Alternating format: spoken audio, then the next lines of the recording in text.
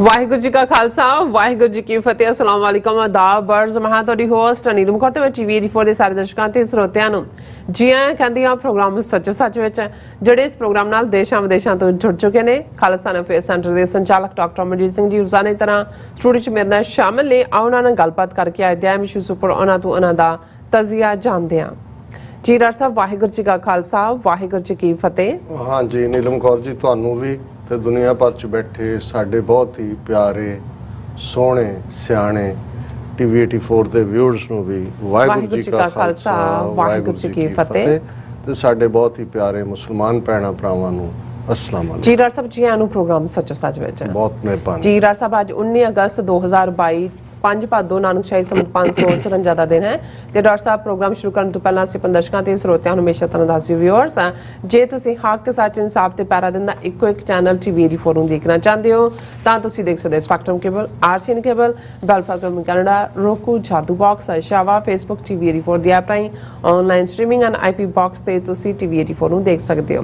Viewers ਜੇ ਤੁਸੀਂ TV84 ਨਾਲ ਪ੍ਰੋਗਰਾਮ ਸੱਚੋ ਸੱਚ ਨਾਲ Facebook ਰਾਹੀਂ ਜੁੜੇ ਹੋ ਤਾਂ ਇਸ ਨੂੰ ਵੱਧ ਤੋਂ ਵੱਧ ਲਾਈਕ ਕਰੋ ਤੇ ਸ਼ੇਅਰ ਕਰੋ ਅਤੇ ਨਾਲ YouTube ਤੇ ਸਬਸਕ੍ਰਾਈਬ ਵੀ ਕਰੋ।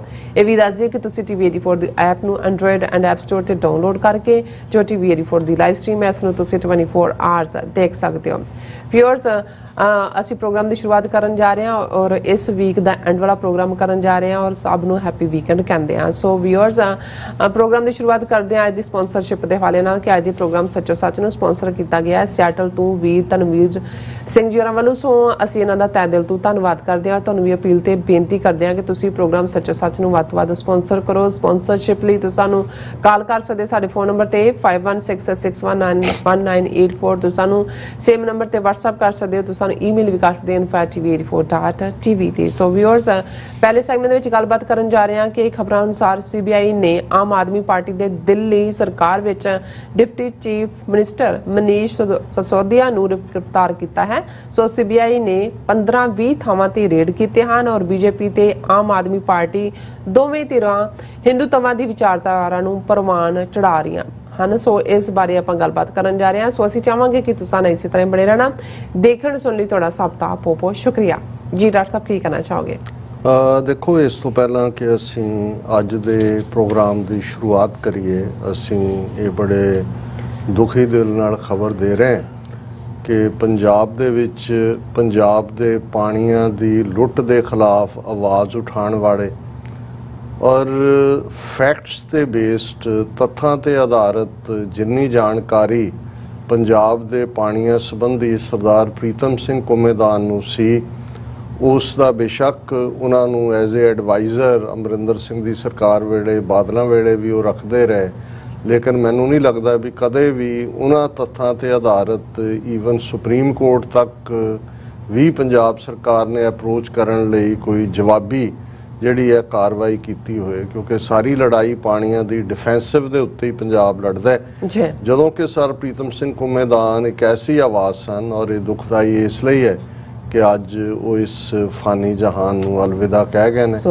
ਉਹਨਾਂ ਦੀ 100 ਸਾਲ ਦੀ ਉਮਰ ਉਹਨਾਂ ਨੇ ਭੋਗੀ ਬੇਸ਼ੱਕ ਉਹ ਬਜ਼ੁਰਗ ਵੀ ਸਨ ਲੇਕਿਨ ਹੁਣ ਤੋਂ 5 ਦਿਨ ਪਹਿਲਾਂ ਤੱਕ ਉਹ ਪੂਰੀ ਤਰ੍ਹਾਂ ਐਕਟਿਵ ਸੀ ਔਰ ਅਜੇ ਕੁਝ ਮਹੀਨੇ ਪਹਿਲਾਂ ਹੀ ਉਹਨਾਂ ਦਾ ਇੱਕ ਬਿਆਨ ਮੈਂ ਅੰਗਰੇਜ਼ੀ ਟ੍ਰਿਬਿਊਨ ਦੇ ਵਿੱਚ ਦੇਖਿਆ। ਅੱਜ ਖਬਰ ਵੀ ਸਾਰੇ ਪੰਜਾਬ ਦੇ ਮੀਡੀਆ ਨੇ ਦਿੱਤੀ ਹੈ ਕਿਉਂਕਿ ਉਹ ਪੰਜਾਬ ਦੇ ਹਿਤੈਸ਼ੀ ਸਨ ਔਰ ਉਹਨਾਂ ਨੇ ਫੈਕਟਸ ਦੇ ਉੱਤੇ ਕਿ ਕਿਵੇਂ 1950 ਦੇ ਵਿੱਚ ਰਾਜਸਥਾਨ ਨਹਿਰ ਬਣਾਉਣ ਦੇ ਵੇਲੇ ਉਸ ਵੇਲੇ ਦੇ ਪੰਜਾਬ ਦੇ ਚੀਫ ਮਿਨਿਸਟਰ ਪ੍ਰਤਾਪ ਸਿੰਘ ਕੈਰੋਂ ਨੇ ਕਿਵੇਂ ਇਹ ਸਾਰੇ ਪੰਜਾਬ ਦੇ ਕੇਸ ਨੂੰ ਸਾਬੋਤਾਜ ਕੀਤਾ ਔਰ ਈਵਨ ਸੈਕਟਰੀ ਲੈਵਲ ਡਿਸਕਸ਼ਨ 'ਚ ਰਾਜਸਥਾਨ ਔਰ ਪੰਜਾਬ ਦੇ ਵਿਚਾਲੇ ਜਿਹੜਾ ਪੰਜਾਬ ਦਾ ਅੱਧੇ ਤੋਂ ਜ਼ਿਆਦਾ ਪਾਣੀ 8.5 ਮਿਲੀਅਨ ਏਕੜ ਫੁੱਟ ਪਾਣੀ ਰਾਜਸਥਾਨ ਨੂੰ ਦਿੱਤਾ ਕੋਈ ਇਹ ਸਮਝੌਤਾ ਨਹੀਂ ਸੀ ਕੋਈ ਐਗਰੀਮੈਂਟ ਨਹੀਂ ਸੀ ਕੋਈ ਪੇਮੈਂਟ ਦੀ ਗੱਲ ਨਹੀਂ ਸੀ ਔਰ ਪ੍ਰੀਤਮ ਸਿੰਘ ਕੁਮੇਦਾਨ ਇੰਟਰਨੈਸ਼ਨਲ ਮਾਰਕੀਟ ਦੇ ਵਿੱਚ ਜਾਂ ਇੰਟਰਨੈਸ਼ਨਲ ਲੈਵਲ ਤੇ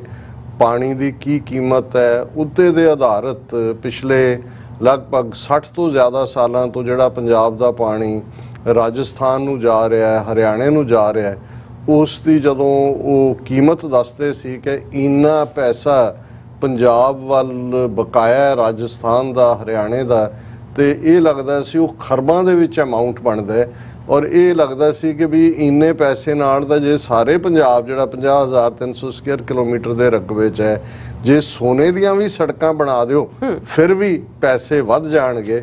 ਪਰ ਅਫਸੋਸ ਸਾਡੀ ਇੱਕੋ ਇੱਕ ਕੁਦਰਤੀ ਦੌਲਤ ਲਗਾਤਾਰਤਾ ਨਾਲ ਲੁੱਟੀ ਜਾ ਰਹੀ ਹੈ। ਔਰ ਪੰਜਾਬ ਬਾਰੇ ਬਾਰ-ਬਾਰ ਕਿਹਾ ਜਾ ਰਿਹਾ ਜੀ ਇਹ ਕਰਜ਼ਾਈ ਤੇ ਸੈਂਟਰ ਜਦੋਂ ਪੈਸੇ ਵੀ ਦਿੰਦਾ ਉਸ ਤੇ ਐਕਸਟਰਾ ਇੰਟਰਸਟ ਲਾ ਕੇ, ਹਰ ਨਵਾਂ ਚੀਫ ਮਿਨਿਸਟਰ ਜਦੋਂ ਆਉਂਦਾ ਹੈ ਉਹ ਕਹਿੰਦਾ ਜੀ ਮੇਰਾ ਖਜ਼ਾਨਾ ਤਾਂ ਖਾਲੀ ਸੀ, ਪਿਛਲੇ ਨੇ ਕੁਝ ਨਹੀਂ ਛੱਡਿਆ। ਪਰ ਮੁੱਢਲੀ ਗੱਲ ਜਿਹੜੀ ਹੈ ਔਰ ਜਿਸ ਦੇ ਲਈ ਖਲੋਣਾ ਬਣਦਾ ਸੀ, ਔਰ ਇਹੀ ਪ੍ਰੀਤਮ ਸਿੰਘ ਕੁੰਮੇਦਾਨ ਉਹਨਾਂ ਦੇ ਅੱਡ-ਅੱਡ ਜਿਹੜੀਆਂ ਉਹਨਾਂ ਦੇ ਆਰਟੀਕਲ ਵੀ ਉਹ ਲਿਖਦੇ ਸੀ, ਉਹਨਾਂ ਦੇ ਇੰਟਰਵਿਊ ਵੀ ਨੇ ਅਜੇ ਵੀ ਦੇਖੇ ਜਾ ਸਕਦੇ ਨੇ। ਉਹ ਇਹ ਕਹਿੰਦੇ ਸੀ ਕਿ ਕੋਈ ਕਾਨੂੰਨ ਨਾ ਰਾਈਪੇਰੀਅਨ ਲਾਅ ਦਾ ਨਾ ਵਿਦ ਇਨ ਇੰਡੀਅਨ ਕਨਸਟੀਟਿਊਸ਼ਨ ਐਸਾ ਹੈ ਜਿਹੜਾ ਇਸ ਤਰੀਕੇ ਨਾਲ ਸਾਡੇ ਦਰਿਆਈ ਪਾਣੀਆਂ ਦੀ ਲੁੱਟ ਨੂੰ ਫ੍ਰੀ ਆਫ ਕਾਸਟ ਜਿਹੜਾ ਉਸ ਦੇ ਉੱਤੇ ਮੋਹਰ ਲਾਉਂਦਾ ਹੋਏ। ਔਰ ਉਹਨਾਂ ਦਾ ਹਮੇਸ਼ਾ ਹੀ ਇਹ ਸ਼ਿਕਵਾ ਸੀ ਕਿ ਜਿਹੜੇ ਹਾਕਮ ਪੰਜਾਬ ਦੇ ਵਿੱਚ ਬੈਠਦੇ ਨੇ ਸੂਬੇਦਾਰਾਂ ਵਾਂਗ, ਉਹਨਾਂ ਦੇ ਅੰਦਰ ਹੌਸਲਾ ਹੀ ਨਹੀਂ ਹੁੰਦਾ। ਔਰ ਇੱਕ ਸਟੇਜ ਤੇ ਈਵਨ ਜਦੋਂ ਸੁਪਰੀਮ ਕੋਰਟ ਦੇ ਵਿੱਚ ਕੇਸ ਸੀ ਦਰਬਾਰਾ ਸਿੰਘ ਦੀ ਸਰਕਾਰ ਵੇਲੇ 82-83 ਪੀਰੀਅਡ, ਤੇ ਇੰਦਰਾ ਗਾਂਧੀ ਨੇ ਦਰਬਾਰਾ ਸਿੰਘ ਨੂੰ ਸੱਦ ਕੇ ਕਿਹਾ ਕਿ ਤੂੰ ਕੇਸ ਵਾਪਸ ਲੈਣਾ ਸੁਪਰੀਮ ਕੋਰਟ ਚੋਂ ਕਿ ਰਿਜ਼ਾਈਨ ਕਰਨਾ। ਸੋ ਉਹਨੇ ਅਹੁਦੇ ਦੀ ਭੁੱਖ ਐਸੀ ਹੁੰਦੀ ਹੈ, ਉਹਨੇ ਕੇਸ ਵਾਪਸ ਲੈ ਲਿਆ ਸੀ, ਰਿਜ਼ਾਈਨ ਨਹੀਂ ਸੀ ਕੀਤਾ। ਸੋ ਇਹੀ ਹਾਲ ਬਾਦਲਾਂ ਦਾ ਤਾਂ ਅਸੀਂ ਦੇਖਦੇ ਹਾਂ। ਹੁਣ ਬੇਸ਼ੱਕ ਅਸੀਂ ਵੀ 2004 ਦੇ ਵਿੱਚ ਕੈਪਟਨ ਅਮਰਿੰਦਰ ਸਿੰਘ ਨੇ ਦੀ ਸਰਕਾਰ ਨੇ ਜਿਹੜਾ termination of water agreements act 2004 ਪਾਸ ਕੀਤਾ, ਉਹਨੂੰ ਐਡਮਾਇਰ ਕਰਦੇ ਹਾਂ। ਲੇਕਿਨ ਜੇ ਤੁਸੀਂ ਉਸ ਐਕਟ ਨੂੰ ਵੀ ਧਿਆਨ ਨਾਲ ਦੇਖੋ ਤੇ ਉਹਦਾ ਸਿਰਫ ਇੱਕੋ ਇੱਕ ਮਕਸਦ ਸੀ, SYL ਕਨਾਲ 'ਚ ਅਸੀਂ ਹੋਰ ਪਾਣੀ ਨਹੀਂ ਦੇਣਾ। ਉਹ ਐਗਰੀਮੈਂਟ ਸਗੋਂ ਇਸ ਦੇ ਉੱਤੇ ਮੋਹਰ ਲਾ ਦਿੰਦਾ ਸੀ ਕਿ ਜਿਹੜਾ ਪਾਣੀ ਪੰਜਾਬ ਦਾ ਆਲਰੇਡੀ ਜਾ ਰਿਹਾ ਹੈ, ਰਾਜਸਥਾਨ ਨੂੰ ਜਾ ਰਿਹਾ ਹੈ, ਹਿਮਾਚਲ ਜਿਹਨੂੰ ਜਿਹੜਾ ਹਰਿਆਣੇ ਨੂੰ ਜਾ ਰਿਹਾ, ਉਹ ਉਵੇਂ ਹੀ ਜਾਂਦਾ ਰਹੇਗਾ। ਸੋ ਇਹ ਇੱਕ ਵੱਡਾ ਕੁੰਮੇਦਾਨ ਕਹਿੰਦੇ ਸੀ ਕਿ ਵੱਡਾ ਕਨਸਟੀਟਿਊਸ਼ਨਲ ਗੁਨਾਹ ਹੈ ਕਿ ਤੁਸੀਂ ਅਸੈਂਬਲੀ 'ਚ ਪਾਸ ਕਰਕੇ ਦੇ ਦਿੱਤਾ ਹੈ ਕਿ ਆਲਰੇਡੀ ਜੋ ਜਾ ਰਿਹਾ ਹੈ, ਔਰ ਉਹਦਾ ਇਹ termination of water agreements act ਦਾ ਜਿਹੜਾ ਕਲੌਜ਼ 5 ਸੀ ਉਹ ਇਹ ਗਰੰਟੀ ਕਰਦਾ ਸੀ ਕਿ ਉਸ ਪਾਣੀ ਨੂੰ ਅਸੀਂ ਨਹੀਂ ਰੋਕਾਂਗੇ। ਸੋ ਉਹਨਾਂ ਨੇ ਇਹ ਕਿਹਾ ਸੀ ਕਿ ਭਾਈ ਅਸੀਂ ਹੁਣ ਤੱਕ ਇਹ ਕਹਿੰਦੇ ਆ ਜੀ ਫਰੰਗੀ ਆਇਆ ਉਹ ਲੁੱਟ ਕੇ ਲੈ ਗਿਆ, ਸਾਡਾ ਰਾ ਮਟੀਰੀਅਲ ਲੁੱਟ ਕੇ ਲੈ ਜਾਂਦਾ ਸੀ, ਜਾ ਕੇ ਉੱਥੇ ਕਾਰਖਾਨੇ ਆਪਣਿਆਂ 'ਚ ਬਣਾ ਕੇ ਮਹਿੰਗੇ ਭਾਅ ਵੇਚਦੇ ਸੀ, ਜਾਂ ਅਸੀਂ ਪਹਿਲੇ ਹਮਲਾਵਰਾਂ ਨੂੰ ਕਹਿੰਦੇ ਆ ਜੀ ਅਸੀਂ ਸੋਨੇ ਦੀ ਚਿੜੀਆ ਸੀ ਔਰ ਇਹਨੂੰ ਲੁੱਟਿਆ।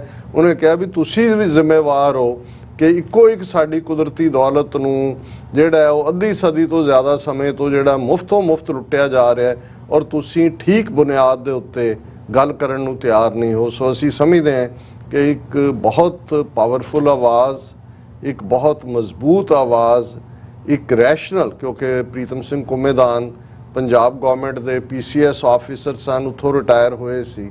ਔਰ ਮੈਂ ਸਮਝਦਾ ਹਾਂ ਵੀ ਉਹਨਾਂ ਨੇ ਪਤਾ ਨਹੀਂ ਉਹਨਾਂ ਦੀ ਕੀਤੀ ਡਾਕੂਮੈਂਟੇਸ਼ਨ ਕਿਨੇ ਸਾਂਭੀ ਹੋਈ ਹੈ, ਸਾਹਮਣਾ ਸੁਹਮਣਾ ਦਾ ਕੀ ਹੁੰਦਾ ਹੈ, ਉਹ ਮੌਕੇ ਤੇ ਜਿਹੜਾ ਹੁੰਦਾ ਵੀ ਹੈ ਉਹ ਫਾਈਲਾਂ ਵੀ ਗਵਾਚ ਜਾਂਦੀਆਂ ਨੇ।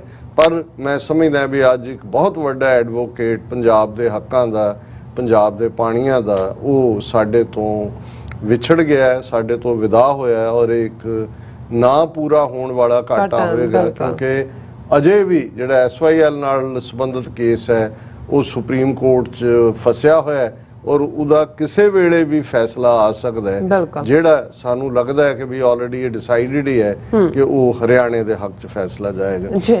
ਅੱਜ ਦੇ ਪ੍ਰੋਗਰਾਮ ਨੂੰ ਸਾਡੇ ਸਿਐਟਲ ਤੋਂ ਵੀਰ ਤਨਵੀਰ ਸਿੰਘ ਹੋਰਾਂ ਨੇ ਸਪਾਂਸਰ ਕੀਤਾ। ਜਿਵੇਂ ਕੱਲ ਅਸੀਂ ਗੁਰਨੇਕ ਸਿੰਘ ਹੋਰਾਂ ਦੇ ਹਵਾਲੇ ਨਾਲ ਗੱਲ ਕੀਤੀ ਸੀ, ਤਨਵੀਰ ਸਿੰਘ ਵੀ ਸੰਘਰਸ਼ ਦਾ ਬੜੇ ਡੂੰਘੇ ਤੌਰ ਤੇ ਹਿੱਸਾ ਨੇ ਔਰ ਜਜ਼ਬਾਤੀ ਨੌਜਵਾਨ ਨੇ। ਹੁਣ ਵੀ ਜਦੋਂ ਸਿਐਟਲ ਸਿੱਖ ਡੇ ਪੈਰੇਡ ਹੋਈ ਜਾਂ ਜਦੋਂ ਵੀ ਹੁੰਦੀ ਹੈ, ਜਿਹੜੀ ਸਭ ਤੋਂ ਬੁਲੰਦ ਆਵਾਜ਼ ਵਿੱਚ ਖਾਲਿਸਤਾਨ ਦੇ ਫਲੋਟ ਤੋਂ ਨਾਰੇ ਲਾ ਰਹੇ ਹੁੰਦੇ ਨੇ ਉਹ ਤਨਵੀਰ ਸਿੰਘ ਲਾ ਰਹੇ ਹੁੰਦੇ ਨੇ। ਕਈ ਵਾਰ ਜ਼ਿਆਦਾ ਕੌੜੇ ਨਾਰੇ ਲਾਉਂਦੇ ਨੇ, ਫਿਰ ਉਹਨੂੰ ਕਹਿਣਾ ਪੈਂਦਾ ਵੀ ਥੋੜਾ ਜਿਹਾ ਨਰਮ। ਕਹਿੰਦਾ ਨਹੀਂ, ਇਹਨਾਂ ਨੇ ਬਾਜ ਨਹੀਂ ਹੋਣਾ ਹੈ ਜਿਨ੍ਹਾਂ ਦੇ ਹੱਥ 'ਚ ਹਕੂਮਤ ਹੈ। ਔਰ ਇਹ ਮਜ਼ਬੂਤੀ ਨਾਲ ਕਈ ਵਾਰ ਆਪਣਿਆਂ ਤੋਂ ਉਪਰਾਮ ਵੀ ਹੁੰਦੇ ਨੇ। ਖਾਸ ਤੌਰ ਤੇ ਪੁਰਾਣੀ ਲੀਡਰਸ਼ਿਪ ਜਿਹੜੀ ਹੈ ਖਾਲਿਸਤਾਨ ਦੀ, ਉਹ ਭਾਵੇਂ ਜੁਝਾਰੂ ਸੰਘਰਸ਼ ਦੀ ਹੋਏ ਜਾਂ ਪੋਲੀਟੀਕਲ ਸੰਘਰਸ਼ ਦੀ ਹੋਏ, ਕਿਉਂਕਿ ਉਹ ਖੁਦ ਨੌਜਵਾਨ ਨੇ, ਉਹਨਾਂ ਨੂੰ ਹਮੇਸ਼ਾ ਇਹ ਸ਼ਿਕਾਇਤ ਹੁੰਦੀ ਹੈ ਕਿ ਜਿਹੜੀ ਪੁਰਾਣੀ ਲੀਡਰਸ਼ਿਪ ਹੈ ਉਹ ਪਲੱਥਾ ਮਾਰ ਕੇ ਬੈਠੀ ਹੈ, ਉਹ ਨਵਿਆਂ ਨੂੰ ਉਭਰਨ ਨਹੀਂ ਦਿੰਦੀ, ਤੇ ਜੇ ਕੋਈ ਉਭਰਦਾ ਵੀ ਹੈ ਤਾਂ ਉਹਨੂੰ ਫਿਰ ਸਾਈਡ ਟਰੈਕ ਕਰਨ ਦੇ ਵਿੱਚ ਵੀ ਕੋਈ ਕਸਰ ਨਹੀਂ ਰੱਖਦੀ। ਸੋ ਸਗੋਂ ਕਈ ਵਾਰ ਕਹਿਣਗੇ ਕਿ ਤੁਸੀਂ ਵੀ ਕਿਉਂ ਨਹੀਂ ਆਵਾਜ਼ ਉਠਾਉਂਦੇ ਕਿ ਇਸ ਕਿਸਮ ਦਾ ਪਾਰਟ ਹੈ। ਤੇ ਮੈਂ ਉਹਨਾਂ ਨੂੰ ਕਹਿੰਦਾ ਹੁੰਦਾ ਵੀ ਤਨਵੀਰ ਸਿੰਘ ਜੀ, ਅੱਗੇ ਕੰਟਰੋਵਰਸੀਜ਼ ਘੱਟ ਨੇ, ਹੁਣ ਅਸੀਂ ਇਹੀ ਸਮਝਦੇ ਹਾਂ ਕਿ ਭਾਈ ਆਪਣੇ ਕੰਮ ਦੇ ਨਾਲ ਪਛਾਣ ਹੁੰਦੀ ਹੈ। ਠੀਕ ਹੈ, ਇਹ ਕੋਈ ਨਵਾਂ ਫਿਨੋਮੀਨਾ ਨਹੀਂ ਹੈ ਕਿ ਵੀ ਅੱਜ ਸਾਡੀਆਂ ਜੁਝਾਰੂ ਧਿਰਾਂ 'ਚ ਇਹ ਹੈ। ਮੈਂ ਕਿਹਾ ਜੀ, ਜਦੋਂ 80ਵਿਆਂ ਦੇ ਵਿੱਚ ਮੂਵਮੈਂਟ ਦਾ ਪੂਰਾ ਉਭਾਰ ਸੀ, 90s ਤੱਕ ਪਹੁੰਚਦਿਆਂ ਪੂਰਾ ਉਭਾਰ ਰਿਹਾ, ਤੇ ਜਿਹੜੇ ਸਿਰ ਤਲੀ ਤੇ ਰੱਖ ਕੇ ਤੁਰੇ ਹੋਏ ਸੀ, ਜਿਨ੍ਹਾਂ ਦਾ ਕਿਉਂਕਿ ਇੱਕ ਐਵਰੇਜ ਜੁਝਾਰੂ ਦੀ ਉਮਰ 4 ਤੋਂ 6 ਸਾਲ ਸੀ, ਇੰਨੇ ਪੀਰੀਅਡ 'ਚ ਉਹ ਸ਼ਹੀਦ ਹੋ ਜਾਂਦਾ ਸੀ।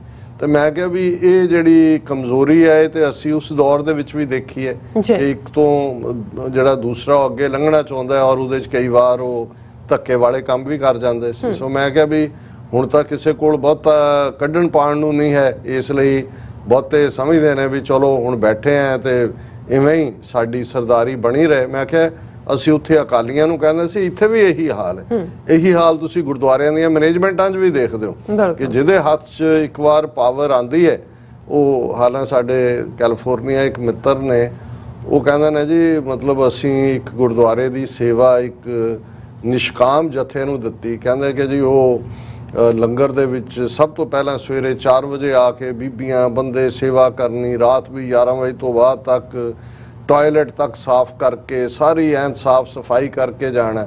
ਤੇ ਆਪਸ 'ਚ ਤਕਰਾਰ ਸੀ ਅੱਡ-ਅੱਡ ਧਿਰਾਂ ਦਾ, ਤੇ ਸਾਰੀਆਂ ਧਿਰਾਂ ਨੇ ਸਹਿਮਤੀ ਦਿੱਤੀ ਕਿ ਜੀ ਇਹ ਸੇਵਾ ਕਰਨ ਵਾਲੇ ਨੇ, ਤੁਸੀਂ ਗੁਰਦੁਆਰਾ ਸਾਹਿਬ ਦੀ ਪ੍ਰਬੰਧਕੀ ਕਮੇਟੀ ਇਹਨਾਂ ਨੂੰ ਦੇ ਦਿਓ। ਔਰ ਕਹਿੰਦੇ ਵੀ ਕਿਉਂਕਿ ਇੰਨੀ ਕਸ਼ਮਕਸ਼ ਸੀ, ਸਾਰੇ ਮੰਨ ਗਏ, ਉਹਨਾਂ ਦੇ ਹਵਾਲੇ ਕੀਤੀ। ਤੇ ਉਹ ਕਹਿੰਦੇ ਜੀ ਉਹਨਾਂ ਨੂੰ ਕੱਢਣਾ ਸਭ ਤੋਂ ਔਖਾ ਹੋਇਆ, ਉਹ ਐਸਾ ਚੰਬੜੇ। ਮੈਂ ਕਿਹਾ ਉਹਨਾਂ ਨੇ ਸਾਰਾ ਨਿਸ਼ਕਾਮ ਕੀਤਾ ਸੀ, ਹੁਣ ਉਹ ਕਾਮ ਵਾਲਾ ਕੰਮ ਕਰਨਾ ਚਾਹੁੰਦੇ ਸੀ। ਸੋ ਔਰ ਅੱਜ ਹੀ ਮੈਂ ਕਿਉਂਕਿ ਇੱਕ ਘਟਨਾ ਜਿਹੜੀ ਕਾਫੀ ਵੀਡੀਓ ਵਾਇਰਲ ਹੋਈ ਕਿ ਜਿੱਥੋਂ ਅਕਾਲ ਤਖਤ ਸਾਹਿਬ ਤੋਂ ਮਹਾਰਾਜ ਦੀ ਸਵਾਰੀ ਜਦੋਂ ਆਉਂਦੀ ਹੈ ਤੇ ਰਾਹ ਦੇ ਵਿੱਚ ਇੱਕ ਬਜ਼ੁਰਗ ਜਿਹੜੇ ਖੜੇ ਸੀ ਔਰ ਉਹਨੂੰ ਉਹਨਾਂ ਦੀ ਸ਼੍ਰੋਮਣੀ ਕਮੇਟੀ ਦੀ ਜਿਹੜੀ ਟਾਸਕ ਫੋਰਸ ਉਹਨਾਂ ਨੇ ਧੱਕੇ ਮਾਰ ਕੇ ਪਾਸੇ ਕੀਤਾ।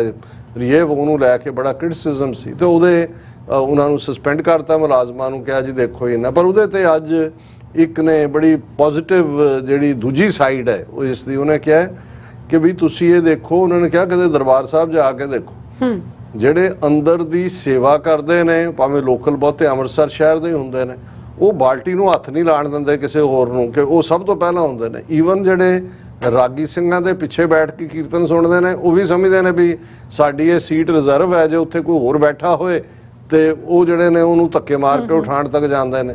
ਇਹੀ ਹਾਲ ਜਦੋਂ ਪਾਲਕੀ ਸਾਹਿਬ ਦੇ ਜਿਹੜੇ ਨਾਲ ਆ ਰਹੇ ਹੁੰਦੇ ਨੇ, ਉਹ ਸਮਝਦੇ ਨੇ ਕਿ ਵੀ ਸਾਡਾ ਹੀ ਹੱਕ ਹੈ, ਇੱਥੇ ਕੋਈ ਨਹੀਂ ਹੈ। ਔਰ ਉਹਨਾਂ ਨੇ ਕਿਹਾ ਜੀ ਕਿ ਵੀ ਜਦੋਂ ਅਸੀਂ ਸੇਵਾਦਾਰਾਂ ਦੇ ਬਾਰੇ ਕਹਿੰਦੇ ਹਾਂ, ਉਹਨਾਂ ਨੂੰ ਵੀ ਜਿਹੜੀ ਡਿਊਟੀ ਦਿੱਤੀ ਹੁੰਦੀ ਹੈ ਕਿ ਜੇ ਮਹਾਰਾਜ ਦੀ ਸਵਾਰੀ ਆਣੀ ਹੈ, ਰਾਹ ਅੱਗੋਂ ਕਲੀਅਰ ਹੋਣਾ ਚਾਹੀਦਾ ਹੈ।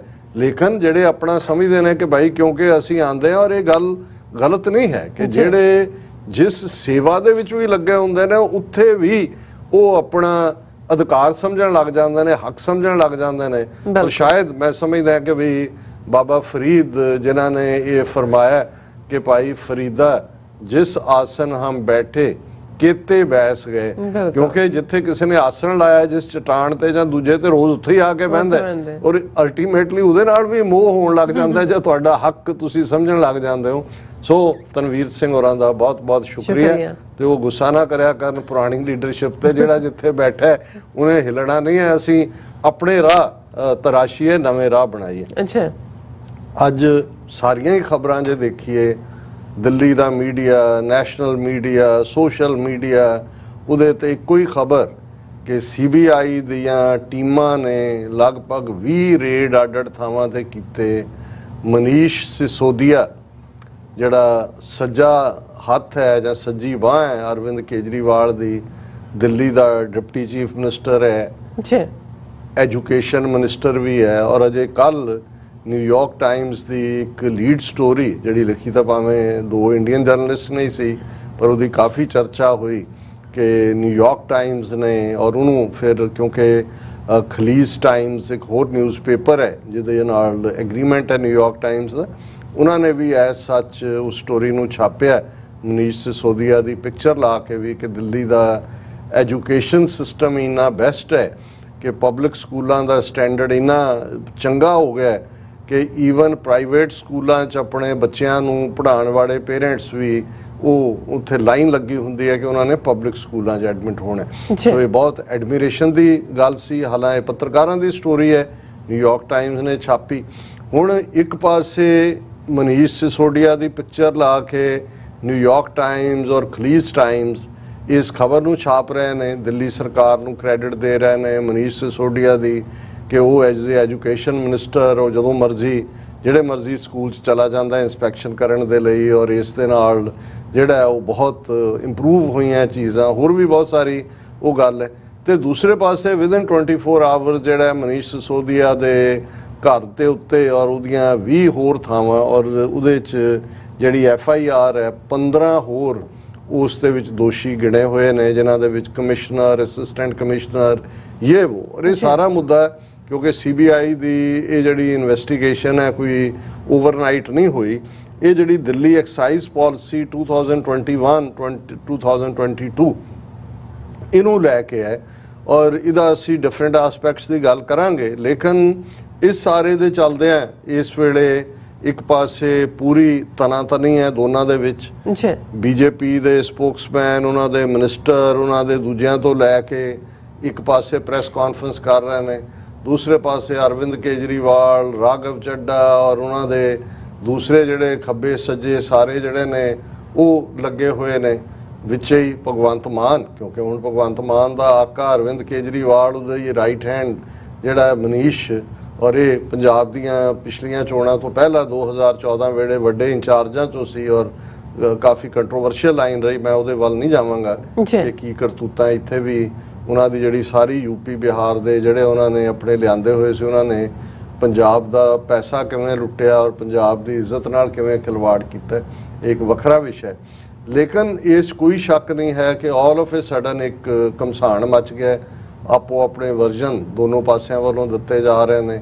ਇਸ ਨੂੰ ਅਰਵਿੰਦ ਕੇਜਰੀਵਾਲ ਨੇ ਔਰ ਦੂਸਰਾ ਇਹ ਕਿਹਾ ਕਿ ਵੀ ਇਹ ਸਿਆਸੀ ਬਦਲਾਖੋਰੀ ਹੈ, ਕਿਉਂਕਿ ਹਿਮਾਚਲ ਔਰ ਗੁਜਰਾਤ ਦੇ ਵਿੱਚ ਚੋਣਾਂ ਹੋਣੀਆਂ ਔਰ ਆਮ ਆਦਮੀ ਪਾਰਟੀ ਉਹਨਾਂ ਦੇ ਵਿੱਚ ਐਂਟਰੀ ਮਾਰ ਰਹੀ ਹੈ ਔਰ ਇਹ ਬਦਨਾਮ ਕਰਨ ਦੇ ਲਈ ਹੈ।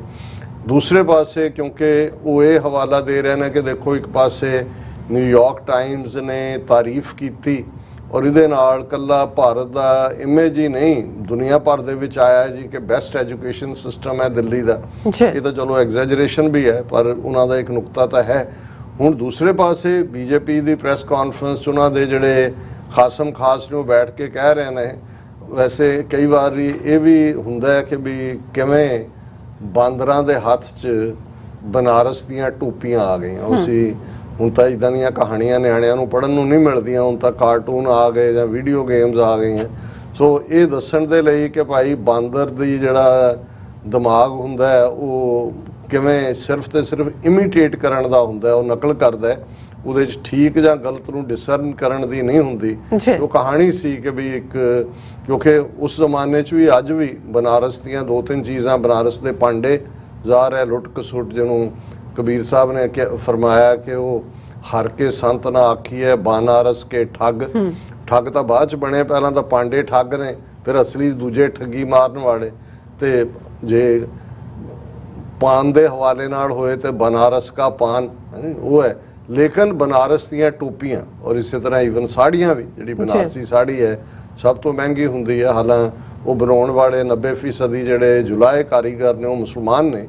ਇਹ ਵੱਖਰੀ ਕਹਾਣੀ ਹੈ ਕਿ ਉਸੇ ਬਨਾਰਸ 'ਚੋਂ ਮੋਦੀ ਵੀ ਜਿੱਤ ਕੇ ਆਉਂਦਾ, ਪਰ ਕਹਾਣੀ ਬਨਾਰਸ ਦੀਆਂ ਟੋਪੀਆਂ ਦੇ ਨਾਲ ਇਹੀ ਜੁੜੀ ਹੋਈ ਹੈ ਕਿ ਇੱਕ ਟੋਪੀਆਂ ਦਾ ਵਪਾਰੀ ਜਿਹੜਾ ਹੈ ਉਹਨਾਂ ਜ਼ਮਾਨਿਆਂ 'ਚ ਜਿਵੇਂ ਹੀ ਫਿਰ ਤੁਰ ਕੇ ਹੀ ਜਿਹੜਾ ਆਪਣਾ ਸਟੱਫ ਵੇਚਦੇ ਸੀ। ਉਹ ਇੱਕ ਦੁਪਹਿਰ ਦਾ ਵੇੜਾ ਸੀ, ਦੁਪਹਿਰ ਵੇਲੇ ਜਿਹੜੇ ਵੀ ਰਾਹੀ ਹੁੰਦੇ ਸੀ ਉਹ ਸੜਕਾਂ ਦੇ ਕੱਚੇ ਰਾਹ, ਉਹਨਾਂ ਦੇ ਵੱਡੇ ਵੱਡੇ ਦਰਖਤ ਉਹਨਾਂ ਥੱਲੇ ਛਾਂ 'ਚ ਪੈ ਜਾਂਦੇ ਸੀ। ਉਹ ਪੈ ਗਿਆ ਤੇ ਕੂਕ ਸੁੱਤਾ ਸੀ ਤੇ ਬਾਂਦਰ ਵੀ, ਬਾਂਦਰ ਤਾਂ ਹਰ ਪਾਸੇ ਨੇ, ਹਰਿਦੁਆਰ 'ਚ ਬਹੁਤ ਨੇ, ਬਨਾਰਸ 'ਚ ਵੀ ਨੇ। ਔਰ ਉਹ ਬਾਂਦਰਾਂ ਨੇ ਦੇਖਿਆ, ਹੁਣ ਬਾਂਦਰ ਨਕਲ ਕਰਦੇ ਨੇ ਤੇ ਬਾਂਦਰਾਂ ਨੇ ਜਾ ਕੇ ਦੇਖ ਕੇ ਉਹਦਾ ਜਿਹੜੀ ਉਹ ਗੱਠ ਜਿਹੀ ਸੀ ਜਿਹਦੇ 'ਚੋਂ ਟੋਪੀਆਂ ਵੇਚਣ ਲਈ ਲਿਜਾਂਦਾ ਸੀ ਉਹ ਖੋਲ ਲਈ ਤੇ ਉਹ ਨਕਲ ਕਰ ਉਹਨਾਂ ਨੇ ਹਰ ਇੱਕ ਬਾਂਦਰ ਨੇ ਆਪਣੀ ਇੱਕ ਟੋਪੀ ਆਪਣੇ ਸਿਰ ਤੇ ਰੱਖੀ ਤੇ ਛਾਲਾਂ ਮਾਰ ਕੇ ਚੜ੍ਹ ਕੇ ਦਰਖਤ। ਜਦੋਂ ਵਪਾਰੀ ਉੱਠਿਆ ਉਹਦਾ ਆਪਣੇ ਨੈਪ 'ਚੋਂ ਉਹਨੇ ਦੇਖਿਆ, ਖਾਲੀ ਨਜ਼ਰ ਮਾਰੀ ਤੇ 4 ਚਫੇਰੇ ਜਿਹੜੇ ਆ ਉਹ ਬੈਠੇ ਬਾਂਦਰ ਬਨਾਰਸ ਦੀਆਂ ਟੋਪੀਆਂ ਸਿਰਾਂ ਤੇ ਪਾ ਕੇ। ਸੋ ਉਹਨੂੰ ਹੁਣੇ ਲੱਗਾ ਵੀ ਕੀ ਹੈ, ਤਾਂ ਉਹ ਕਹਾਣੀ ਦਾ ਤੱਤਸਾਰ ਤਾਂ ਇਹੀ ਸੀ ਕਿ ਉਹਨੇ ਨਕਲ ਕਰਦੇ ਥੋੜੀ ਦੇਰ ਸੋਚਿਆ ਤੇ ਆਪਣੀ ਸਿਰ ਦੇ ਉੱਤੇ ਜਿਹੜੀ ਉਹਦੇ ਆਪਣੀ ਟੋਪੀ ਪਾਈ ਸੀ ਉਹ ਲਾ ਕੇ ਥੱਲੇ ਸੁੱਟੀ, ਬਾਂਦਰਾਂ ਨੇ ਵੀ ਸਾਰਿਆਂ ਨੇ ਸੁੱਟ ਦਿੱਤੀਆਂ। ਸੋ ਉਸ ਤੋਂ ਅੰਦਾਜ਼ਾ ਹੁੰਦਾ ਹੈ ਕਿ ਵੀ ਇਹ ਜਦੋਂ ਬਾਂਦਰਾਂ ਦੇ ਹੱਥ ਬਨਾਰਸ ਦੀਆਂ ਟੋਪੀਆਂ ਆ ਜਾਂਦੀਆਂ ਨੇ ਤੇ ਕਿਸ ਕਿਸਮ ਦਾ ਮਾਹੌਲ ਸਿਰਜਿਆ ਜਾਂਦਾ ਹੈ। ਹੁਣ ਬੀਜੇਪੀ ਕਹਿ ਰਹੀ ਹੈ ਦੇਖੋ ਜਿਹੜੀ ਕਹਾਣੀ ਨਿਊਯਾਰਕ ਟਾਈਮਜ਼ ਨੇ ਦਿੱਤੀ, ਇਨ ਬਿਨ ਖਲੀਜ ਟਾਈਮਜ਼ ਨੇ ਵੀ ਉਹੀ ਪਿਕਚਰ ਦਿੱਤੀ, ਉਹੀ ਦਿੱਤਾ।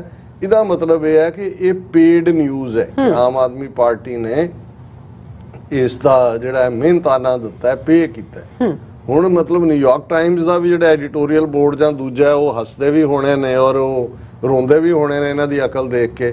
ਉਹਨਾਂ ਦਾ ਫਿਰ ਜਿਹੜਾ ਸਪੈਸ਼ਲ ਡਾਇਰੈਕਟਰ ਹੈ ਉਹਨੂੰ ਬਿਆਨ ਦੇਣਾ ਪਿਆ। ਉਹਨੇ ਕਿਹਾ ਅਕਲ ਦੇ ਅੰਨ੍ਹੇਓ ਇਹ ਸਾਡਾ ਅਰੇਂਜਮੈਂਟ ਹੈ, ਜਦੋਂ ਜਿਹੜਾ ਕਿ ਭਾਈ ਅਸੀਂ ਆਪਣੀਆਂ ਸਟੋਰੀਜ਼ ਅੱਗੋਂ ਜਿਹੜਾ ਹੈ ਉਹ ਦਿੰਦੇ। ਔਰ ਜੇ ਤੁਸੀਂ ਖਲੀਜ ਟਾਈਮਜ਼ ਦੀ ਵੀ ਸਟੋਰੀ ਦੇਖੋ ਤਾਂ ਉਹਦੇ ਬਾਟਮ ਤੇ ਉਹਨਾਂ ਨੇ ਲਿਖਿਆ ਹੋਇਆ ਜਾ ਕੇ ਕਟਸੀ ਨਿਊਯਾਰਕ ਟਾਈਮਜ਼। ਇਹਦਾ ਮਤਲਬ ਇਹ ਹੈ ਕਿ ਵੀ ਉਹਨਾਂ ਦੇ ਨਾਲ ਸਮਝੌਤਾ ਕਿ ਤੁਹਾਡੀਆਂ ਸਟੋਰੀਜ਼ ਜਿਹੜੀਆਂ ਜਿਵੇਂ ਪੀਟੀਆਈ ਜਾਂ ਯੂਐਨ ਇੰਡੀਆ ਦੀਆਂ ਨਿਊਜ਼ ਏਜੰਸੀਜ਼ ਨੇ ਉਹ ਜਦੋਂ ਛਾਪਦੀਆਂ ਨੇ ਉਹਦਾ ਮਿਹਨਤਾਨਾ ਦਿੰਦੀਆਂ ਨੇ ਉਹਨਾਂ ਨੂੰ, ਕਿਉਂਕਿ ਉਹਨਾਂ ਤੋਂ ਲਈ ਹੁੰਦੀ ਸਟੋਰੀ ਹੈ।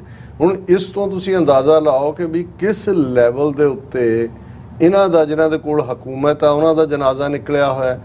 ਦੂਸਰੇ ਪਾਸੇ ਹੁਣ ਗੱਲ ਕਰਪਸ਼ਨ ਦੀ, ਜਿਹੜਾ ਇਹ ਦਿੱਲੀ ਐਕਸਾਈਜ਼ ਪਾਲਿਸੀ ਹੈ ਜਿਹਦੇ ਥੱਲੇ ਇਹ ਕੇਸ ਰਜਿਸਟਰ ਕਰਕੇ ਮਨੀਸ਼ ਸਿਸੋਦੀਆ ਨੂੰ ਉਹਨਾਂ ਨੇ ਗ੍ਰਿਫਤਾਰ ਕੀਤਾ। ਇਹਦਾ ਲੋਬੇ ਲਬਾਬ ਇਹ ਹੈ ਕਿ ਕੇਜਰੀਵਾਲ ਦੀ ਸਰਕਾਰ ਨੇ 2-3 ਸਾਲ ਪਹਿਲਾਂ, ਕੋਵਿਡ ਤੋਂ ਸ਼ਾਇਦ ਪਹਿਲਾਂ ਥੋੜਾ ਜਿਹਾ, ਕੋਵਿਡ ਦੇ ਦੌਰਾਨ ਹੀ ਉਹਨਾਂ ਨੇ ਜਿਹੜੀ ਲਿਕਰ ਪਾਲਿਸੀ, ਸ਼ਰਾਬ ਪਾਲਿਸੀ ਸੀ ਐਗਜ਼ਿਸਟਿੰਗ, ਉਹਨੂੰ ਖਤਮ ਕੀਤਾ। ਉਹਨਾਂ ਨੇ ਕਿਹਾ ਜੀ ਜਿਹੜੇ ਕੋਈ ਇਹਦੀ ਲਾਇਸੈਂਸ ਫੀ ਔਰ ਵਗੈਰਾ ਖਤਮ ਕਰ ਦਿੱਤੀ, ਓਪਨ ਕਰ ਦਿੱਤਾ ਉਹਨਾਂ ਨੂੰ। ਔਰ ਜਿਹੜੇ ਹੋਇਆ ਇਹ ਵੀ ਜਿਹੜੇ ਸ਼ਰਾਬ ਬਣਾਉਣ ਵਾਲੇ ਸੀ ਉਹਨਾਂ ਦੇ ਕੋਲ ਜਿੰਨੇ ਮਰਜ਼ੀ ਠੇਕੇ ਖੋਲੋ ਜਿੱਥੇ ਮਰਜ਼ੀ, ਔਰ ਉਹਦੇ ਪ੍ਰੋਟੈਸਟ ਵੀ ਹੋਏ ਕਿਉਂਕਿ ਮੰਦਰਾਂ, ਗੁਰਦੁਆਰਿਆਂ, ਮਸੀਤਾਂ ਦੇ ਨੇੜੇ ਤੇੜੇ ਵੀ ਠੇਕੇ ਖੁੱਲੇ। ਔਰ ਜਿਹੜਾ ਚਾਰਜ ਹੈ ਸੀਬੀਆਈ ਜਾਂ ਦੂਜਾ ਹੈ ਕਿ ਇਸ ਦੇ ਲਈ ਆਮ ਆਦਮੀ ਪਾਰਟੀ ਨੇ ਮੋਟੀ ਰਕਮ ਲਈ ਸ਼ਰਾਬ ਦੇ ਵਪਾਰੀਆਂ ਤੋਂ, ਜਿਨ੍ਹਾਂ ਦੇ ਵਿੱਚ ਪਾਰਟੀ ਫੰਡ ਵੀ ਔਰ ਇੰਨੇ 100 ਕਰੋੜ ਤੇ ਇਹ ਉਹ ਤਾਂ ਚਾਰਜ ਨੇ, ਬਾਅਦ ਚ ਦੇਖਿਆ ਜਾਏਗਾ ਵੀ ਕੀ ਹੈ। ਹੁਣ ਇਹ ਜਦੋਂ ਚੱਲ ਹੀ ਰਿਹਾ ਸੀ, ਕਿਉਂਕਿ ਇਹ ਨਹੀਂ ਹੈ ਵੀ ਆਲ ਆਫ ਅ ਸਡਨ ਉਹਨਾਂ ਨੇ ਛਾਪਾ ਮਾਰਿਆ। ਇਸ ਤੋਂ ਪਹਿਲਾਂ केजरीवाल कह चुका सी कुछ महीने पहला कि जी मनीष जी को भी गिरफ्तार किया जा सकता, इन्वेस्टिगेशन तो चल रही सी। पर कुछ महीने पहला जदों ये केस इन्वेस्टिगेशन दे विच आया तो उन्होंने जिहड़ी आ पॉलिसी, जिहड़ी लिकर पॉलिसी सी जां excise and Delhi excise policy सी, वो वापस ले ली सरकार ने। हुण इस गल ने इस शक नूं होर भी पक्का कर दिता है। और एक आर्गूमेंट है कि जे बिल्कुल ये ठीक पॉलिसी सी और हर चीज़ बिल्कुल जिहड़ी है वो साफ सुथरी चल रही सी, फिर इहनूं वापस लैण दी की लोड़ सी। हुण ये सारी कहानी है और इहदे विच कोई शक नहीं। हालांकि जदों असीं कहंदे हैं कि आम आदमी पार्टी बी टीम है RSS दी, और ये जिहड़ा हुण दंगल जिहा मचिया होया है नूरा कुश्ती जिन्हों मैं समझदा वो तो कईयां नूं लगेगा कि जी जे उन्हां दी बी टीम है तो ये इवें क्यों कर रहे ने। ਹੁਣ ਇਸ ਦੀ ਗੱਲ ਕਰਨ ਤੋਂ ਪਹਿਲਾਂ ਮੈਂ ਜਦੋਂ ਹੁਣ ਇਹਨਾਂ ਦੋਨਾਂ ਦੀ ਇੱਕ ਦੂਜੇ ਲਈ ਲੜਾਈ, ਔਰ ਆਮ ਆਦਮੀ ਇਹ ਕਹਿ ਰਹੀ ਹੈ ਕਿ ਜੀ ਜੇ ਵਾਕਿਆ ਹੀ ਨਿਊਯਾਰਕ ਟਾਈਮ 'ਚ ਅਸੀਂ ਪੈਸੇ ਦੇ ਕੇ ਖਬਰ ਲਾਈ ਹੈ ਤਾਂ ਸਾਰਾ ਭਾਰਤ ਦਾ ਪੈਸਾ ਲੁੱਟਿਆ ਹੋਇਆ ਤਾਂ ਇਸ ਵੇਲੇ ਬੀਜੇਪੀ ਦੇ ਕੋਲ ਹੈ, ਵੀ ਉਹ ਕਿਉਂ ਨਹੀਂ ਉਹ ਵੀ ਲਵਾ ਲੈਣ ਖਬਰ। ਹੁਣ ਗੱਲ ਜਦੋਂ ਕਰਪਸ਼ਨ ਦੇ ਲੈਵਲ ਤੇ ਆਉਂਦੀ ਹੈ ਤੇ ਫਿਰ ਇਹ ਵੀ ਆਮ ਆਦਮੀ ਪਾਰਟੀ ਨੇ ਉਹਨੇ ਕਿਹਾ ਜੀ ਦੇਖੋ ਉਸੇ ਗੁਜਰਾਤ 'ਚੋਂ ਕੁਛ ਅਰਸਾ ਪਹਿਲਾਂ 20,000 ਕਰੋੜ ਦੀ ਡਰੱਗ ਫੜੀ ਗਈ, ਬਿਲਕੁਲ ਫੜੀ ਗਈ ਅਡਾਨੀ ਦੀ ਪੋਰਟ ਤੋਂ। ਉਹਨੇ ਕਿਹਾ ਜੀ ਉੱਥੇ ਤਾਂ ਕੋਈ ਰੇਡ ਨਹੀਂ ਹੋਏ ਜਾਂ ਕੋਈ ਨਹੀਂ ਹੋਇਆ। ਗੁਜਰਾਤ ਜਦੋਂ ਮੁਰਾਰਜੀ ਦੇਸਾਈ ਬੰਬੇ ਦਾ ਜਿਹੜਾ ਉਹ ਚੀਫ ਮਿਨਿਸਟਰ ਸੀ, ਕਿਉਂਕਿ ਇਸ ਗੱਲ ਦਾ ਧਿਆਨ ਰਹੇ ਕਿ ਦੋਵੇਂ ਸਟੇਟਾਂ ਗੁਜਰਾਤ ਔਰ ਮਹਾਰਾਸ਼ਟਰ ਇਹ ਡਿਵਾਈਡ, ਜਦੋਂ ਬੰਬੇ ਪ੍ਰੋਵਿੰਸ ਨੂੰ ਡਿਵਾਈਡ ਕੀਤਾ ਗਿਆ ਤੇ ਉਦੋਂ ਇਹ ਦੋ ਸਟੇਟਾਂ ਅੱਡ-ਅੱਡ ਬਣੀਆਂ, ਮਰਾਠੀ ਜ਼ਬਾਨ ਤੇ ਆਧਾਰਿਤ ਮਹਾਰਾਸ਼ਟਰ ਤੇ ਗੁਜਰਾਤੀ ਜ਼ਬਾਨ ਤੇ ਆਧਾਰਿਤ ਗੁਜਰਾਤ। ਔਰ ਮੁਰਾਰਜੀ ਦੇਸਾਈ ਜਿਹੜਾ ਪੱਕਾ ਗਾਂਧੀਅਨ ਸੀ, ਵੈਸੇ ਜਿਹੜਾ ਆਪਣਾ ਮੂਤ ਆਪ ਪੀਂਦਾ ਸੀ, ਉਹਨੇ ਕਿਤਾਬ ਵੀ ਲਿਖੀ ਹੈ ਕਿ urine as the water of life, ਇਹ ਇੱਕ ਵੱਖਰੀ ਕਹਾਣੀ ਹੈ। ਚਰਖਾ ਵੀ ਗਾਂਧੀ ਦਾ ਚਲਾਉਂਦਾ ਸੀ, ਪਹਿਰਾਵੇ ਵੀ ਉਹੀ ਪਹਿਨਦਾ ਸੀ। ਔਰ ਗਾਂਧੀ ਕਿਉਂਕਿ ਇਸ ਹੱਕ 'ਚ ਸੀ ਕਿ ਭਾਰਤ ਦੇ ਵਿੱਚ ਬਿਲਕੁਲ ਜਿਹੜਾ ਹੈ ਉਹ ਸ਼ਰਾਬਬੰਦੀ ਹੋਣੀ ਚਾਹੀਦੀ ਹੈ। ਸੋ ਜਦੋਂ ਗੁਜਰਾਤ ਦਾ ਉਹ ਚੀਫ ਮਿਨਿਸਟਰ ਬਣਿਆ ਔਰ ਉਦੋਂ ਉਸ ਪੀਰੀਅਡ 'ਚ ਉਹਨੇ ਪੂਰੀ ਤਰ੍ਹਾਂ ਜਿਹੜੀ ਹੈ ਸ਼ਰਾਬਬੰਦੀ ਕਰ ਦਿੱਤੀ ਸੀ। ਸੋ ਇਹ ਜਿਹੜੀ ਪਾਲਿਸੀ ਹੈ ਅੱਜ ਵੀ ਗੁਜਰਾਤ ਦੇ ਵਿੱਚ ਹੈ। ਉੱਥੇ ਕੋਈ ਸਰਕਾਰ, ਪੰਜਾਬ ਦਾ ਤਾਂ ਵੱਡਾ ਬਜਟ ਹੀ ਸ਼ਰਾਬ ਦੇ ਠੇਕਿਆਂ ਦੀ ਨਿਲਾਮੀ 'ਚੋਂ ਨਿਕਲਦਾ, ਲੇਕਿਨ ਗੁਜਰਾਤ ਦੇ ਵਿੱਚ ਕੋਈ ਨਾ ਸ਼ਰਾਬ ਦਾ ਠੇਕਾ ਹੈ, ਨਾ ਕੋਈ ਬਣਾ ਸਕਦਾ, ਨਾ ਵੇਚ ਸਕਦਾ। ਲੇਕਿਨ ਇਹਦੇ ਬਾਵਜੂਦ ਇਹ ਹੁਣ ਚਾਰਜ ਇਹ ਵੀ ਲਾ ਰਹੇ ਨੇ ਆਮ ਆਦਮੀ ਪਾਰਟੀ, ਔਰ ਇਹ ਗੱਲ ਗਲਤ ਨਹੀਂ ਹੈ ਕਿ ਸੈਂਕੜਿਆਂ ਮੌਤਾਂ ਹਰ ਸਾਲ, ਹਜ਼ਾਰਾਂ ਜੇ ਮੈਂ ਨਾ ਕਵਾਂ, ਤੇ ਉਹ ਜਾਲੀ ਸ਼ਰਾਬ ਦੇ ਨਾਲ ਹੁੰਦੀਆਂ ਨੇ, ਨਕਲੀ, ਕਿਉਂਕਿ ਉਹੀ ਜਿਹੜੀ ਸਪੂਰੀਅਸ ਸਪਿਰਿਟ ਚੋਂ ਬਣਾਇਆ ਜਾਂਦਾ ਹੈ। ਔਰ ਉਹਨੂੰ ਜਿਹੜੀ ਆਮ ਆਦਮੀ ਪਾਰਟੀ ਦਾ ਕਹਿਣਾ ਹੈ ਕਿ ਜੋ ਉਹਨੂੰ 99% ਜਿਹੜੀ ਟ੍ਰੇਡ ਸਾਰੇ ਗੁਜਰਾਤ ਦੇ ਪਿੰਡਾਂ ਤੱਕ ਚੱਲ ਰਹੀ ਹੈ, ਨਸ਼ਾਬੰਦੀ ਨਾਂ ਨੂੰ ਹੀ ਹੈ। ਕਾਨੂੰਨੀ ਤੌਰ ਤੇ ਜਿਹੜੀ ਸ਼ਰਾਬ ਹੈ, ਨਕਲੀ ਸ਼ਰਾਬ ਜਿਹਨੂੰ ਪੀ ਕੇ ਲੋਕ ਮਰ ਵੀ ਰਹੇ ਨੇ, ਉਹ ਗੁਜਰਾਤ ਔਰ ਉਹ ਟ੍ਰੇਡ ਇਹਨਾਂ ਦੇ ਕੋਲ ਹੈ। 20,000 ਕਰੋੜ ਦੀ ਡਰੱਗ ਅਡਾਨੀ ਔਰ ਦੂਜੀ ਉਦੋਂ ਰੇਡ ਨਹੀਂ ਹੋਏ, ਔਰ ਅਜੇ 2 ਦਿਨ ਪੁਰਾਣੀ ਖਬਰ ਹੈ ਕਿ 1026 ਕਰੋੜ ਦੀਆਂ ਡਰੱਗਸ ਫਿਰ ਗੁਜਰਾਤ ਤੋਂ ਫੜੀਆਂ ਗਈਆਂ। ਸੋ ਉਹਨਾਂ ਦਾ ਹੁਣ ਇਹ ਤੂੰ ਚੋਰ ਚੱਲ ਰਿਹਾ। ਹੁਣ ਇਸ ਸਾਰੇ ਦੇ ਚੱਲਦਿਆਂ ਮੈਨੂੰ ਇੱਕਦਮ ਹਮੇਸ਼ਾ ਹੀ, ਮੈਂ ਕੁਝ ਦਿਨ ਪਹਿਲਾਂ ਇੱਕ ਵੀਰ ਨਾਲ ਫੋਨ ਤੇ ਵੀ ਗੁਫ਼ਤਗੂ ਹੋ ਰਹੀ ਸੀ, ਬੈਸਟ ਰਾਈਟਰਸ ਦੇ ਹਵਾਲੇ ਨਾਲ ਗੱਲ ਚੱਲ ਰਹੀ ਸੀ, ਤੇ ਮੈਂ ਕਿਹਾ ਜੀ ਮੈਨੂੰ ਤਾਂ ਨਿਰਾਦ ਚੌਧਰੀ ਬਹੁਤ ਪਸੰਦ ਹੈ। ਉਹਨਾਂ ਨੂੰ ਵੀ ਪਸੰਦ ਸੀ।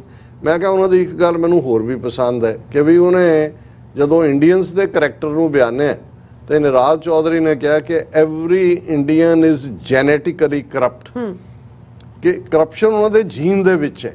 ਔਰ ਉਹ ਤੁਸੀਂ ਕਿਸੇ ਆਸਪੈਕਟ ਤੋਂ ਵੀ, ਔਰ ਕਰਪਸ਼ਨ ਕੱਲੀ ਇੱਥੇ ਤਾਂ ਸਿੱਧਾ ਪੈਸੇ ਲੈਣ ਦੇਣ ਦਾ ਹੋ ਰਿਹਾ ਵੀ ਉਹਨੇ ਕਿੰਨੇ ਕਰੋੜ ਖਾਦੇ, ਉਹਨੇ ਕਿੰਨੇ ਕਰੋੜ ਖਾਦੇ। ਮੈਂ ਕਿਹਾ ਕਰਪਸ਼ਨ ਤਾਂ ਜ਼ਹਿਨੀਅਤ 'ਚ ਹੁੰਦੀ ਹੈ। ਕੋਈ ਵੀ ਇਹ ਜਿਹੜਾ ਇੰਡੀਅਨ ਹੈ ਉਹ ਸੋਚ ਹੀ ਨਹੀਂ ਸਕਦਾ, ਉਹਦੀ ਸੋਚ ਦੇ ਵਿੱਚ ਹੀ ਕਰਪਸ਼ਨ ਬੜੀ ਹੋਈ ਹੈ, ਮੈਂਟਲ ਕਰਪਸ਼ਨ। ਇਸ ਲਈ ਇੰਟੈਗਰਿਟੀ ਔਰ ਕਰੈਕਟਰ ਨਾਂ ਦੀ ਕੋਈ ਚੀਜ਼ ਨਹੀਂ ਹੈ। ਹੁਣ ਇਹੀ ਪਾਰਟ ਹੈ ਕਿ ਵੀ ਇੱਕ ਪਾਸੇ ਜਦੋਂ ਇਸ ਕਿਸਮ ਦੀ ਦੌੜ ਸ਼ੁਰੂ ਹੁੰਦੀ ਹੈ ਜਿਹੜੀ ਕਿ ਦਿੱਲੀ ਦੇ ਵਿੱਚ ਵਿਜ਼ੀਬਲੀ ਨਜ਼ਰ ਆ ਰਹੀ ਹੈ, ਸੋ ਇਸ ਦੇ ਉੱਤੇ ਧਿਆਨ ਭਟਕਾਉਣ ਦੀ ਗੱਲ ਵੀ ਹੈ, ਕਿਉਂਕਿ ਇਹਦੇ 'ਚ ਕੋਈ ਸ਼ੱਕ ਨਹੀਂ ਹੈ ਕਿ ਬੀਜੇਪੀ ਦਾ ਅੰਦਰੂਨੀ ਕ੍ਰਾਈਸਿਸ ਵੀ ਇਹ ਵੀ ਨਜ਼ਰ ਆ ਰਿਹਾ ਕਿ ਵਿਦਨ, ਜਿਵੇਂ ਅਸੀਂ ਜ਼ਿਕਰ ਕੀਤਾ ਸੀ, ਗਡਕਰੀ ਜਾਂ ਸ਼ਿਵਰਾਜ ਸਿੰਘ ਚੌਹਾਨ, ਉਹਨਾਂ ਨੂੰ ਪਾਰਲੀਮੈਂਟਰੀ ਬੋਰਡ 'ਚੋਂ ਵੀ ਬਾਹਰ ਰੱਖਿਆ ਹੈ, ਚੋਣ ਕਮੇਟੀ 'ਚੋਂ ਵੀ ਬਾਹਰ ਰੱਖਿਆ। ਪਰ ਇਸ ਨਾਲੋਂ ਵੀ ਜ਼ਿਆਦਾ ਵੱਡੇ ਮਸਲੇ, ਅਨਇੰਪਲੋਇਮੈਂਟ ਦੇ ਵੱਡੇ ਸਕੈਂਡਲ ਜਿਹੜੇ ਕਿ ਬਰਿਊ ਹੋ ਰਹੇ ਨੇ, ਕਿਸੇ ਵੇਲੇ ਵੀ ਬਾਹਰ ਆਣਗੇ, ਕਿਉਂਕਿ ਬੀਜੇਪੀ ਦੀ ਹਕੂਮਤ ਨੇ ਵੀ ਕਰਪਸ਼ਨ ਦੀਆਂ ਸਾਰੀਆਂ ਹੱਦਾਂ ਪਾਰ ਕੀਤੀਆਂ ਨੇ। ਤੇ ਆਮ ਆਦਮੀ ਪਾਰਟੀ, ਜਿਹੜਾ ਕੇਜਰੀਵਾਲ ਅੰਨਾ ਹਜ਼ਾਰੇ ਅੰਦੋਲਨ ਦੇ ਦੌਰਾਨ ਸ਼ਫਾਕ ਪਰਸਨੈਲਿਟੀ ਦੇ ਤੌਰ ਦੇ ਉੱਤੇ ਕਿ ਜੀ ਬਿਲਕੁਲ ਕਰਪਸ਼ਨ ਫ੍ਰੀ ਮੁਲਕ ਹੋਣਾ ਚਾਹੀਦਾ, ਉਹ ਉੱਭਰਿਆ। ਹੁਣ ਅਸੀਂ ਕਿਵੇਂ ਮੰਨ ਲਈਏ ਕਿ ਦਿੱਲੀ ਦੀ ਹਕੂਮਤ ਕੇਜਰੀਵਾਲ ਦੇ ਕੋਲ ਹੋਏ, ਔਰ ਉਹ ਕੇਜਰੀਵਾਲ ਜਿਹਨੇ ਦਿੱਲੀ 'ਚੋਂ ਜਿਹੜੀਆਂ ਰਾਜ ਸਭਾ ਦੀਆਂ 2 ਸੀਟਾਂ ਜਿਹੜੀਆਂ ਸੀ ਉਹ ਕਈ ਕਰੋੜ ਲੈ ਕੇ 2 ਭਰਾਵਾਂ ਗੁਪਤੇ ਕੇ ਕੌਣ ਸੀ ਉਹਨਾਂ ਨੂੰ ਵੇਚੀਆਂ। ਫਿਰ ਉਸੇ ਹੀ ਮਨੀਸ਼ ਸਿਸੋਡੀਆ ਔਰ ਇਹ ਜਿਹੜੀ ਬੀ ਟੀਮ ਹੈ ਸਾਰੀ, ਉਹ ਕੀ ਹੈ, ਰਾਘਵ ਚੱਡਾ ਹੈ ਤੇ ਪਤਾ ਨਹੀਂ ਕਿਹੜਾ ਅਰੋੜਾ ਹੈ ਕਿ ਕੌਣ ਹੈ, ਪੰਜਾਬ ਦੀਆਂ 5-6 ਜਿਹੜੀਆਂ ਰਾਜ ਸਭਾ ਸੀਟਾਂ ਨੇ ਇਹਨਾਂ ਨੇ ਕਿਵੇਂ ਕਰੋੜਾਂ ਦੇ ਵਿੱਚ ਵੇਚੀਆਂ। ਤੇ ਜੇ ਇਸ ਲੈਵਲ ਤੇ, ਔਰ ਹਮੇਸ਼ਾ ਹਰ ਸੂਬੇ 'ਚ ਸਭ ਤੋਂ ਵੱਡੇ ਕੰਟਰੀਬਿਊਟਰ ਜਿਹੜੇ ਹੁੰਦੇ ਨੇ ਕਿਸੇ ਵੀ ਪੋਲੀਟੀਕਲ ਪਾਰਟੀ ਦੇ, ਉਹ ਤਾਂ ਹੁੰਦੇ ਹੀ ਸ਼ਰਾਬ ਦੇ ਠੇਕੇਦਾਰ ਨੇ, ਕਿਉਂਕਿ ਸਰਕਾਰ ਦੇ ਕੋਲ ਨੀਤੀ ਹੁੰਦੀ ਹੈ। ਉਹਨੇ ਪੰਜਾਬ ਤਾਂ ਨਿਲਾਮ ਹੁੰਦੇ ਨੇ, ਪਰ ਉਹਦੇ 'ਚ ਵੀ ਅੱਗੋਂ ਕਈ ਰਾਹ ਨੇ ਕਿ ਭਾਈ ਕਿਹਨਾਂ ਨੂੰ ਦੇਣਾ। ਲੇਕਿਨ ਇੱਥੇ ਤਾਂ ਸਾਰਾ ਸਰਕਾਰੀ ਕੰਟਰੋਲ ਖਤਮ ਕਰਕੇ ਪ੍ਰਾਈਵੇਟ ਠੇਕੇਦਾਰਾਂ ਦੇ ਹਵਾਲੇ ਕਰਨ ਦੀ ਲਾਈਨ ਤੇ ਇਹ ਕਿਵੇਂ ਹੋ ਸਕਦਾ ਹੈ ਕਿ ਜਿਹੜਾ ਕੇਜਰੀਵਾਲ ਰਾਜ ਸਭਾ ਦੀਆਂ ਸੀਟਾਂ ਵੇਚ ਰਿਹਾ। ਔਰ ਕੱਲਾ ਇਹੀ ਨਹੀਂ, ਸਾਡੇ ਕੋਲ ਇਹ ਖਬਰ ਹੈ, ਸਾਨੂੰ ਕਰਮਜੀਤ ਸਿੰਘ ਹੋਰਾਂ ਨੇ ਭੇਜੀ, ਹੁਣ ਪੰਜਾਬ ਐਗਰੀਕਲਚਰ ਯੂਨੀਵਰਸਿਟੀ ਲੁਧਿਆਣਾ ਦਾ ਵਾਈਸ ਚਾਂਸਲਰ ਜਿਹੜਾ ਹੈ ਉਹ ਨਿਯੁਕਤ ਕੀਤਾ ਜਾਣਾ। ਔਰ ਉਹਨਾਂ ਨੇ ਇਹ ਕਿਹਾ ਕਿ ਵੀ ਰਾਘਵ ਚੱਡਾ ਈਵਨ ਇਹ ਜਿਹੜੀ ਵਾਈਸ ਚਾਂਸਲਰੀ ਹੈ ਐਗਰੀਕਲਚਰ ਯੂਨੀਵਰਸਿਟੀ ਦੀ ਉਹ ਵੀ ਵੇਚ ਰਿਹਾ। ਔਰ ਉਹਨਾਂ ਨੇ ਇੱਕ ਜ਼ੂਮ ਕਾਨਫਰੰਸ ਕੀਤੀ ਹੈ, ਔਰ ਉਹਨਾਂ ਨੇ ਕਰਮਵੀਰ ਸਿੰਘ ਹੋਰਾਂ ਨੇ ਲਿਖਿਆ ਕਿ ਇਹ ਜਿਹੜੀ ਜਦੋਂ ਵੀ ਔਰ ਖੇਤੀਬਾੜੀ ਯੂਨੀਵਰਸਿਟੀ ਚੰਡੀਗੜ੍ਹ PAU, ਜਿਵੇਂ ਅਸੀਂ ਸਮਝਦੇ ਹਾਂ ਕਿ ਪੰਜਾਬ ਦੀਆਂ ਜਿਹੜੀਆਂ ਕੀ ਦੌਲਤਾਂ ਲੁੱਟੀਆਂ ਜਾ ਰਹੀਆਂ ਨੇ, ਰਿਸੋਰਸ ਤਾਂ ਪਾਣੀ ਦੇ ਹਵਾਲੇ ਨਾਲ ਹੈ। ਪੰਜਾਬ ਯੂਨੀਵਰਸਿਟੀ ਕਿਵੇਂ ਸੈਂਟਰ ਖੋਣ ਜਾ ਰਹੀ ਸੀ, ਪੰਜਾਬੀ ਯੂਨੀਵਰਸਿਟੀ ਪਟਿਆਲਾ 'ਚ ਲਿਆ ਕੇ RSS ਦਾ ਏਜੰਟ ਬਿਠਾ ਦਿੱਤਾ ਹੋਇਆ ਹੈ। ਗੁਰੂ ਨਾਨਕ ਯੂਨੀਵਰਸਿਟੀ 'ਚ ਜਿਹੜੇ ਕੀ ਪੇਪਰ ਨੇ ਉਹ ਪੰਜਾਬੀ 'ਚ ਨਹੀਂ ਹੋ ਸਕਦੇ, ਜਿਵੇਂ ਸੱਤ ਆਰਗੇਨਾਈਜੇਸ਼ਨ ਨੇ ਸਾਹਮਣੇ ਲਿਆਂਦਾ ਸੀ। ਹੁਣ ਜੇ ਪੰਜਾਬ ਐਗਰੀਕਲਚਰ ਯੂਨੀਵਰਸਿਟੀ ਦਾ VC, ਉਹਦੇ ਲਈ ਸੌਦੇਬਾਜ਼ੀ ਹੋ ਰਹੀ ਹੈ। ਉਹਨਾਂ ਨੇ ਕਿਹਾ ਵੀ ਜਿਹੜੀ ਪ੍ਰੋਸੈਸ ਸੀ ਕਿ ਵੀ ਜਦੋਂ VC ਚੁਣਿਆ ਜਾਂਦਾ ਉਹਦੇ 'ਚ financial commissioner, director agriculture, director horticulture, director remote sensing, director CFET, director animal husbandry, 2 progressive farmers ਤੇ ਇੱਕ ਆਈਕਾਰ ਨੋਮੀਨੀ ਦਿੱਲੀ ਦਾ ਜਿਹੜਾ ਉਹ ਹੁੰਦਾ ਹੈ ਜਿਹੜਾ ਕਿ ਫਾਈਨਲ ਡਿਸਾਈਡ ਕਰਦਾ ਹੈ। ਸੋ ਮੈਂ ਸਮਝਦਾ ਵੀ ਜਦੋਂ ਇਸ ਲੈਵਲ ਦਾ ਆਲਰੇਡੀ ਇਹਨਾਂ ਦੀਆਂ ਸੌਦੇਬਾਜ਼ੀਆਂ, ਪੰਜਾਬ 'ਚ ਤਾਂ ਕੋਈ ਸ਼ੱਕ ਨਹੀਂ ਹੈ ਕਿ ਰਾਜ ਸਭਾ ਸੀਟਾਂ ਕਿਵੇਂ ਵੇਚੀਆਂ ਨੇ, ਦਿੱਲੀ ਦੀਆਂ ਕਿਵੇਂ ਵੇਚੀਆਂ ਨੇ। ਸੋ ਹੁਣ ਇਸ ਸਾਰੇ 'ਚੋਂ ਸਾਡਾ ਕੋਈ ਲਾਗਾ ਦੇਗਾ ਨਹੀਂ ਹੈ ਕਿ ਜੀ BJP, ਸਾਡੇ ਲਈ ਤਾਂ ਇਹ A ਤੇ B ਟੀਮਾਂ ਨੇ, ਔਰ ਜਿਵੇਂ ਦੋਨੋਂ ਹੀ ਹਿੰਦੂਤਵਾ ਪ੍ਰਮੋਟ ਕਰਦੀਆਂ, ਦੋਨੋਂ ਨੇ ਹੀ ਤਿਰੰਗੇ ਲਪੇਟੇ ਨੇ। ਉਹੀ ਬੋਲੀ ਭਗਵੰਤ ਮਾਨ ਬੋਲਦਾ ਹੈ ਜੋ ਪੰਜਾਬ ਨੂੰ ਕੋਲੋਨਾਈਜ਼। ਹਾਂ, ਇੰਨਾ ਜ਼ਰੂਰ ਆਮ ਆਦਮੀ ਪਾਰਟੀ ਦੀ ਇਸ B ਟੀਮ ਨੇ ਕਿ ਉਹਨਾਂ ਦੇ ਕੋਲ ਦਿੱਲੀ ਤੋਂ ਬਾਅਦ ਪੰਜਾਬ ਦਾ ਸੂਬਾ ਇਹਨਾਂ ਦੇ ਕਾਬੂ 'ਚ ਆ ਗਿਆ, ਜਿੱਥੋਂ ਪੈਸਾ ਲੁੱਟ ਕੇ ਗੁਜਰਾਤ ਔਰ ਹਿਮਾਚਲ ਦੀਆਂ ਐਡਾਂ ਜਿਹੜੀਆਂ ਲੱਗਦੀਆਂ ਨੇ ਪਾਰਟੀ ਦੀਆਂ, ਉਹਦੇ 'ਚ ਕਰੋੜਾਂ ਰੁਪਈਆ ਦਿੱਤਾ ਜਾ ਰਿਹਾ। ਔਰ ਹੁਣ ਫਰਦਰ ਜੇ ਇਸ ਕਿਸਮ ਦੀ ਕੋਈ ਲਾਈਨ ਹੁੰਦੀ ਹੈ ਤੇ ਅੱਗੇ ਵੱਧ ਕੇ ਇਹ ਜਿਹੜੇ ਨੇ ਉਹ ਉਹਨਾਂ ਦੀ ਸਪੋਰਟ ਤੇ ਆਉਣਗੇ। ਸੋ ਕੁੱਲ ਮਿਲਾ ਕੇ ਜੇ ਇਹ ਕਹਿਣਾ ਹੋਏ ਕਿ ਭਾਈ ਇਸ ਹਮਾਮ ਦੇ ਵਿੱਚ ਸਭ ਨੰਗੇ ਨੇ ਔਰ ਉਹ ਹਿੰਦੂ ਤਵੀ ਹੋ ਹੀ ਨਹੀਂ ਸਕਦਾ ਜਿਹੜਾ ਕਰਪਟ ਨਾ ਹੋਏ, ਜਿਹੜਾ ਚੋਰ ਨਾ ਹੋਏ। ਔਰ ਨਿਰਾਦ ਚੌਧਰੀ ਬੇਸ਼ੱਕ 99 ਸਾਲ ਦੀ ਉਮਰ 'ਚ ਉਹ ਇਸ ਫਾਨੀ ਸੰਸਾਰ ਤੋਂ ਚਲੇ ਗਏ, ਪਰ ਉਹ ਵੀ ਉੱਤੋਂ ਹੱਸ ਰਹੇ ਹੋਣਗੇ। ਉਹ ਕਹਿਣਗੇ ਵੀ ਮੈਂ ਤਾਂ पहले ही किया सी, हमने तो पहले ही कहा था every Indian is genetically corrupt. जी डॉक्टर साहब, ਤੁਹਾਡਾ ਬਹੁਤ ਬਹੁਤ ਸ਼ੁਕਰੀਆ। ਤੁਸੀਂ ਆਪਣੇ ਵਿਚਾਰ ਸਾਡੇ ਦਰਸ਼ਕਾਂ ਨਾਲ ਸਾਂਝੇ ਕੀਤੇ ਨੇ। ਸੋ ਇੱਥੇ ਲੈਣੇ ਬ੍ਰੇਕ ਤੇ ਜਾਣ ਤੋਂ ਪਹਿਲਾਂ ਅਸੀਂ ਆਪਣੇ ਦਰਸ਼ਕਾਂ ਦੇ ਸਰੋਤਿਆਂ ਨੂੰ ਅਪੀਲ ਤੇ ਬੇਨਤੀ ਕਰਦੀ ਹਾਂ ਵਿਊਅਰਸ, ਜਿਸ ਤਰ੍ਹਾਂ ਕਿ ਤੁਸੀਂ ਜਾਣਦੇ ਹੋ ਕਿ TVAG4 ਇੱਕ ਪੰਥਕ ਚੈਨਲ ਹੈ। TVAG4 ਦੀ ਚੜ੍ਹਦੀ ਕਲਾ ਲਈ ਵੱਧ ਤੋਂ ਵੱਧ ਡੋਨੇਟ ਕਰੋ। ਡੋਨੇਟ ਕਰਨ ਲਈ ਸਾਡੀ ਵੈਬਸਾਈਟ tvag4.tv ਤੇ ਜਾ ਕੇ ਪੇਪਲ ਦੀ ਵਰਤੋਂ ਕਰਕੇ 1 ਟਾਈਮ ਡੋਨੇਟ ਕਰ ਸਕਦੇ ਹੋ, ਮੰਥਲੀ ਡੋਨੇਟ ਵੀ ਕਰ ਸਕਦੇ ਹੋ। ਤੁਸੀਂ TVAG4 ਦੇ ਨਾਮ ਤੇ ਚੈੱਕ ਬਣਾ ਕੇ ਸਾਨੂੰ ਮੇਲ ਵੀ ਕਰ ਸਕਦੇ ਸਾਡੇ ਇਸ ਪਤੇ ਤੇ 36-01 37th Avenue, Long Island City, New York 11101 USA, ਜਾਂ ਫਿਰ ਤੁਸੀਂ ਸਾਨੂੰ ਫੋਨ ਰਾਹੀਂ ਵੀ ਸੰਪਰਕ ਕਰ ਸਕਦੇ ਹੋ ਸਾਡੇ ਫੋਨ ਨੰਬਰ ਤੇ 5166191984। ਤੁਸੀਂ ਸਾਨੂੰ ਈਮੇਲ ਵੀ ਕਰ ਸਕਦੇ ਹੋ info@tv84.tv ਤੇ। ਅਸੀਂ ਤੁਹਾਡੇ ਤਹਿ ਦਿਲ ਤੋਂ ਸ਼ੁਕਰਗੁਜ਼ਾਰ ਹੋਵਾਂਗੇ। ਸੋ ਇੱਥੇ ਲੈਣੇ ਬ੍ਰੇਕ ਵਿਊਅਰਸ, ਤੁਸੀਂ ਸਾਨੂੰ ਇਸੇ ਤਰ੍ਹਾਂ ਬਣੇ ਰਹਿਣਾ। ਮਿਲਦੇ ਹਾਂ ਆਫਟਰ ਦਿਸ ਸ਼ਾਰਟ ਬ੍ਰੇਕ।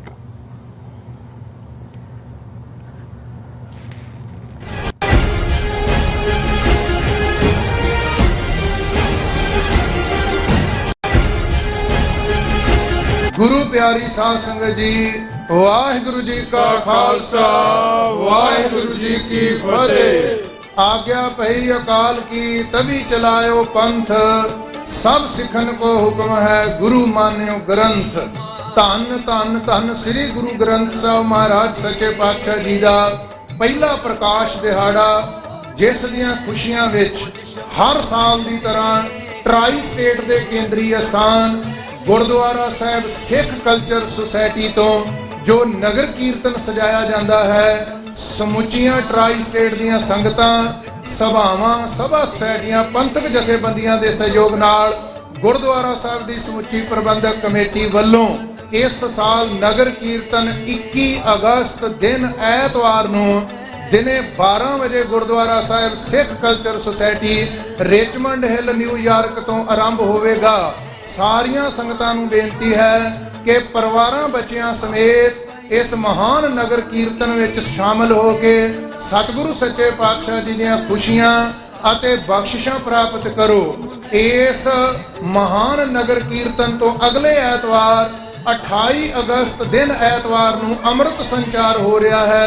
वध तो वध खंडे बाटे दी पौल छाके कलगीधर पातशाह श्री गुरु गोबिंद सिंह साहब जी दीयां बख्शिशां प्राप्त करो जी। वाहिगुरु जी का खालसा वाहिगुरु जी की फतेह।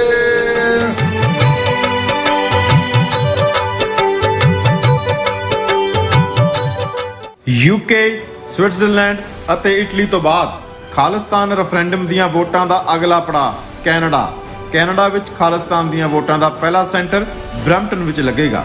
ਬਰੈਂਪਟਨ ਵਿੱਚ ਖਾਲਿਸਤਾਨ ਦੀਆਂ ਵੋਟਾਂ 18 ਸਤੰਬਰ ਦਿਨ ਐਤਵਾਰ ਨੂੰ ਗੌਰ ਰੋਡ ਤੇ ਸਥਿਤ ਗੌਰ ਮੈਡੋਜ਼ ਕਮਿਊਨਿਟੀ ਸੈਂਟਰ ਵਿੱਚ ਸਵੇਰੇ 9 ਵਜੇ ਤੋਂ ਲੈ ਕੇ ਸ਼ਾਮ ਦੇ 5 ਵਜੇ ਤੱਕ ਪੈਣਗੀਆਂ।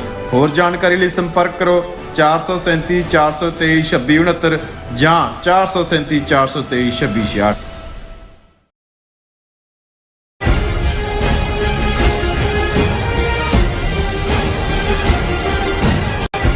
Viewers welcome back to program. So viewers program ਹੋਰ ਅੱਗੇ ਵਧਾਉਂਦੇ ਹਾਂ ਅੱਜ ਦੇ ਦੂਸਰੇ ਅਹਿਮ ਇਸ਼ੂ ਦੇ ਨਾਲ। ਉਸ ਦੇ ਵਿੱਚ ਆਪਾਂ ਗੱਲਬਾਤ ਕਰਨ ਜਾ ਰਹੇ ਹਾਂ ਕਿ ਸਾਊਥ ਏਸ਼ੀਆ ਚੋਂ ਅੱਡ-ਅੱਡ ਤਰ੍ਹਾਂ ਦੀਆਂ ਖਬਰਾਂ ਇੱਕੋ ਵੇਲੇ ਆਉਂਦੀਆਂ ਹਨ। ਚੀਨ ਪਾਕਿਸਤਾਨ ਦੀਆਂ ਨਜ਼ਦੀਕੀਆਂ, ਚੀਨ ਰੂਸ ਦੀਆਂ ਨਜ਼ਦੀਕੀਆਂ ਤੇ ਹੁਣ ਚੀਨ ਰੂਸ ਅਤੇ ਇੰਡੀਆ ਦੀਆਂ ਸਾਂਝੀਆਂ ਫੌਜੀ ਮਸ਼ਕਾਂ ਦੀਆਂ ਖਬਰਾਂ ਕਾਫੀ ਭੁਲੇਖੇ ਪਾਉਂਦੀਆਂ ਹਨ। ਆਓ ਇਸ ਗੁੰਝਲਦਾਰ ਸਥਿਤੀ ਨੂੰ ਸਮਝਣ ਦੀ ਕੋਸ਼ਿਸ਼ ਕਰਦੇ ਹਾਂ। ਸੋ ਅਸੀਂ ਚਾਹਾਂਗੇ ਕਿ ਤੁਸੀਂ ਇਸੇ ਤਰ੍ਹਾਂ ਬਣੇ ਰਹਿਣਾ। ਦੇਖਣ ਸੁਣਨ ਲਈ ਤੁਹਾਡਾ ਸਭ ਦਾ ਬਹੁਤ ਬਹੁਤ ਸ਼ੁਕਰੀਆ। ਜੀ ਡਾਕਟਰ ਸਾਹਿਬ ਕੀ ਕਹਿਣਾ ਚਾਹੋਗੇ? ਦੇਖੋ, ਭਾਰਤ ਦੇ ਵਿੱਚ ਸਿਆਸੀ ਧਿਰਾਂ ਬਾਰੇ ਅਕਸਰ ਜਿਹੜੇ ਸਿਆਣੇ ਲੋਕ ਸੀ ਉਹਨਾਂ ਵਰਕਰਾਂ ਨੂੰ ਸਲਾਹ ਦਿੰਦੇ ਹੁੰਦੇ ਸੀ, ਜਿਹੜੇ ਇੱਕ ਦੂਜੇ ਦੇ ਲੀਡਰ ਜਾਂ ਪਾਰਟੀ ਦੇ ਪਿੱਛੇ ਗਲ ਪੈਂਦੇ ਸੀ, ਇੱਕ ਦੂਜੇ ਦੇ ਲੜਦੇ ਸੀ ਉਹਨਾਂ ਦੇ ਨਾਲ ਜਾਂ ਕਸੂਨਮੁਖੀ ਕਰਦੇ ਸੀ। ਤੇ ਉਹ ਕਹਿੰਦੇ ਸੀ ਕਿ ਹੁਣ ਤੁਸੀਂ ਆਪਣੇ ਜਿਹੜੇ ਲੀਡਰ ਨੇ ਤੁਹਾਡੀਆਂ ਪਾਰਟੀਆਂ ਦੇ ਉਹ ਦੇਖੋ ਕਿੱਥੇ ਨੇ। ਔਰ ਬਹੁਤ ਹਾਲਤਾਂ 'ਚ ਹੁੰਦਾ ਸੀ ਕਿ ਉਹ ਸਾਰੇ ਇਕੱਠੇ ਬਹਿ ਕੇ ਸ਼ਰਾਬ ਪੀ ਰਹੇ ਹੁੰਦੇ ਸੀ। ਉਹ ਕਹਿੰਦੇ ਸੀ ਤੁਹਾਨੂੰ ਲੜਨ ਲਈ ਛੱਡਿਆ ਹੋਇਆ ਹੈ, ਅਲਟੀਮੇਟਲੀ ਇਹ ਸਾਰੇ ਇੱਕੋ ਹੀ ਨਸਲ ਹੈ ਔਰ ਇਹ ਇੱਕੋ ਹੀ ਨੇ। ਤੁਸੀਂ ਬੇਵਕੂਫਾਂ ਦੀ ਤਰ੍ਹਾਂ ਇੱਕ ਜਾਂ ਦੂਜੇ ਦਾ ਝੰਡਾ ਚੁੱਕ ਕੇ ਇੱਕ ਦੂਜੇ ਦੇ ਗਲ ਪੈਂਦੇ। ਹੁਣ ਜੋ ਸਾਡੇ ਸਾਊਥ ਏਸ਼ੀਆ ਦੇ ਵਿੱਚ ਇਸ ਵੇਲੇ ਸਿਨੈਰੀਓ ਬਣਿਆ ਹੈ, ਜਦੋਂ ਅਸੀਂ ਰੀਜਨਲ ਸਿਆਸੀ ਖਾਸ ਤੌਰ ਤੇ ਮੁਲਕਾਂ ਦੀ ਗੱਲ ਕਰਦੇ ਹਾਂ ਤੇ ਜ਼ਾਹਰ ਹੈ ਚਾਈਨਾ, ਭਾਰਤ, ਪਾਕਿਸਤਾਨ ਤੇ ਜੇ ਚਾਈਨਾ ਨਾਲ ਬਾਰਡਰ ਵੀ ਲੱਗਦਾ ਔਰ ਇਸ ਵੇਲੇ ਚੀਨ ਦੇ ਨਾਲ ਪੂਰਾ ਅਲਾਇੰਸ ਹੈ, ਰਸ਼ੀਆ। ਇਹ ਚਾਰ ਵੱਡੀਆਂ ਧਿਰਾਂ ਨੇ। ਬੇਸ਼ੱਕ ਹੋਰ ਵੀ ਕੰਟਰੀਜ਼ ਨੇ ਪਰ ਮੈਂ ਕਿਉਂਕਿ ਸਾਊਥ ਏਸ਼ੀਆ ਦੇ ਕੰਟੈਕਸਟ ਔਰ ਇਹਨਾਂ ਦੇ ਨਾਲ ਅਮਰੀਕਾ ਦੀ ਐਂਟਰੀ ਮਾਰਨਾ, ਉਹ ਬੇਸ਼ੱਕ ਕੁਆਡ ਦੇ ਜ਼ਰੀਏ ਹੋਏ, ਉਸ ਦੇ ਵਿੱਚ ਜਿਹੜਾ ਆਸਟ੍ਰੇਲੀਆ ਵੀ ਇਨਵੋਲਵ ਹੈ, ਜ਼ਾਹਰ ਹੈ ਜਪਾਨ ਵੀ ਇਨਵੋਲਵ ਹੈ, ਇੰਡੀਆ ਔਰ ਅਮਰੀਕਾ, ਔਰ ਉਸ ਦੇ ਨਾਲ ਜਿਹੜਾ ਸਾਊਥ ਚਾਈਨਾ ਸੀ ਦੇ ਵਿੱਚ ਅਮਰੀਕਾ ਔਰ ਚੀਨ ਦਾ ਹੋਏ, ਔਰ ਹੁਣ ਤਾਈਵਾਨ ਦਾ ਮੁੱਦਾ ਜਿਹਨੂੰ ਫਰਦਰ ਰੇਕ ਕਰਦੇ ਆ। ਨੈਂਸੀ ਪੈਲੋਸੀ ਗਈ, ਫਿਰ ਉਸ ਤੋਂ ਬਾਅਦ ਹੁਣ ਕਾਂਗਰਸਮੈਨਾਂ ਦਾ ਇੱਕ ਡੈਲੀਗੇਸ਼ਨ ਜਾ ਰਿਹਾ ਹੈ ਔਰ ਕੱਲ ਦੀ ਖਬਰ ਹੀ ਸੀ ਕਿ ਕੈਨੇਡਾ ਦੇ ਮੈਂਬਰ ਪਾਰਲੀਮੈਂਟ ਜਿਹੜੇ ਨੇ ਕੁਛ ਉਹਨਾਂ ਦਾ ਡੈਲੀਗੇਸ਼ਨ ਵੀ ਜਾ ਰਿਹਾ। ਸੋ ਜਿਹੜਾ ਅਮਰੀਕਾ ਹੈ ਉੱਥੇ ਵੀ ਉਸ ਪਤੀਲੇ ਦੇ ਥੱਲੇ ਜਿਹੜੀਆਂ ਨੇ ਉਹ ਲੱਕੜਾਂ ਝੋਕੀਆਂ ਹੋਈਆਂ ਨੇ, ਉਹ ਅੱਗ ਬਲਦੀ ਰੱਖੀ ਹੋਈ ਹੈ। ਪਰ ਅਸੀਂ ਅਮਰੀਕਨ ਫੈਕਟਰ ਦੀ ਗੱਲ ਨਹੀਂ ਕਰਾਂਗੇ ਜ਼ਿਆਦਾ ਕਿ ਵੀ ਇਸ ਸਾਰੇ ਦੇ ਵਿੱਚ ਇਹਦੀਆਂ ਕੀ ਕੰਪਲੈਕਸਿਟੀਜ਼ ਨੇ ਇਸ ਸਾਰੀ ਸਿਚੁਏਸ਼ਨ ਦੀਆਂ। ਇਹ ਕਿਵੇਂ, ਜੇ ਤੁਸੀਂ ਬਾਹਰੋਂ ਅਖਬਾਰਾਂ ਦੀਆਂ ਹੈਡਲਾਈਨਸ ਦੇਖੋ ਤਾਂ ਫਿਰ ਤੁਹਾਨੂੰ ਲੱਗਦਾ ਹੈ ਵੀ ਇਹ ਤਾਂ ਇੱਕ ਦੂਜੇ ਦੇ ਖੂਨ ਦੇ ਪਿਆਸੇ, ਜਿਵੇਂ ਚੀਨ ਔਰ ਭਾਰਤ ਦੇ ਵਿਚਾਲੇ ਜੋ ਹੋਇਆ 15-16 ਰਾਊਂਡ ਗੱਲਬਾਤ ਦੇ ਹੋਏ ਨੇ, ਗੱਲ ਕਿਸੇ ਕੰਢੇ ਨਹੀਂ ਲੱਗੀ, 1000 ਸਕੁਅਰ ਕਿਲੋਮੀਟਰ ਤੋਂ ਜ਼ਿਆਦਾ ਟੈਰੀਟਰੀ ਲੈ ਲਈ। ਪਾਕਿਸਤਾਨ ਦੇ ਹਵਾਲੇ ਨਾਲ ਅਸੀਂ ਦੇਖਦੇ ਹਾਂ ਔਰ ਭਾਰਤ ਦੀ ਕਿਸ ਕਿਸਮ ਦੀ ਹੌਸਟੈਲਿਟੀ ਹੈ। ਚੀਨ ਔਰ ਰਸ਼ੀਆ ਜਿਹੜੇ ਕਈ ਦਹਾਕੇ ਪਹਿਲਾਂ ਸਵਰਨ ਐਨੀਮੀ ਸਨ ਇੱਕ ਦੂਜੇ ਦੇ, ਅੱਜ ਇੱਕ ਨਾ ਸਿਰਫ ਅਲਾਈ ਬਣ ਕੇ ਉੱਭਰੇ ਨੇ। ਜੇ ਯੂਕਰੇਨ ਦੇ ਉੱਤੇ ਰੂਸ ਹਮਲਾ ਕਰਦਾ ਤੇ ਚੀਨ ਜਿਹੜਾ ਉਹਦਾ ਹਾਫਿਜ਼ ਬਣ ਜਾਂਦਾ, UN ਸਿਕਿਉਰਿਟੀ ਕਾਉਂਸਲ 'ਚ ਵੀ ਵੀਟੋ ਕਰਨ ਤੱਕ ਜਾਂਦਾ, ਉਹਨੂੰ ਹਮਲਾਵਰ ਮੰਨਣ ਨੂੰ ਤਿਆਰ ਨਹੀਂ। ਔਰ ਇਸੇ ਤਰ੍ਹਾਂ ਜੇ ਚਾਈਨਾ ਤਾਈਵਾਨ ਨਾਲ ਧੱਕਾ ਕਰਨ ਦੀ ਕਰਦਾ ਤੇ ਰਸ਼ੀਆ ਪਹਿਲਾਂ ਹੀ ਕਹਿ ਦਿੰਦਾ ਹੈ ਕਿ ਜੀ ਉਹ ਉੱਥੇ ਐਕਸਰਸਾਈਜ਼ਸ ਕਰਨਾ ਉਹਨਾਂ ਦਾ ਹੱਕ ਹੈ। ਹੁਣ ਇਹ ਸਾਰੀ ਕੰਪਲੈਕਸਿਟੀ ਜਿਹੜੀ ਹੈ ਸਿਚੁਏਸ਼ਨ ਦੀ, ਔਰ ਇਸੇ ਤਰ੍ਹਾਂ ਚੀਨ ਔਰ ਪਾਕਿਸਤਾਨ ਜਿਹੜੀ CPEC ਹੈ ਜਿਹਦੇ ਤੇ 72 ਤੋਂ 90-92 ਬਿਲੀਅਨ ਡਾਲਰ ਕੱਲਾ CPEC, ਫਿਰ one belt one road initiative. So ਇੱਕ ਗੱਲ ਮੁੱਢਲੇ ਤੌਰ ਤੇ ਜਿਵੇਂ ਅਸੀਂ ਅੱਗੇ ਵੀ ਇੱਕ ਵਾਰ ਡਿਸਕਸ ਕੀਤਾ ਸੀ ਕਿ ਇੱਕ ਗੱਲ ਦਾ ਧਿਆਨ ਰਿਹਾ ਕਿ ਅਲਟੀਮੇਟਲੀ ਇਹ ਵੱਡੀਆਂ ਸਾਰੀਆਂ ਤਾਕਤਾਂ ਇਹਨਾਂ ਦੇ ਵਪਾਰਕ ਇੰਟਰਸਟ ਜੁੜੇ ਹੋਏ ਨੇ, ਇਹਨਾਂ ਦੇ ਸੌਦੇ ਵੇਚਣ ਦੀ ਗੱਲ ਹੈ ਤੇ ਉਸ ਸਾਰੇ ਦੇ ਦੁਆਲੇ ਹੀ ਫਿਰ ਜਿਹੜੀ ਕਹਾਣੀ ਘੁੰਮਦੀ ਹੈ ਉਹ ਹਿਊਮਨ ਰਾਈਟਸ ਇਸ਼ੂ ਹੋਏ, ਕੋਈ ਹੋਰ ਜਿਵੇਂ ਜੇ ਹੁਣ ਸਿੰਗਕਿਆਂਗ ਦਾ ਇਸ਼ੂ ਅਮਰੀਕਾ ਰੇਕ ਕਰਦਾ ਹੈ ਚਾਈਨਾ ਦੇ ਖਿਲਾਫ, ਪਰ ਦੂਸਰੇ ਪਾਸੇ ਜੋ ਕਸ਼ਮੀਰੀਆਂ ਨਾਲ ਹੋ ਰਿਹਾ ਹੈ, ਜੋ ਸਿੱਖਾਂ ਨਾਲ ਪੰਜਾਬ 'ਚ ਹੋ ਰਿਹਾ ਹੈ, ਜੋ ਇਹਨਾਂ ਦੇ ਆਪਣੇ ਹਮ ਮਜ਼ਹਬ ਈਸਾਈਆਂ ਨਾਲ ਨਾਗਾਲੈਂਡ 'ਚ ਹੋਇਆ ਤੇ ਹੋ ਰਿਹਾ, ਉਸ ਬਾਰੇ ਅਮਰੀਕਾ ਚੁੱਪ ਹੁੰਦਾ। ਹੁਣ ਜੇ 5 ਅਗਸਤ 2019 ਨੂੰ ਕਸ਼ਮੀਰ ਦਾ ਸਟੇਟਸ ਆਰਟੀਕਲ 370-35 ਇਹ ਖਤਮ ਕੀਤਾ ਜਾਂਦਾ ਹੈ, ਟਰੰਪ ਐਡਮਿਨਿਸਟ੍ਰੇਸ਼ਨ ਬਿਲਕੁਲ ਕੁਆਇਟ ਰਹਿੰਦਾ ਹੈ ਕਿ ਬਈ ਇਹ ਤਾਂ ਕੇਸ UN ਸਿਕਿਉਰਿਟੀ ਕਾਉਂਸਲ ਦੇ ਵਿੱਚ ਹੈ, ਡਿਸਪਿਊਟਡ ਟੈਰੀਟਰੀ ਹੈ, ਤੁਸੀਂ ਇਵੇਂ ਕਿਵੇਂ ਕਰ ਸਕਦੇ ਹੋ। ਇਸੇ ਤਰ੍ਹਾਂ ਅਸੀਂ ਦੇਖਦੇ ਹਾਂ ਕਿ ਵੀ ਚਾਈਨਾ ਬੇਸ਼ੱਕ ਉਹ ਹਿਊਮਨ ਰਾਈਟਸ ਦਾ ਚਾਈਨਾ ਜਾਂ ਕਮਿਊਨਿਸਟ ਰਜੀਮਸ ਦਾ ਕੋਈ ਪਾਰਟੀ ਨਹੀਂ ਹੈ ਕਿ ਵੀ ਉਹਦੀ ਕੋਈ ਗੱਲ ਹੋਏ, ਲੇਕਿਨ ਚਾਈਨਾ ਜਦੋਂ ਪਾਕਿਸਤਾਨ ਨੂੰ ਪ੍ਰੋਟੈਕਟ ਕਰਨ ਦੀ ਗੱਲ ਆਉਂਦੀ ਹੈ ਉਦੋਂ ਉਹ ਪ੍ਰੋਟੈਕਟ ਵੀ ਕਰਦਾ ਹੈ UN ਸਿਕਿਉਰਿਟੀ ਕਾਉਂਸਲ ਜਾਂ ਅਦਰ ਵੇ। ਲੇਕਿਨ ਦੂਸਰੇ ਪਾਸੇ ਜੇ ਇੰਡੀਆ ਨਾਲ ਉਹਨਾਂ ਦਾ ਵਪਾਰ ਦੇਖਣਾ ਹੋਏ ਤਾਂ ਇਸ ਸਾਰੇ ਕ੍ਰਾਈਸਿਸ ਦੇ ਚੱਲਦੇ ਆ ਇਹਨਾਂ 3 ਸਾਲਾਂ 'ਚ $100 ਬਿਲੀਅਨ ਨੂੰ ਵੀ ਕ੍ਰਾਸ ਕੀਤਾ। ਹੁਣ ਉਹੀ ਰਸ਼ੀਆ ਜਿਹੜਾ ਇੰਡੀਆ ਦੇ ਲਈ ਕਸ਼ਮੀਰ ਦੇ ਮੁੱਦੇ ਤੇ ਉੱਤੇ ਵੀਟੋ ਕਰ ਦਿੰਦਾ ਰਿਹਾ, UN ਸਿਕਿਉਰਿਟੀ ਕਾਉਂਸਲ 'ਚ ਰੈਜ਼ੋਲੂਸ਼ਨ ਸਾਰੇ ਇੰਡੀਆ ਦਾ ਆਰਮੀ ਦਾ ਇਨਫਰਾਸਟ੍ਰਕਚਰ ਉਹਨਾਂ ਨੇ ਬਿਲਟ ਕੀਤਾ ਹੋਇਆ, ਪਰ ਉਹੀ ਜਦੋਂ ਦੂਸਰੇ ਪਾਸੇ ਆਂਦਾ ਤੇ ਉਹ ਚੀਨ ਦੇ ਨਾਲ ਖੜਾ ਹੈ। ਨਾ ਉਹਨੇ ਕਦੇ 62 ਦੀ ਲੜਾਈ 'ਚ ਚੀਨ ਨੂੰ ਕੰਡੈਮ ਕੀਤਾ, ਨਾ ਹੁਣ ਜੋ ਚੀਨ ਨੇ ਆਕੂਪਾਈ ਕੀਤਾ, ਨਾ ਉਸ ਬਾਰੇ ਰਸ਼ੀਆ ਨੇ ਕਿਹਾ, ਕਿਉਂਕਿ ਉੱਥੇ ਉਹਨਾਂ ਦੇ ਅਲਾਈਅੰਸ ਦੀ ਗੱਲ ਹੈ। ਸੋ ਇਸ ਸਾਰੀ ਕੰਪਲੈਕਸਿਟੀ ਨੂੰ ਸਮਝਦੇ ਹਾਂ, ਕਿਉਂਕਿ ਅੱਜ 2-3 ਖਬਰਾਂ ਇਸ ਰੰਗ ਦੀਆਂ ਨੇ ਜਿਨ੍ਹਾਂ ਤੋਂ ਲੱਗਦਾ ਹੈ ਕਿ ਵੀ ਇਹ ਹੋ ਕੀ ਰਿਹਾ। ਕਿ ਅਸੀਂ ਕਈ ਵਾਰ ਇਹ ਸੋਚਦੇ ਹਾਂ ਕਿ ਵੀ ਇਹ ਰੁਖ ਇਹ ਹੋਏਗਾ, ਚੀਨ ਭਾਰਤ ਟਕਰਾਅ ਵੱਲ ਜਾ ਰਹੇ ਨੇ, ਜਦੋਂ ਪਰ ਕੁੱਲ ਮਿਲਾ ਕੇ ਇਹ ਜਿਹਨੂੰ ਕਹਿੰਦੇ ਨਾ ਗੋਲ ਦੁਨੀਆ ਵੀ ਵੈਸੇ ਗੋਲ ਹੈ, ਪਰ ਇਹ ਸਭ ਕੁਝ ਗੋਲ ਹੀ ਘੁੰਮ ਰਿਹਾ, ਆਪੋ ਆਪਣੇ ਹਿੱਤਾਂ ਦੇ ਲਈ ਘੁੰਮ ਰਿਹਾ। ਔਰ ਇਹ ਪਹਿਲਾਂ ਮੈਂ ਇਹ ਖਬਰ ਡਿਸਕਸ ਕਰਾਂ, India China part of military drill to be hosted by Russia. ਹੁਣ ਰੂਸ ਦਾ ਇੱਕ ਏਰੀਆ ਹੈ ਜਿੱਥੇ ਕਿ ਉਹ ਵੋਸਟੌਕ 2020 ਦੇ ਨਾਂ ਥੱਲੇ ਫੌਜੀ ਐਕਸਰਸਾਈਜ਼ਸ ਕਰ ਰਹੇ ਨੇ 30 ਅਗਸਤ ਤੋਂ ਲੈ ਕੇ 5 ਸਤੰਬਰ ਤੱਕ। ਔਰ ਇਹਨਾਂ ਐਕਸਰਸਾਈਜ਼ਸ ਦੇ ਵਿੱਚ ਜਿਹੜੀਆਂ ਰੂਸ ਦੀ ਫੌਜ ਦੇ ਨਾਲ ਬਾਕੀ ਫੌਜਾਂ ਸ਼ਾਮਲ ਹੋ ਰਹੀਆਂ ਨੇ, ਉਹਦੇ 'ਚ ਚੀਨ ਹੈ, ਉਸ ਦੇ ਵਿੱਚ ਭਾਰਤ ਹੈ, ਉਸ ਦੇ ਵਿੱਚ ਤਾਜ਼ਿਕਸਤਾਨ ਹੈ, ਮੰਗੋਲੀਆ ਹੈ ਔਰ ਬੈਲਾਰੂਸ ਹੈ। ਹੁਣ ਯੂਕਰੇਨ ਦੇ ਉੱਤੇ ਰੂਸ ਦੇ ਹਮਲੇ ਤੋਂ ਬਾਅਦ ਇਹ ਪਹਿਲਾ ਹਾਲਾਂ ਉਸ ਤੋਂ ਪਹਿਲਾਂ ਸਿੰਬੋਲਿਕ ਜਿਹੀਆਂ ਐਕਸਰਸਾਈਜ਼ਸ ਭਾਰਤ ਪਾਕਿਸਤਾਨ ਇਕੱਠੇ ਰਹੇ ਨੇ, ਲੇਕਿਨ ਇਸ ਪੀਰੀਅਡ 'ਚ ਜਦੋਂ ਕਿ ਰਸ਼ੀਆ ਦੇ ਮੁਕੰਮਲ ਬਾਈਕਾਟ ਦੀ ਲਾਈਨ ਚੱਲ ਰਹੀ ਹੈ, ਅਮਰੀਕਾ ਨੇ ਪਾਕਿਸਤਾਨ ਦੀਆਂ ਨਾਸਾਂ 'ਚ ਧੂਆਂ ਦੇ ਦਿੱਤਾ ਕਿ ਜੀ ਤੁਸੀਂ ਇਮਰਾਨ ਖਾਨ ਮਾਸਕੋ ਚਲਾ ਕਿਵੇਂ ਗਿਆ। ਹੁਣ ਉਹੀ ਇੰਡੀਆ ਰੂਸ ਤੋਂ ਡਿਫੈਂਸ ਮਿਸਲ ਸਿਸਟਮ ਵੀ ਖਰੀਦਦਾ ਹੈ, ਉਹਨਾਂ ਤੋਂ ਆਇਲ ਵੀ ਲੈ ਰਿਹਾ ਹੈ। ਔਰ ਹੁਣ ਜਿਹੜੀ 30 ਅਗਸਤ ਤੋਂ 15 ਸਤੰਬਰ ਤੱਕ ਵੋਸਟੌਕ 2020 ਐਕਸਰਸਾਈਜ਼ਸ ਚੱਲ ਰਹੀਆਂ ਨੇ, ਉਹਦੇ 'ਚ ਇੰਡੀਅਨ ਫੌਜ ਹੈ। ਹੁਣ ਇਹੀ ਤੁਸੀਂ ਇੰਡੀਆ ਔਰ ਚਾਈਨਾ ਦਾ ਟਕਰਾਅ ਦੇਖੋ ਕਿ ਵੀ ਐਸ ਜੈ ਸ਼ੰਕਰ ਹਰ ਥਾਂ ਉਹਨਾਂ ਦਾ ਫੋਰਨ ਮਿਨਿਸਟਰ ਜਾ ਕੇ ਕਹਿੰਦਾ ਜੀ ਇਵੇਂ ਨਹੀਂ ਚੱਲੇਗਾ, ਇਹ ਹੈਜੇਬਨੀ ਹੈ, ਐਕਸਪੈਂਸ਼ਨਿਜ਼ਮ ਹੈ। ਔਰ ਕੁਆਡ ਦੇ ਥੱਲੇ ਅਮਰੀਕਾ, ਆਸਟ੍ਰੇਲੀਆ ਔਰ ਜਾਪਾਨ ਦੇ ਨਾਲ ਜਿਹੜੀ ਆ ਉਹ ਸਾਂਝ ਬਣਾਈ ਹੋਈ ਹੈ, ਲੇਕਿਨ ਦੂਸਰੇ ਪਾਸੇ ਉਹੀ ਇੰਡੀਆ ਚੀਨ ਦੇ ਫੌਜੀਆਂ ਦੇ ਨਾਲ ਔਰ ਰੂਸ ਦੇ ਫੌਜੀਆਂ ਦੇ ਨਾਲ ਉਹ ਜੁਆਇੰਟ ਐਕਸਰਸਾਈਜ਼ਸ ਕਰੇਗਾ। ਹੁਣ ਇਹ ਸਾਰੇ ਤੋਂ ਬਾਅਦ ਫਿਰ ਅਸੀਂ ਦੇਖਦੇ ਹਾਂ ਵੀ ਗੱਲ ਇੱਥੇ ਨਹੀਂ ਰੁਕਦੀ ਕਿ ਇੱਕੋ ਵੇਲੇ ਇੰਡੀਆ ਰਸ਼ੀਆ ਦੇ ਵੋਸਟੌਕ 2020 ਦਾ ਹਿੱਸਾ ਵੀ ਹੈ। ਫਿਰ ਇਹ ਆਇਆ ਕਿ ਪਿਚ ਬਲੈਕ 2020 ਇੱਕ ਐਕਸਰਸਾਈਜ਼ਸ ਜਿਹੜੀਆਂ 17 ਮੁਲਕ ਕਰ ਰਹੇ ਨੇ, ਜਿਨ੍ਹਾਂ 'ਚ ਜ਼ਾਹਰ ਹੈ ਅਮਰੀਕਾ ਲੀਡ ਕਰ ਰਿਹਾ ਹੈ, ਔਰ ਇਹ ਨਾਰਥ ਆਸਟ੍ਰੇਲੀਆ ਦੇ ਵਿੱਚ ਹੋਣੀਆਂ ਨੇ। ਔਰ ਇਹਨਾਂ ਦੇ ਐਕਸਰਸਾਈਜ਼ਸ ਦੇ ਵਿੱਚ ਬਹੁਤ ਵੱਡੇ ਪੈਮਾਨੇ ਦੇ ਉੱਤੇ 100 에ਅਰਕ੍ਰਾਫਟ ਵਰਤੇ ਜਾਣੇ ਨੇ, 2500 ਮਿਲਟਰੀ ਪਰਸਨਲ ਹੋਣੇ ਨੇ। 19 ਅਗਸਤ ਤੋਂ 8 ਸਤੰਬਰ ਤੱਕ ਚੱਲਣੀਆਂ ਨੇ, ਉਹਨਾਂ ਦੇ ਵਿੱਚ ਭਾਰਤ ਪਾਰਟਿਸਿਪੇਟ ਕਰ ਰਿਹਾ। ਉਹਨੇ 17 ਨੇਸ਼ਨਸ 'ਚ, ਜਿਨ੍ਹਾਂ ਦੇ ਵਿੱਚ ਜ਼ਾਹਰ ਹੈ ਕਿ ਵੀ ਵੱਡੇ ਸਾਰੇ ਹੀ ਵੈਸਟਰਨ। ਹੁਣ ਇਸ ਸਾਰੇ ਨੂੰ ਜਦੋਂ ਕੋਈ ਦੇਖਦਾ ਹੈ ਕਿ ਵੀ ਇੱਕ ਪਾਸੇ ਤਾਂ ਨੈਟੋ ਨੇ, ਅਮਰੀਕਾ ਨੇ ਰੂਸ ਦੇ ਖਿਲਾਫ ਸੈਂਕਸ਼ਨਸ ਲਾਈਆਂ ਹੋਈਆਂ ਸਾਰੇ ਪਾਸੇ, ਪਰ ਇਧਰ ਭਾਰਤ ਔਰ ਰਸ਼ੀਆ ਇਕੱਠੇ ਨੇ।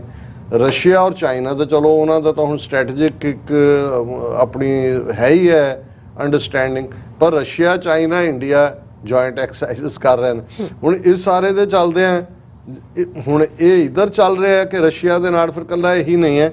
ਹੁਣ ਤੁਸੀਂ ਦੂਸਰੀ ਖਬਰ ਦੇਖਦੇ ਹੋ, reorienting India away from Russia long term challenge says US as Doval meets Patrushev, Ajit Doval with Nikolai Patrushev in Moscow. ਹੁਣ ਇਹ ਕੌਣ ਹੈ? ਇੰਡੀਆ ਦਾ ਨੈਸ਼ਨਲ ਸਿਕਿਉਰਿਟੀ ਐਡਵਾਈਜ਼ਰ ਹੈ ਅਜੀਤ ਡੋਵਲ, ਔਰ ਇਹ ਰਸ਼ੀਆ ਦੇ ਜਿਹੜਾ ਸਿਕਿਉਰਿਟੀ ਐਡਵਾਈਜ਼ਰ ਹੈ ਨਿਕੋਲਾਈ ਪੈਟਰੂਸ਼ੇਵ ਨਾਲ ਉਹਦੇ 'ਚ ਬਾਇਲੇਟਰਲ ਟਾਈਜ਼ ਨੂੰ ਅੱਗੇ ਤੋਰਨ ਦੇ ਲਈ ਮਾਸਕੋ ਦੇ ਵਿੱਚ ਬੈਠਾ ਗੱਲਬਾਤ ਕਰ ਰਿਹਾ। ਹੁਣ ਜੇ ਇੰਨਾ ਹੀ ਰਸ਼ੀਆ ਦੇ ਉੱਤੇ ਸੈਂਕਸ਼ਨਸ ਜਾਂ ਦੂਜੀਆਂ ਨੇ ਤੇ ਇਸ ਲੈਵਲ ਦੀ ਅੰਡਰਸਟੈਂਡਿੰਗ ਇੰਡੀਆ ਦੀ ਰਸ਼ੀਆ ਨਾਲ ਔਰ ਅਮਰੀਕਾ ਨੂੰ ਡਿਫੈਂਡ ਕਰ ਰਿਹਾ ਜੀ, ਪੁਰਾਣੀਆਂ ਟਾਈਜ਼ ਨੇ, ਵਕਤ ਲੱਗੇਗਾ ਜਾਂ ਦੂਜਾ। ਹੁਣ ਉਸੇ ਹੀ ਕੰਟੈਕਸਟ ਦੇ ਵਿੱਚ ਇੱਕ ਜਿਹੜੀ ਕਾਨਫਰੰਸ ਦੇ ਵਿੱਚ ਬੈਂਕਾਕ 'ਚ S Jai Shankar Indian foreign minister address ਕਰ ਰਿਹਾ ਔਰ ਉਹ ਜਿਹੜਾ ਉਹ ਇਹ ਕਹਿ ਰਿਹਾ ਜੀ ਦੇਖੋ ਜਿਹੜੀ ਇਹ ਸਦੀ ਹੈ 22ਵੀਂ ਸਦੀ ਜਿਹੜੀ 21ਵੀਂ ਸਦੀ ਇਹ ਏਸ਼ੀਆ ਦੀ ਹੈ, ਯੂਰਪ ਦੀ ਨਹੀਂ ਹੈ, ਅਮਰੀਕਾ ਦੀ ਨਹੀਂ ਹੈ। ਔਰ ਏਸ਼ੀਆ ਦੀ ਇਹ ਇੱਕੋ ਹੀ ਸਦੀ ਤਾਂ ਹੈ ਜੇ ਚੀਨ ਤੇ ਭਾਰਤ ਇਕੱਠੇ ਹੋਣੇ, ਭਾਰਤ ਦਾ ਫੋਰਨ ਮਿਨਿਸਟਰ ਕਹਿ ਰਿਹਾ ਔਰ ਚਾਈਨਾ ਇਹਨੂੰ ਕਹਿ ਰਿਹਾ ਜੀ ਬਿਲਕੁਲ ਠੀਕ ਕਿਹਾ। ਉਹਨਾਂ ਨੇ ਕਿਹਾ ਕਿ ਵੀ ਇਹ ਜਿਹੜਾ ਹੈ ਬਿਲਕੁਲ ਕਿ ਐਸ ਜੈ ਸ਼ੰਕਰ ਨੇ ਬਿਲਕੁਲ ਠੀਕ ਕਿਹਾ, ਸਾਨੂੰ ਇਕੱਠੇ ਹੋ ਕੇ ਤੁਰਨਾ ਪਏਗਾ, ਇਸ ਦੇ ਨਾਲ ਹੀ ਜਿਹੜਾ ਉਹ ਅਸੀਂ ਡਿਵੈਲਪਮੈਂਟ ਕਰ ਸਕਦੇ ਹਾਂ। A Chinese leader said, if China and India cannot achieve sound development, then an Asian century cannot happen. A foreign spokesperson Wang Wenbin ਕਹਿ ਰਿਹਾ ਕਿ ਵੀ ਇਹ ਜਿਹੜੀ ਜਦੋਂ ਤੱਕ ਚੀਨ ਭਾਰਤ ਇਕੱਠੇ ਨਹੀਂ ਹੁੰਦੇ ਏਸ਼ੀਅਨ ਸੈਂਚੁਰੀ ਨਹੀਂ ਹੋਏਗੀ। ਹੁਣ ਤੁਸੀਂ ਜੇ ਇਹਨਾਂ ਤਿੰਨਾਂ ਚਾਰਾਂ ਖਬਰਾਂ ਨੂੰ ਬਿਨਾਂ ਕਿਸੇ ਬਾਇਸ ਤੋਂ ਦੇਖੋ ਤਾਂ ਫਿਰ ਤੁਹਾਨੂੰ ਲੱਗੇਗਾ ਕਿ ਬਈ ਇਹ ਤਾਂ ਸਾਰੇ ਇੱਕ ਦੂਜੇ ਨਾਲ ਰਲੇ ਵੀ ਹੋਏ ਨੇ। ਜਿਹੜਾ ਲੜਾਈ ਪੜ੍ਹਾਈ ਦਾ ਇਹ ਤਾਂ ਐਵੇਂ ਡਰਾਮੇਬਾਜ਼ੀ ਚੱਲ ਰਹੀ, ਕਿਉਂਕਿ ਹਰ ਕੋਈ ਫਿਰ ਇਹਨੂੰ ਜੇ ਤੁਸੀਂ ਸਵਾਲ ਕਰੋਗੇ ਤੇ ਇੱਕੋ ਹੀ ਜਵਾਬ ਹਰ ਇੱਕ ਕੋਲ ਹੋਏਗਾ ਕਿ it is best in the national interest, ਕਿ ਵੀ ਜਿਹੜੀ ਅਸੀਂ ਨੀਤੀ ਲੈ ਰਹੇ ਹਾਂ ਇਹ ਸਾਡੇ ਰਾਸ਼ਟਰੀ ਹਿੱਤ ਦੀ ਹੈ। ਹੁਣ ਜੇ ਇਹ ਤਾਂ ਰਾਸ਼ਟਰੀ ਹਿੱਤ ਦੇ ਥੱਲੇ ਇਕੱਠੇ ਫੌਜੀ ਐਕਸਾਈਜ਼ਸ ਵੀ ਕਰ ਰਹੇ ਨੇ, ਸੌਦਾ ਵੀ ਵੇਚ ਰਹੇ ਨੇ, ਤੇ ਉਹ ਫਿਰ ਜਿਹੜੀ ਮੈਂ ਗੱਲ ਸ਼ੁਰੂ 'ਚ ਕਹੀ ਸੀ ਕਿ ਪਾਰਟੀ ਦੇ ਵਰਕਰ ਇੱਕ ਦੂਜੇ ਦੇ ਸਿਰ ਪਾੜ ਰਹੇ ਹੁੰਦੇ ਨੇ ਕਿ ਤੂੰ ਮੇਰੇ ਲੀਡਰ ਬਾਰੇ ਕੀ ਕਿਹਾ, ਤੂੰ ਮੇਰੇ ਬਾਰੇ ਕੀ ਕਿਹਾ, ਤੇ ਉਹ ਇਕੱਠੇ ਜਿਹੜੇ ਨੇ ਇੱਕ ਦੂਜੇ ਨਾਲ ਜਾਮ ਟਕਰਾ ਕੇ ਚੀਅਰਸ ਕਰ ਰਹੇ ਹੁੰਦੇ ਨੇ। ਸੋ ਪੋਲੀਟਿਕਸ ਜਿਹੜੀ ਹੈ ਉਹ ਉਸ ਬਾਰੇ ਵੈਸੇ ਵੀ ਇਹ ਤਾਂ ਕਿਹਾ ਹੀ ਜਾਂਦਾ ਹੈ ਕਿ ਜੀ ਇਹ ਪੋਲੀਟਿਕਸ ਹੈ, ਇਹ ਵੀ ਕਿਹਾ ਜਾਂਦਾ ਹੈ ਬੇਈਮਾਨਾਂ ਦੀ ਖੇਡ ਹੈ, ਇਹ ਵੀ ਕਿਹਾ ਜਾਂਦਾ ਹੈ ਕਿ ਭਾਈ ਸਟ੍ਰੇਂਜ ਬੈਡ ਫੈਲੋਜ਼ ਹੁੰਦੇ ਨੇ। ਪਰ ਜਿਸ ਤੇਜ਼ੀ ਨਾਲ ਇਹ ਜਿਸ ਕਿਸਮ ਦਾ ਸਾਡੇ ਖਿੱਤੇ 'ਚ ਚੱਲ ਰਿਹਾ ਹੈ, ਮੈਨੂੰ ਲੱਗਦਾ ਹੈ ਕਿ ਵੀ ਇਹ ਕੰਪਲੈਕਸਿਟੀ ਆਉਣ ਵਾਲੇ ਪੀਰੀਅਡ 'ਚ ਹੋਰ ਵੀ ਨਜ਼ਰ ਆਏਗੀ, ਕਿਉਂਕਿ ਇਨ ਦਾ ਐਂਡ ਆਫ ਦਾ ਡੇ ਬਹਿਨ ਬੜੀ ਨਾ ਭਈਆ ਸਭ ਸੇ ਬੜਾ ਰੁਪਈਆ, ਇਹ ਉਸ ਖੇਡ ਦਾ ਹੀ ਇਹ ਸਾਰਾ ਹਿੱਸਾ ਹੈ। ਜੀ ਡਾਕਟਰ ਸਾਹਿਬ ਤੁਹਾਡਾ ਬਹੁਤ ਬਹੁਤ ਧੰਨਵਾਦ। ਸਾਥ ਲੈਣੇ ਬ੍ਰੇਕ ਵਿਊਅਰਸ ਤੁਸੀਂ ਇਸੇ ਤਰ੍ਹਾਂ ਬਣੇ ਰਹਿਣਾ, ਮਿਲਦੇ ਹਾਂ ਛੋਟੇ ਜਿਹੇ ਬ੍ਰੇਕ ਤੋਂ ਬਾਅਦ।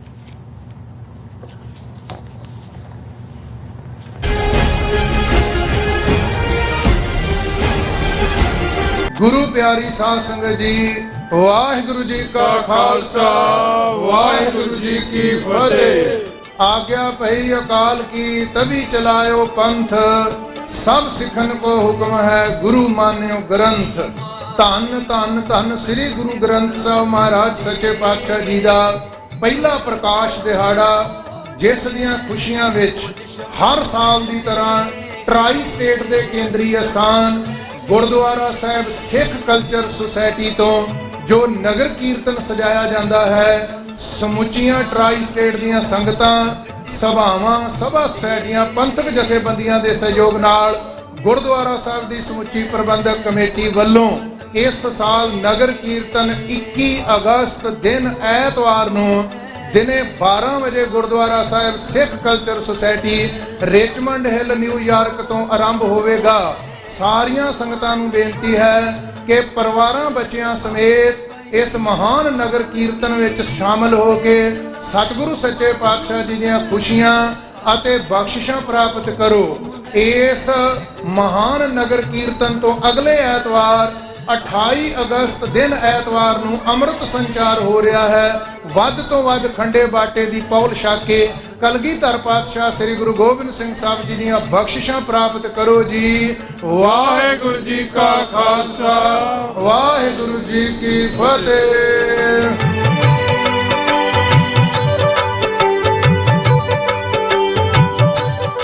ਯੂਕੇ, ਸਵਿਟਜ਼ਰਲੈਂਡ ਅਤੇ ਇਟਲੀ ਤੋਂ ਬਾਅਦ ਖਾਲਿਸਤਾਨ ਰੈਫਰੈਂਡਮ ਦੀਆਂ ਵੋਟਾਂ ਦਾ ਅਗਲਾ ਪੜਾਅ ਕੈਨੇਡਾ।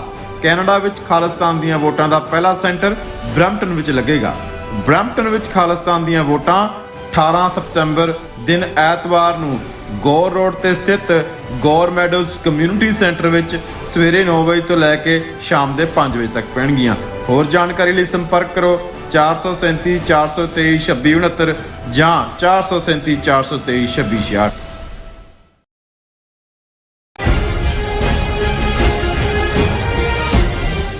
ਦਰਸ਼ਕੋ ਬ੍ਰੇਕ ਤੋਂ ਬਾਅਦ ਆਪਾਂ ਤੁਹਾਨੂੰ ਸਭ ਨੂੰ ਜੀ ਆਇਆਂ ਕਹਿੰਦੇ ਆ। ਸੋ ਵਿਊਅਰਸ, ਗੱਲਬਾਤ ਕਰਾਂਗੇ ਭਾਰਤ ਤੇ ਪਾਕਿਸਤਾਨ ਦੇ ਹਵਾਲੇ ਨਾਲ ਕਿ ਭਾਰਤ ਵੱਲੋਂ ਪਾਕਿਸਤਾਨ ਪ੍ਰਤੀ ਪੂਰੀ ਤਰ੍ਹਾਂ ਦੁਸ਼ਮਣੀ ਭਰਿਆ ਰਵੱਈਆ ਜਿਹੜਾ ਹੋਣ ਦੇ ਬਾਵਜੂਦ ਪਾਕਿਸਤਾਨ ਦੀਆਂ ਸਿਆਸੀ ਧਿਰਾਂ ਹਮੇਸ਼ਾ ਡਿਫੈਂਸਿਵ ਜਿਹੜਾ ਪੋਸਟਰ ਹੈ ਉਹ ਰੱਖਦੀਆਂ ਨੇ ਔਰ ਪਾਕਿਸਤਾਨ ਭਾਰਤ ਪ੍ਰਤੀ ਡਿਪਲੋਮੈਟਿਕ ਹਮਲਾਵਰ ਰੁਖ ਕਿਉਂ ਨਹੀਂ ਰੱਖਦਾ। ਸੋ ਇਸ ਬਾਰੇ ਆਪਾਂ ਗੱਲਬਾਤ ਕਰਨ ਜਾ ਰਹੇ ਹਾਂ। ਸੋ ਅਸੀਂ ਚਾਹਾਂਗੇ ਕਿ ਤੁਸੀਂ ਇਸੇ ਤਰ੍ਹਾਂ ਬਣੇ ਰਹਿਣਾ, ਦੇਖਣ ਸੁਣਨ ਲਿਖਣ ਲਈ ਤੁਹਾਡਾ ਸਭ ਦਾ ਬਹੁਤ ਬਹੁਤ ਸ਼ੁਕਰੀਆ ਜੀ। ਡਾਕਟਰ ਸਾਹਿਬ, ਕੀ ਕਹਿਣਾ ਚਾਹੋਗੇ?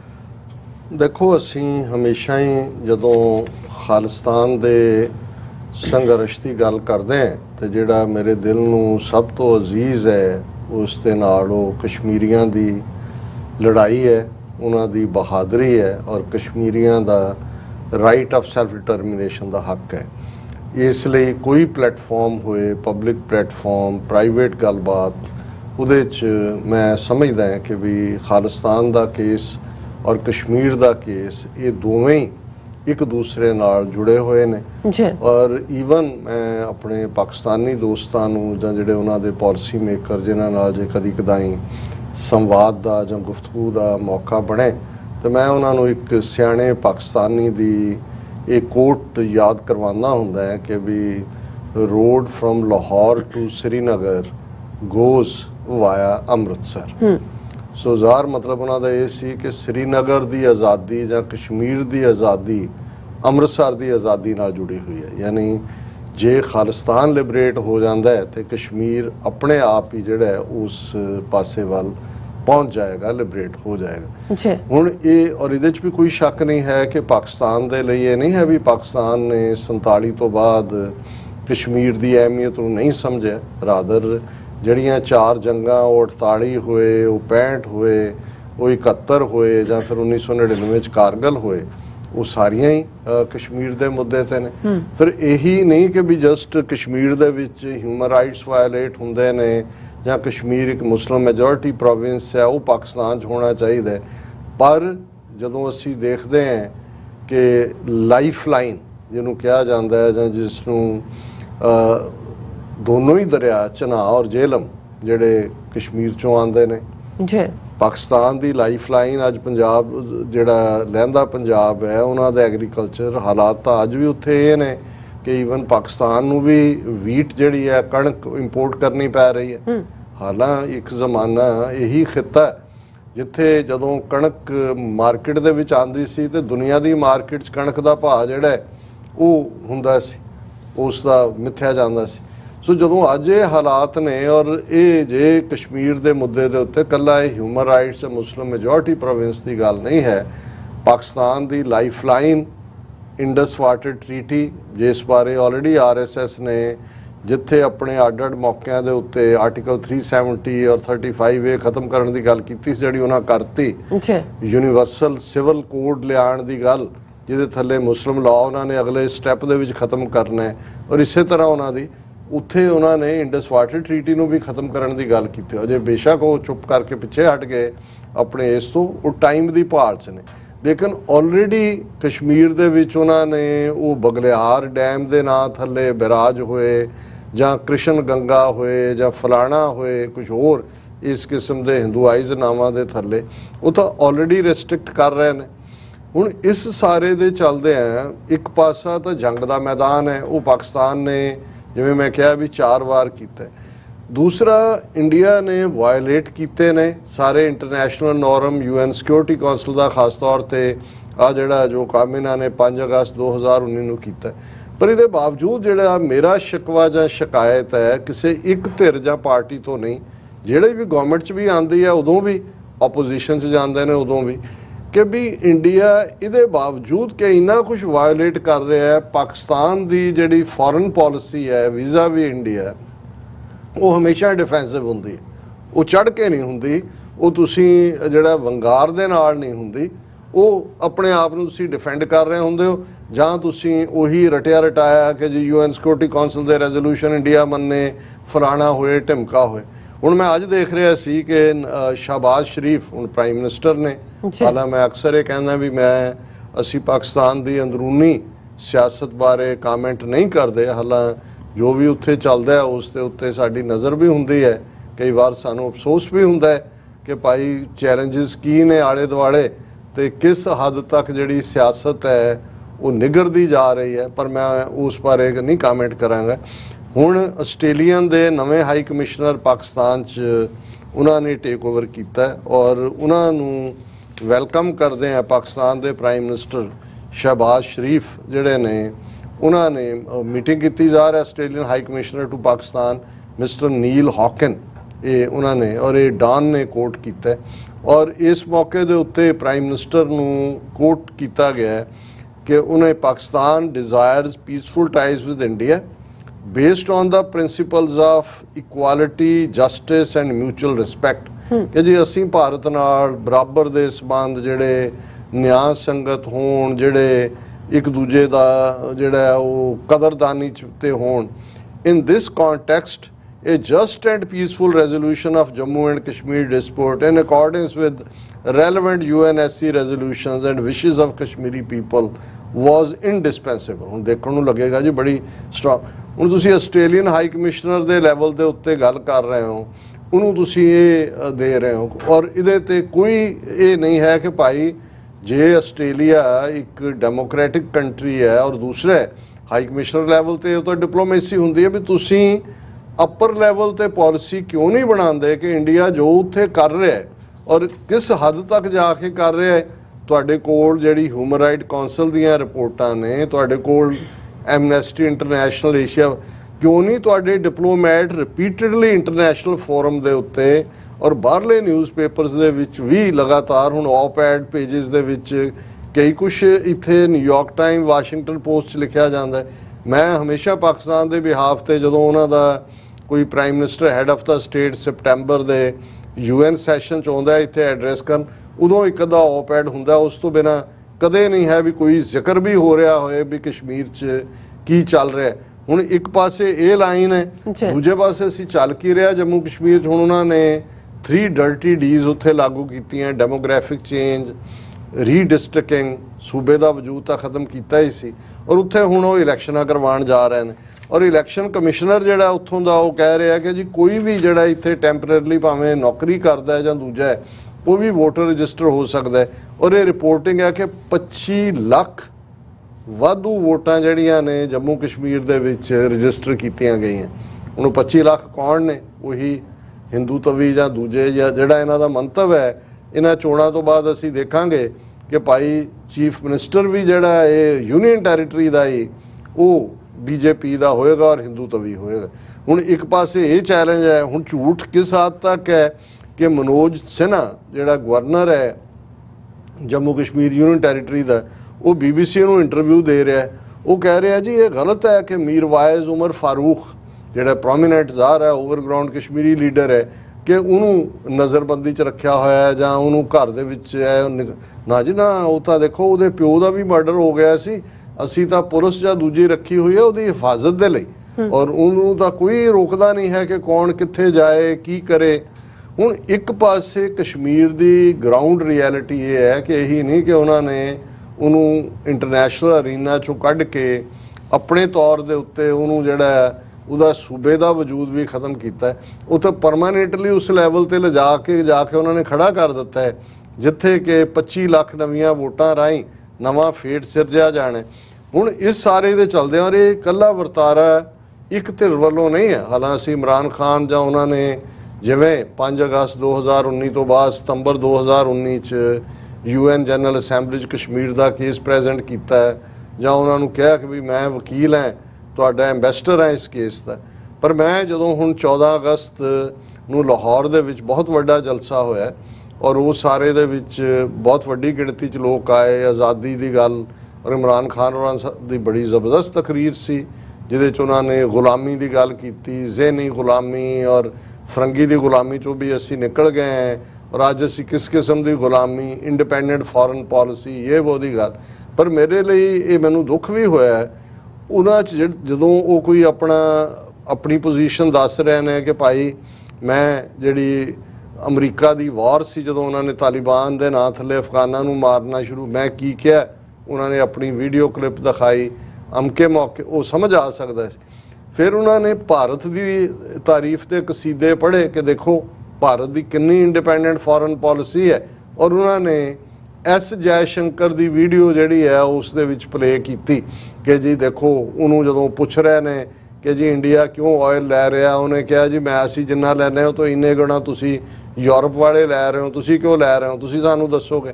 ਔਰ ਉਹਨਾਂ ਨੇ ਹੁਣ ਦੇਖਣ ਵਾਲੀ ਗੱਲ ਇਹ ਹੈ ਵੀ ਜਿਹੜਾ ਇੰਡੀਆ ਜੈਨੋਸਾਈਡ ਕਰ ਰਿਹਾ ਮੁਸਲਮਾਨਾਂ ਦਾ, ਜਿਸ ਕਸ਼ਮੀਰ ਦੀ ਤੁਸੀਂ ਗੱਲ ਕਰ ਰਹੇ ਹੋ, ਫਿਰ ਇਹ ਠੀਕ ਹੈ ਕਿ ਬਾਈਡਨ ਐਡਮਿਨਿਸਟ੍ਰੇਸ਼ਨ ਨਾਲ ਜਾਂ ਦੂਸਰਾ ਪ੍ਰੋਬਲਮਸ ਨੇ, ਜਿਵੇਂ ਉਹਨਾਂ ਦਾ ਕਹਿਣਾ ਕਿ ਭਾਈ ਕਿ ਉਹਨਾਂ ਨੇ ਸਾਜ਼ਿਸ਼ ਰਚੀ ਔਰ ਉਹਨਾਂ ਦੀ ਸਰਕਾਰ ਤੋੜੀ, ਪਰ ਨਾਲ ਦੀ ਨਾਲ ਉਸੇ ਸਪੀਚ ਉਹ ਟਰੰਪ ਦੀ ਤਾਰੀਫ ਵੀ ਕਰ ਰਹੇ ਨੇ। ਹੁਣ ਮੈਨੂੰ ਇਹ ਲੱਗਾ ਹੈ ਕਿ ਵੀ ਕਈ ਵਾਰ ਤਾਂ ਇਹ ਹੁੰਦਾ ਹੈ ਕਿ ਵੀ ਤੁਸੀਂ ਇੱਕ ਬਹਾ ਦੇ ਵਿੱਚ ਗੱਲ ਕਰ ਰਹੇ ਹੁੰਦੇ ਹੋ। ਹੁਣ ਉਹੀ ਟਰੰਪ ਪ੍ਰੈਜ਼ੀਡੈਂਟ ਹੈ ਅਮਰੀਕਾ ਦਾ, ਜਦੋਂ 5 ਅਗਸਤ 2019 ਨੂੰ ਜੰਮੂ ਕਸ਼ਮੀਰ ਦਾ ਸਟੇਟਸ ਖਤਮ ਕੀਤਾ ਜਾਂਦਾ ਹੈ, ਇੱਕ ਪਾਸੇ ਜੇ ਤੁਹਾਨੂੰ ਟਰੰਪ ਸੱਦ ਕੇ ਆਨਰੇਬਲੀ ਟਰੀਟ ਕਰਦਾ ਹੈ, ਬਹੁਤ ਤੁਹਾਨੂੰ ਆਨਰ ਦਿੰਦਾ ਹੈ, ਬੜਾ ਰੈੱਡ ਕਾਰਪੈਟ ਦਿੰਦਾ ਹੈ, ਮੀਟਿੰਗਾਂ ਤੁਹਾਡੇ ਨਾਲ 2-3 ਕਰਦਾ ਹੈ, ਪਰ ਕੀ ਕੋਈ ਵੀ ਜਿਹਨੂੰ ਫੋਰਨ ਪਾਲਿਸੀ ਦੀ ਸਮਝ ਹੈ ਜਾਂ ਮੁਲਕ ਕਿਵੇਂ ਵਰਤੇ ਨੇ ਕਿ ਜਦੋਂ ਇੰਡੀਆ ਨੇ ਇੰਨਾ ਵੱਡਾ ਪਾਰਟ ਕੀਤਾ, ਲਦਾਖ ਯੂਨੀਅਨ ਟੈਰੀਟਰੀ ਬਣਾ ਕੇ ਚੀਨ ਨੂੰ ਉਹ ਬਿਨਾਂ ਅਮਰੀਕਾ ਦੀ ਮਰਜ਼ੀ ਤੋਂ ਹੋਇਆ। ਜੇ ਟਰੰਪ ਇੰਨਾ ਹੀ ਪਾਕਿਸਤਾਨ ਪ੍ਰਤੀ ਜਾਂ ਲੀਡਰਸ਼ਿਪ ਪ੍ਰਤੀ ਸੁਹਿਰਦ ਸੀ ਤੇ ਇਹ ਕਸ਼ਮੀਰ ਵਾਲਾ ਜੋ ਦੇੜਬੁਣ ਹੋ ਗਿਆ ਉਹ ਪਹਿਲੇ ਕਿਸੇ ਨੇ ਨਾ ਕੀਤਾ। ਸੋ ਮੈਂ ਸਮਝਦਾ ਵੀ ਕਈ ਵਾਰ ਅਸੀਂ ਆਪਣੀ ਲੋਕਲ ਜਿਹੜੀ ਪੋਲਿਟਿਕਸ ਹੈ ਉਸ ਦੇ ਵਿੱਚ ਇਹ ਭੁੱਲ ਜਾਂਦੇ ਆ ਕਿ ਅਸੀਂ ਇੰਡੀਆ ਨੂੰ ਇਸ ਕਿਸਮ ਦਾ ਕ੍ਰੈਡਿਟ ਦੇ ਕੇ ਕਿ ਦੇਖੋ ਜੀ ਕਿੰਨੀ ਇੰਡੀਪੈਂਡੈਂਟ ਫੋਰਨ ਪਾਲਿਸੀ ਹੈ। ਜੇ ਇੰਨੀ ਇੰਡੀਪੈਂਡੈਂਟ ਫੋਰਨ ਪਾਲਿਸੀ ਹੁੰਦੀ ਇੰਡੀਆ ਦੀ ਤੇ ਫਿਰ ਇਹ ਠੀਕ ਹੈ। ਨਹਿਰੂ ਦੇ ਜ਼ਮਾਨੇ 'ਚ ਕੋਈ ਕਹਿ ਸਕਦਾ ਸੀ ਕਿ ਨੌਨ ਅਲਾਈਨਡ ਜਾਂ ਦੂਜਾ, ਹੁਣ ਤਾਂ ਉਹੀ ਪਾਰਟ। ਔਰ ਮੈਂ ਉਹਨਾਂ ਦੀ ਇੱਕ ਸਾਬਕਾ ਫੋਰਨ ਮਿਨਿਸਟਰ ਰਹੀ ਹੈ ਬੀਬੀ ਜ਼ਰਦਾਰੀ ਦੀ ਹਕੂਮਤ ਵੇਲੇ, ਉਹਨੂੰ ਇੰਟਰਵਿਊ ਕਰ ਰਹੇ ਸੀ ਇੱਕ ਪਾਕਿਸਤਾਨੀ ਕੋਰਸਪੋਂਡੈਂਟ ਹੀ, ਤੇ ਉਹਨੇ ਗੱਲ ਕੀਤੀ ਕਿ ਜੀ ਅਮਰੀਕਾ ਔਰ ਇੰਨਾ ਦੂਰ ਹੋ ਗਿਆ, ਹੁਣ ਇੰਡੀਆ ਉਹਦੇ ਨੇੜੇ ਚਲਾ ਗਿਆ ਤੇ ਫਲਾਣਾ। ਤਾਂ ਉਹਨੇ ਬੜੇ ਮੈਨੂੰ ਅੱਛਾ ਉਹਦਾ ਕਮੈਂਟ ਲੱਗਾ ਉਹਦਾ ਬੀਬੀ ਦਾ। ਉਹਨੇ ਕਿਹਾ ਜੀ ਸਾਡੀ ਇੱਕ ਜ਼ੂਮ ਮੀਟਿੰਗ ਸੀ, ਉਹਦੇ 'ਚ ਇੰਡੀਆ ਦਾ ਰਿਪਰੈਜ਼ੈਂਟੇਟਿਵ ਵੀ ਸੀ, ਤੇ ਉਹਨੇ ਕਿਹਾ ਕਹਿੰਦੇ ਮੈਂ ਉਹਨੂੰ ਕਿਹਾ ਵੀ ਬਹੁਤ ਵਧਾਈਆਂ ਤੁਹਾਨੂੰ, ਅਸੀਂ ਅਮਰੀਕਾ ਦੀ ਨੇੜਤਾ ਦਾ ਸਵਾਦ ਚੱਖ ਲਿਆ, ਹੁਣ ਤੁਸੀਂ ਚੱਖ ਲਓ ਕਿ ਭਾਈ ਇਹ ਹੈ। ਸੋ ਇੱਥੇ ਕੋਈ ਕਿਸੇ ਦੀ ਇੰਡੀਪੈਂਡੈਂਟ ਪਾਲਿਸੀ ਕੋਈ ਨਹੀਂ ਹੈ। ਇਹ ਹਰ ਕੋਈ ਜਿਹੜਾ ਹੈ ਕੋਈ ਕਿਤੇ ਖਿੱਚਿਆ ਹੋਇਆ, ਕੋਈ ਕਿਤੇ ਖਿੱਚਿਆ ਹੋਇਆ। ਸੋ ਜਦੋਂ ਇਹ ਠੀਕ ਹੈ, ਅਸੀਂ ਸਮਝਦੇ ਹਾਂ ਕਿ ਭਾਈ ਜਿਹੜੀ ਗੱਲ ਠੀਕ ਹੋਏ ਕਿਸੇ ਦੀ ਤਾਰੀਫ ਕਰਨੀ ਬਣਦੀ ਹੈ, ਪਰ ਕਈ ਵਾਰ ਹਰ ਫੋਰਮ ਨਹੀਂ ਹੁੰਦਾ ਵੀ ਇੱਕ ਪਾਸੇ ਇੰਡੀਆ ਨੇ ਸ਼ਿਕੰਜਾ ਕੱਸਿਆ ਹੋਇਆ। ਅਸੀਂ ਇਕੱਲੇ ਕਸ਼ਮੀਰ ਦੇ ਹਵਾਲੇ ਨਾਲ ਹੀ ਨਹੀਂ, ਭਾਰਤ ਦੇ ਮੁਸਲਮਾਨਾਂ ਦਾ ਹਾਲ ਦੇਖੋ। ਉਹਨਾਂ ਦੀ ਧਰਮ ਸੰਸਦ ਦਾ ਜਿਹੜਾ ਸੈਸ਼ਨ ਪ੍ਰਯਾਗਰਾਜ 'ਚ ਹੋਣ ਜਾ ਰਿਹਾ 2023 ਦੇ ਵਿੱਚ, ਉਹਨਾਂ ਦਾ 42 ਸਫ਼ਿਆਂ ਦਾ ਕਿ ਕਿੰਨੇ ਦਾ ਉਹਨਾਂ ਨੇ ਕਨਸਟੀਟਿਊਸ਼ਨ ਬਣਾਇਆ, ਉਹਦੇ 'ਚ ਮੁਸਲਮਾਨਾਂ ਤੇ ਈਸਾਈਆਂ ਤੋਂ ਵੋਟ ਦਾ ਹੱਕ ਲੈ ਲੈਣ ਦੀ ਗੱਲ ਹੈ। ਸੋ ਉਹ ਔਰ ਇਮਰਾਨ ਖਾਨ ਸਾਹਿਬ ਤੋਂ ਬਿਹਤਰ ਕੌਣ ਜਾਣਦਾ, ਵਰਲਡ ਹਿਸਟਰੀ ਤੋਂ ਵਾਕਫ ਨੇ। UN ਦੇ ਵਿੱਚ ਉਹਨਾਂ ਨੇ ਖਲੋ ਕੇ ਕਿਹਾ ਜੀ ਇੰਡੀਆ ਦੇ ਨਾਲ ਕੋਈ ਸਮਝੌਤਾ ਹੋਈ ਨਹੀਂ ਜਦੋਂ ਤੱਕ ਨਾਜ਼ੀ ਆਈਡੀਓਲੋਜੀ, ਔਰ ਦੂਸਰੀ ਹੈ ਵੀ ਇਹ ਤਾਂ ਉਹਦੇ ਤੇ ਨੇ, ਬਿਲਕੁਲ ਕਾਨਸੈਪਟ ਕਲੀਅਰ ਨੇ। ਫਿਰ ਐਸੀ ਕਿਹੜੀ ਜਿਹੜੀ ਹੈ ਉਹ ਹੁੰਦਾ ਹੈ ਕਿ ਵੀ ਅਸੀਂ ਉਹਨਾਂ ਦੀ ਬੜੀ ਆਜ਼ਾਦ ਫੋਰਨ ਪਾਲਿਸੀ, ਕੋਈ ਆਜ਼ਾਦ ਫੋਰਨ ਪਾਲਿਸੀ ਨਹੀਂ। ਸਾਰੇ ਹੀ ਜਿਹੜੇ ਨੇ ਉਹ ਧੱਕੇ ਧਕਾਏ, ਕੋਈ ਇਧਰੋਂ ਧੱਕ ਕੇ ਉਧਰ ਹੁੰਦਾ, ਕੋਈ ਉਧਰੋਂ ਹੁੰਦਾ। ਬਲੌਕ ਵੀ ਇਹਨਾਂ ਨੇ ਬਣਾਏ, ਬਾਹਰਲੀਆਂ ਤਾਕਤਾਂ ਨੇ ਉਹੀ ਤੁਹਾਨੂੰ ਘੁਮਾਈ ਫਿਰਦੇ ਨੇ। ਸੋ ਮੈਂ ਇਹ ਸਮਝਦਾ ਵੀ ਇਹ ਜਿਹੜੀ ਲਾਈਨ ਹੈ ਬਿਲਕੁਲ ਡਿਫੈਂਸਿਵ, ਜਿਵੇਂ ਸ਼ਾਬਾਜ਼ ਸ਼ਰੀਫ ਦੀ ਸਟੇਟਮੈਂਟ ਆਉਂਦੀ ਹੈ, ਉਸ ਤੋਂ ਬਾਕੀ ਵੀ ਉੱਥੋਂ ਦੇ ਤੁਸੀਂ ਤੋਤੇ ਦੀ ਤਰ੍ਹਾਂ ਕਹੀ ਜਾਂਦੇ ਹੋ ਜੀ UN ਸਿਕਿਉਰਿਟੀ ਕਾਉਂਸਲ ਰੈਜ਼ੋਲੂਸ਼ਨ ਭਾਈ ਦੇ ਲਈ ਕੰਮ ਕਰੋ। ਇੰਟਰਨੈਸ਼ਨਲ ਲੈਵਲ ਦੇ ਉੱਤੇ ਪ੍ਰੋਐਕਟਿਵ ਤੁਹਾਡੀ ਅਪਰੋਚ, ਤੁਹਾਡੇ ਡਿਪਲੋਮੈਟ ਜਿਹੜੇ ਨੇ ਉਹ ਇਸ ਨੂੰ ਠੰਡਾ ਨਾ ਹੋਣ ਦਿਓ। ਇੰਡੀਆ ਤਾਂ ਪਾਕਿਸਤਾਨ ਦੇ ਖਿਲਾਫ ਕੋਈ ਮੌਕਾ ਨਹੀਂ ਜਾਣ ਦਿੰਦਾ, ਦਹਿਸ਼ਤਗਰਦੀ ਔਰ ਦੂਜੀ ਕੋਈ ਨਾ ਕੋਈ ਇੱਕ ਨਾਂ ਕੱਢ ਕੇ ਲਿਆਣਗੇ ਕਿ ਜੀ ਇਹਨੂੰ ਪਾਓ UN ਦੀ ਦਹਿਸ਼ਤਗਰਦ ਲਿਸਟ ਜਾਂ ਦੂਜੇ। ਸਭ ਤੋਂ ਵੱਡੇ ਦਹਿਸ਼ਤਗਰਦ, ਸਭ ਤੋਂ ਵੱਡੀ ਦਹਿਸ਼ਤਗਰਦ ਜਮਾਤ RSS ਜਿਸ ਮੁਲਕ ਦੇ ਵਿੱਚ ਹੈ, ਉਹ ਦੁਨੀਆ ਦੇ ਵਿੱਚ ਆਪਣੇ ਆਪ ਨੂੰ ਬੜੇ ਪੀਸ ਕੀਪਰ ਔਰ ਬੜੇ ਅਮਨ ਪਸੰਦ ਨੇ, ਔਰ ਪਾਕਿਸਤਾਨ ਜਿਹੜਾ ਹੈ ਉਹ ਡਿਫੈਂਸਿਵ ਹੋ ਕੇ ਇਹੀ ਜਸਟੀਫਾਈ ਕਰਨ ਤੇ ਰਹਿੰਦਾ ਹੈ ਕਿ ਜੀ ਅਸੀਂ ਦਹਿਸ਼ਤਗਰਦ ਨਹੀਂ ਹੈ, ਦੇਖੋ ਜੀ ਅਸੀਂ ਜਿਹੜਾ ਉਹ ਤਾਂ ਸਫਰ ਕਰ ਰਹੇ ਹਾਂ, ਪਰ ਇਸ ਲਈ ਐਗਰੈਸਿਵ ਅਪਰੋਚ ਲੈਣ। ਜੀ ਡਾਕਟਰ ਸਾਹਿਬ, ਤੁਹਾਡਾ ਬਹੁਤ ਬਹੁਤ ਸ਼ੁਕਰੀਆ। ਸਤਿ ਨੇ ਬ੍ਰੇਕ ਫਿਊਅਰਸ ਤੁਸੀਂ ਇਸੇ ਤਰ੍ਹਾਂ ਬਣੇ ਰਹਿਣਾ। ਮਿਲਦੇ ਹਾਂ ਛੋਟੇ ਜਿਹੇ ਬ੍ਰੇਕ ਤੋਂ ਬਾਅਦ।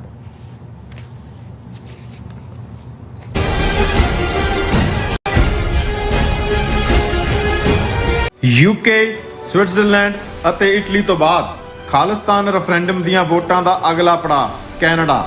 ਕੈਨੇਡਾ ਵਿੱਚ ਖਾਲਿਸਤਾਨ ਦੀਆਂ ਵੋਟਾਂ ਦਾ ਪਹਿਲਾ ਸੈਂਟਰ ਬਰੈਂਪਟਨ ਵਿੱਚ ਲੱਗੇਗਾ। ਬਰੈਂਪਟਨ ਵਿੱਚ ਖਾਲਿਸਤਾਨ ਦੀਆਂ ਵੋਟਾਂ 18 ਸਤੰਬਰ ਦਿਨ ਐਤਵਾਰ ਨੂੰ ਗੌਰ ਰੋਡ ਤੇ ਸਥਿਤ ਗੌਰ ਮੈਡੋਜ਼ ਕਮਿਊਨਿਟੀ ਸੈਂਟਰ ਵਿੱਚ ਸਵੇਰੇ 9 ਵਜੇ ਤੋਂ ਲੈ ਕੇ ਸ਼ਾਮ ਦੇ 5 ਵਜੇ ਤੱਕ ਪੈਣਗੀਆਂ। ਹੋਰ ਜਾਣਕਾਰੀ ਲਈ ਸੰਪਰਕ ਕਰੋ 437 423 2669 ਜਾਂ 437 423 2666। ਕੀ ਤੁਸੀਂ ਰੋਜ਼ਾਨਾ ਕੰਮ ਤੇ ਆਪਣਾ ਵਧੇਰੇ ਸਮਾਂ ਬਿਤਾਉਣ ਤੋਂ ਪਰੇਸ਼ਾਨ ਹੋ?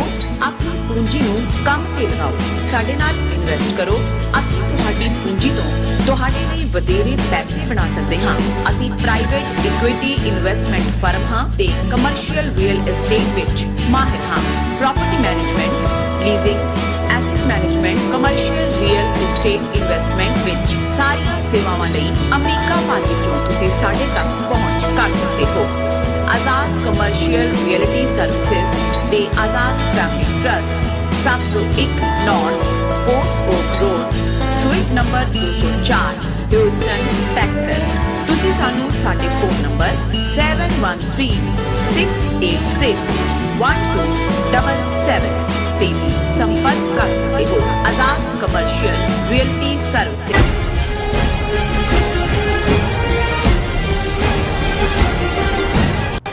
Viewers, welcome back to our program. So viewers, ਗੱਲਬਾਤ ਕਰਾਂਗੇ ਸਾਡੇ ਵਿਊਅਰ ਕੋਲੋਂ। ਇੱਕ ਕੁਐਸਚਨ ਜਿਹੜਾ ਪੁੱਛਿਆ ਗਿਆ ਹੈ ਕਿ ਸਾਡੇ ਕੀ ਸਿੱਖ ਮਜ਼ਹਬ ਵਿੱਚ ਗ੍ਰੰਥੀਆਂ ਜਾਂ ਧਾਰਮਿਕ ਜਥੇਦਾਰਾਂ ਨੂੰ ਕੋਈ ਖਾਸ ਹੱਕ ਹਾਸਲ ਹਨ? ਇਸ ਬਾਰੇ ਆਪਾਂ ਗੱਲਬਾਤ ਕਰਨ ਜਾ ਰਹੇ ਹਾਂ। ਸੋ ਅਸੀਂ ਚਾਹਾਂਗੇ ਕਿ ਤੁਸੀਂ ਇਸ ਤਰ੍ਹਾਂ ਬਣੇ ਰਹਿਣਾ।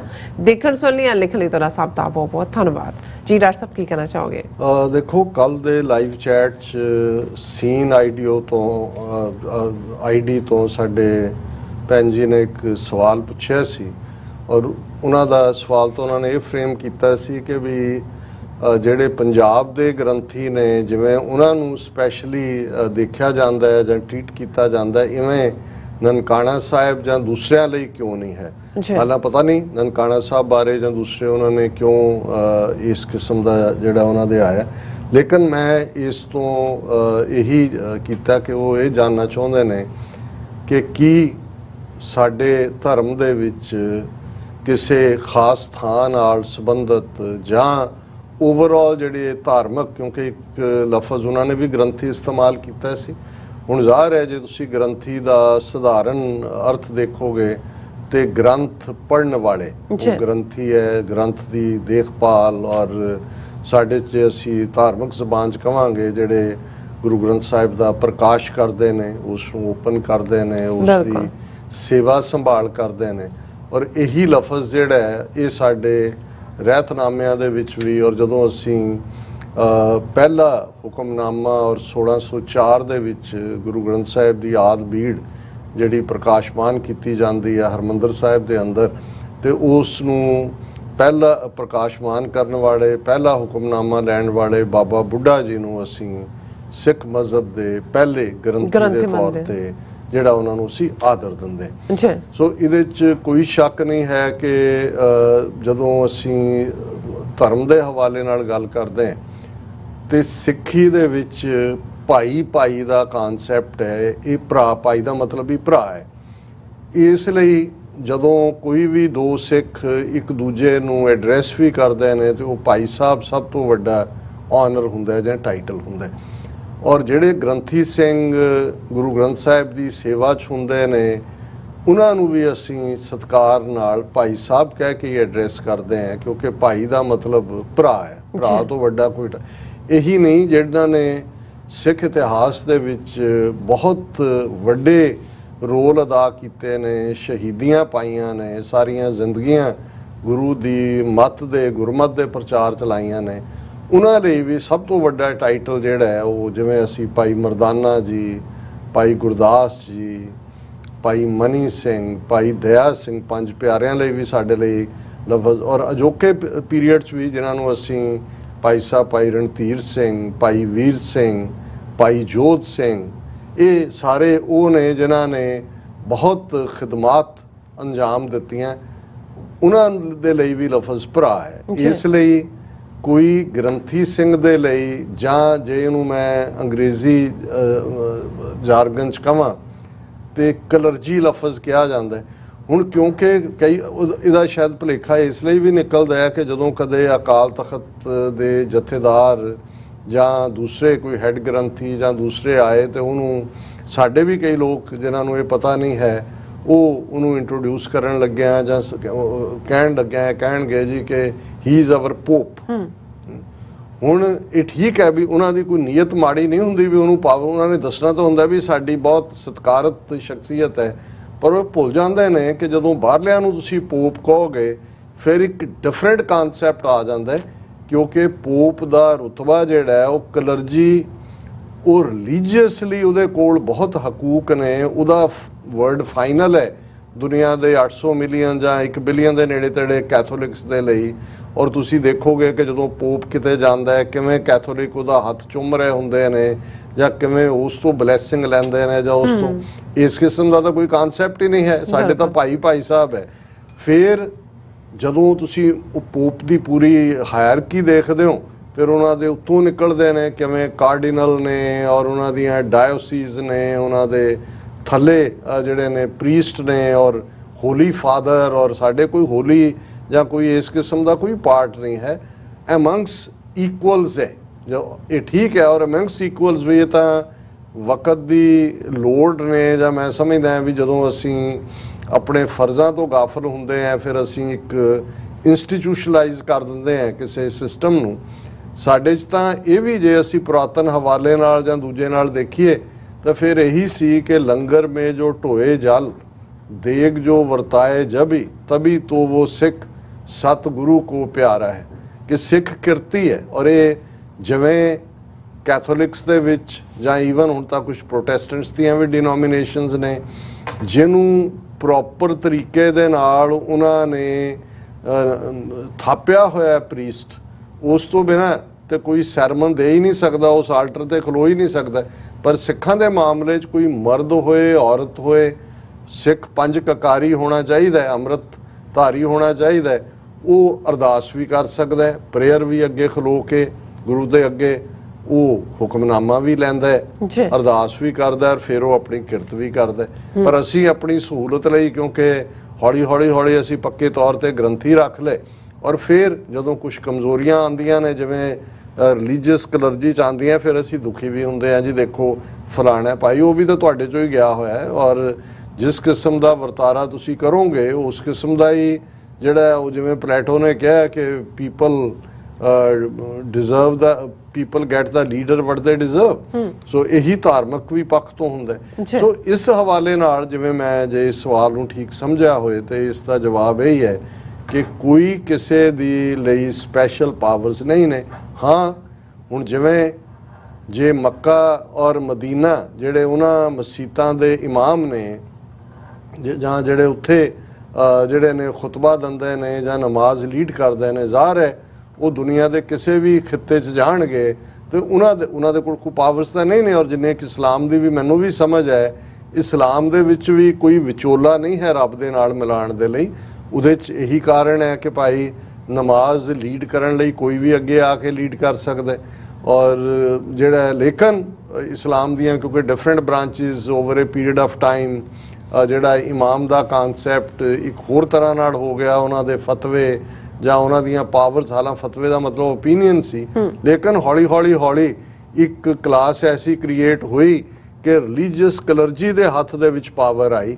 ਉਸ ਮੈਂ ਡਿਬੇਟ 'ਚ ਨਹੀਂ ਜਾਵਾਂਗਾ ਕਿਉਂਕਿ ਮੈਂ ਕੋਈ ਇਸਲਾਮਿਕ ਸਕਾਲਰ ਨਹੀਂ ਹੈ, ਪਰ ਜਿੰਨੀ ਕੁ ਮੈਨੂੰ ਸਮਝ ਹੈ, ਲੇਕਿਨ ਇਸਲਾਮ ਦੇ ਵਿੱਚ ਵੀ ਕੋਈ ਰੱਬ ਔਰ ਮੁਸਲਮਾਨ ਜਿਹੜਾ ਰੱਬ ਉਸ ਇਸਲਾਮ ਨੂੰ ਮੰਨਣ ਵਾਲਾ ਹੈ, ਉਸ ਦੇ ਵਿੱਚ ਵਿਚੋਲਾ ਨਹੀਂ ਹੈ ਕੋਈ ਵੀ, ਔਰ ਉਹ ਸਿੱਧੇ ਤੌਰ ਦੇ ਉੱਤੇ ਜਿਹੜਾ ਕੋਈ ਵੀ ਨਮਾਜ਼ ਨੂੰ ਲੀਡ ਕਰ ਸਕਦਾ। ਇਸੇ ਤਰ੍ਹਾਂ ਸਿੱਖੀ ਦੇ ਵਿੱਚ ਜਿਵੇਂ ਮੈਂ ਕਿਹਾ ਵੀ ਲਫ਼ਜ਼ ਹੀ ਭਾਈ ਹੈ। ਹਾਂ, ਜਿਹੜੇ ਸਾਡੇ ਮੁਕੱਦਸ ਥਾਵਾਂ ਦੇ ਉੱਤੇ ਹਰਮੰਦਰ ਸਾਹਿਬ ਜਾਂ ਅਕਾਲ ਤਖਤ ਜਾਂ ਤਖਤ ਸਾਹਿਬਾਨ ਦੇ ਉੱਤੇ ਜਿਹੜੇ ਗ੍ਰੰਥੀ ਸਿੰਘ ਇਹ ਸੇਵਾ ਨਿਭਾਉਂਦੇ ਨੇ, ਉਹ ਜਦੋਂ ਕਿਤੇ ਬਾਹਰ ਜਾਂ ਦੂਸਰੇ ਜਾਂਦੇ ਨੇ ਉਹਨਾਂ ਨੂੰ ਜਿਹੜਾ ਇਹ ਜ਼ਰੂਰ ਸਤਿਕਾਰ ਦਿੱਤਾ ਜਾਂਦਾ ਹੈ ਕਿ ਭਾਈ ਇਹ ਸਾਡੇ ਹਰਮੰਦਰ ਸਾਹਿਬ ਤੋਂ ਆਏ ਨੇ। ਇਸੇ ਅੰਦਾਜ਼ ਦੇ ਵਿੱਚ, ਕਿਉਂਕਿ ਪਾਕਿਸਤਾਨ ਦੇ ਜਿਹੜੇ ਬਹੁਤ ਸਾਰੇ ਨੇ ਨਨਕਾਣਾ ਸਾਹਿਬ ਜਾਂ ਪੰਜਾ ਸਾਹਿਬ 'ਚ ਮਕੂਮ ਗ੍ਰੰਥੀ, ਉਹਨਾਂ ਨੂੰ ਤਾਂ ਬਾਹਰ ਨਿਕਲਣ ਦਾ ਮੌਕਾ ਹੀ ਨਹੀਂ ਹੈ। ਔਰ ਲੇਕਿਨ ਜਦੋਂ ਸਿੱਖ ਉੱਥੇ ਜਾਂਦੇ ਨੇ ਜ਼ਿਆਰਤ ਦੇ ਲਈ ਜਾਂ ਦੂਜੇ ਲਈ, ਉਹ ਉਨਾ ਹੀ ਸਤਿਕਾਰ ਉਹਨਾਂ ਨੂੰ ਕਰਦੇ ਨੇ। ਔਰ ਅਸੀਂ ਸਾਡੀ ਤਾਂ ਇਹ ਚਾਹਨਾ ਹੈ ਕਿ ਆਉਣ ਵਾਲੇ ਪੀਰੀਅਡ 'ਚ ਅਸੀਂ ਈਵਨ TV 84 ਦੇ ਮਾਧਿਅਮ ਰਾਹੀਂ, ਕਿਉਂਕਿ ਉੱਥੇ ਕੋਈ ਰੈਗੂਲਰ ਅਜੇ ਤੱਕ ਸਿਸਟਮ ਕੀਰਤਨ ਦਾ ਜਿਵੇਂ ਕਰਤਾਰਪੁਰ ਸਾਹਿਬ ਹੈ, ਸਾਡੀ ਇਹ ਚਾਹਨਾ ਹੈ ਜੇ ਉੱਥੇ ਸਵੇਰ ਤੋਂ ਸ਼ਾਮ ਤੱਕ ਕੀਰਤਨ ਦਾ ਪ੍ਰਬੰਧ ਹੋਏ ਤੇ ਅਸੀਂ TV 84 ਰਾਹੀਂ ਉਹਨੂੰ ਵੀ ਰਿਲੇ ਕਰੀਏ, ਜਿਵੇਂ ਅਸੀਂ ਫਤਿਹਗੜ੍ਹ ਸਾਹਿਬ ਤੋਂ ਜਾਂ ਆਉਣ ਵਾਲੇ ਪੀਰੀਅਡ ਸੀਸਗੰਜ ਦਿੱਲੀ ਤੋਂ ਪਲਾਨ ਕਰ ਰਹੇ। ਸੋ ਕੋਈ ਆਰਡੇਨਡ ਪ੍ਰੀਸਟਲੀ ਕਲਾਸ ਨਹੀਂ ਹੈ। ਹੁਣ ਮੈਂ ਜਿਹੜੇ ਵੱਡੇ ਸਿੱਖ ਸਕਾਲਰ ਹੋਏ ਨੇ ਸਰ ਕਪੂਰ ਸਿੰਘ, ਉਹਨਾਂ ਦੇ ਲਫ਼ਜ਼ ਦੁਆਰਾ ਆ ਰਿਹਾ ਕਿ there is no ordained priestly class in Sikhism. Priestly class ਦਾ ਕੋਈ ਕਾਨਸੈਪਟ ਨਹੀਂ ਹੈ। ਔਰ ਇਹ ਵਕਤ ਨਾਲ ਇਹ ਜਿਹੜੇ ਬਣ ਵੀ ਗਏ ਨੇ, ਇਹ ਵੀ ਸਾਡਾ ਵਿਸਲਾਪਨ ਹੈ। ਨਹੀਂ ਤਾਂ ਇੱਕ ਸਿੱਖ ਆਪਣਾ ਕੰਮ ਵੀ ਕਰਦਾ ਸੀ, ਕਿਰਤ ਵੀ ਕਰਦਾ ਹੈ, ਟੱਬਰ ਵੀ ਪਾਲਦਾ ਹੈ, ਔਰ ਉਹ ਗੁਰੂ ਦੀ ਹਜ਼ੂਰੀ 'ਚ ਜਾ ਕੇ ਗੁਰੂ ਦੀ ਬਾਣੀ ਵੀ ਪੜ੍ਹਦਾ ਹੈ, ਸੁਣਾਉਂਦਾ ਹੈ, ਕੋਈ ਵੀ ਉਹਨੂੰ ਸੁਣਾ ਸਕਦਾ ਹੈ। ਔਰ ਇਹ ਕੋਈ ਨਹੀਂ ਹੈ ਕਿ ਵੀ, ਔਰ ਇਹੀ ਕਾਰਨ ਹੈ ਜਿਹੜੀ ਪ੍ਰੀਸਟਲੀ ਕਲਾਸ ਹੈ ਜਾਂ ਜਿਵੇਂ ਜੇ ਤੁਸੀਂ ਕਲਰਜੀ ਦੇਖੋ, ਉਹਨਾਂ ਦੇ ਆਪਣੇ ਸੈਟ ਆਫ ਰੂਲਸ ਨੇ, ਪਰ ਸਾਡੀ ਇੱਕੋ ਹੀ ਰਹਿਤ ਮਰਿਆਦਾ ਹੈ। ਜਦੋਂ ਅਸੀਂ ਸਿੱਖ ਰਹਿਤ ਮਰਿਆਦਾ ਕਹਿੰਦੇ ਹਾਂ, ਉਹਦੇ 'ਚ ਕੋਈ ਗ੍ਰੰਥੀਆਂ ਰਾਗੀਆਂ ਦੀ ਮਰਿਆਦਾ ਵੱਖਰੀ ਨਹੀਂ ਰੱਖੀ ਹੋਈ ਜਾਂ ਉਹਨਾਂ ਦਾ ਸਟੇਟਸ ਵੱਖਰਾ ਨਹੀਂ ਰੱਖਿਆ ਹੋਇਆ। ਉਹਨਾਂ ਤੋਂ ਵੀ ਉਹੀ ਬਿਹੇਵੀਅਰ ਦੀ ਆਸ ਹੈ ਜੋ ਹਰ ਸਿੱਖ ਤੋਂ ਹੈ ਕਿ ਉਹਨੇ ਆਪਣਾ ਜੀਵਨ ਕਿਵੇਂ ਜਿਉਣਾ ਹੈ। ਸੋ ਕੋਈ ਆਰਡੇਨਡ ਪ੍ਰੀਸਟਲੀ ਕਲਾਸ ਨਹੀਂ ਹੈ। ਜਿਹੜਾ ਰੱਬ ਦੇ ਨਾਲ, ਔਰ ਇਹੀ ਗੁਰੂ ਕਲਗੀਧਰ ਪਾਤਸ਼ਾਹ ਨੇ ਜੋਤੀ ਜੋਤ ਸਮਾਨ ਤੋਂ ਪਹਿਲਾਂ ਇਹ ਹੁਕਮ ਕੀਤਾ ਕਿ ਪੂਜਾ ਅਕਾਲ ਕੀ, ਪਰਚਾ ਸ਼ਬਦ ਕਾ, ਦੀਦਾਰ ਖਾਲਸੇ ਕਾ। ਜਦੋਂ ਅਸੀਂ ਪਰਚਾ ਸ਼ਬਦ ਕਾ ਕਹਿੰਦੇ ਹਾਂ, ਜ਼ਾਹਰ ਹੈ ਸ਼ਬਦ ਬਾਣੀ ਹੈ, ਗੁਰੂ ਗ੍ਰੰਥ ਸਾਹਿਬ ਹੈ, ਔਰ ਉਹਦੇ 'ਚ ਸਭ ਸਿੱਖਣ ਕੋ ਹੁਕਮ ਹੈ ਗੁਰੂ ਮਾਨਿਓ ਗ੍ਰੰਥ। ਔਰ ਹਰ ਸਿੱਖ ਨੂੰ ਇਹ ਹੱਕ ਹੈ, ਮਰਦ ਜਾਂ ਔਰਤ, ਕਿ ਉਹ ਗੁਰੂ ਗ੍ਰੰਥ ਸਾਹਿਬ ਨੂੰ ਪੜ੍ਹ ਸਕਦਾ ਹੈ। ਉਹ ਉਦੋਂ ਗ੍ਰੰਥੀ ਰੂਪ 'ਚ ਹੀ ਹੁੰਦਾ ਜਦੋਂ ਗ੍ਰੰਥ ਨੂੰ ਪੜ੍ਹ ਰਿਹਾ ਹੁੰਦਾ ਹੈ। ਔਰ ਕੋਈ ਸਪੈਸ਼ਲ ਕਲਾਸ ਐਗਜ਼ਿਸਟ ਨਹੀਂ ਕਰਦੀ ਕਿ ਕੋਈ ਖਾਸ ਥਾਂ ਤੇ ਬੈਠਾ ਹੈ ਗ੍ਰੰਥੀ, ਜਿਹੜਾ ਹੈ ਉਹਦਾ ਕੋਈ ਆਰਡਰ ਚੱਲਦਾ ਜਾਂ ਦੂਜਾ। ਬਾਕੀ ਸਰਬੱਤ ਖਾਲਸਾ ਦਾ ਕਾਨਸੈਪਟ ਜਿਹਦੇ ਰਾਹੀਂ ਡਿਸੀਜਨ ਮੇਕਿੰਗ ਹੁੰਦੀ ਸੀ, ਅੱਜ ਜਦੋਂ ਇੰਸਟੀਟਿਊਸ਼ਨਲਾਈਜ਼ ਕਰਨ ਦੀ ਕੋਸ਼ਿਸ਼ ਕੀਤੀ ਗਈ ਹੈ ਹੁਕਮਨਾਮਿਆਂ ਦੇ ਨਾਂ ਥੱਲੇ ਜਾਂ ਦੂਜਾ, ਉਹ ਮੋਰ ਜਿਹੜਾ ਹੈ ਉਹ ਡੀਟੇਲਡ ਮੰਗਦਾ ਹੈ ਕੁਐਸਚਨ ਦੀ। ਪਰ ਮੈਂ ਸਿੰਪਲੀ ਕਹਿਣਾ ਚਾਹੁੰਦਾ ਕਿ there is no ordained priestly class in ਸਿੱਖਿਜ਼ਮ। ਸਭ ਤੋਂ ਵੱਡਾ ਆਨਰ ਭਾਈ ਹੈ, ਭਰਾ ਭੈਣ, ਔਰ ਇਹੀ ਸਾਡਾ ਇਸ ਦੇ ਉੱਤੇ ਜਿਹੜਾ ਉਹ ਮਜ਼ਹਬੀ ਮੌਕਫ ਹੈ। ਜੀ ਰਾਜ ਸਾਹਿਬ, ਤੁਹਾਡਾ ਬਹੁਤ ਬਹੁਤ ਸ਼ੁਕਰੀਆ। ਸੌਥ ਲੈਣਾ ਬ੍ਰੇਕ। ਵਿਊਅਰਸ, ਤੁਸੀਂ ਕਿਤੇ ਨਹੀਂ ਜਾਣਾ, ਮਿਲਦੇ ਹਾਂ ਆਫਟਰ ਦਿਸ ਸ਼ਾਰਟ ਬ੍ਰੇਕ।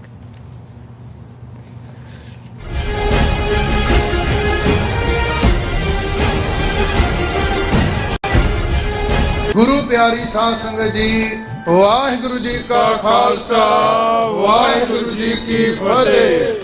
ਆਗਿਆ ਪਈ ਅਕਾਲ ਕੀ, ਤभी ਚਲਾਇਓ ਪੰਥ, ਸਭ ਸਿੱਖਣ ਕੋ ਹੁਕਮ ਹੈ ਗੁਰੂ ਮਾਨਿਓ ਗ੍ਰੰਥ।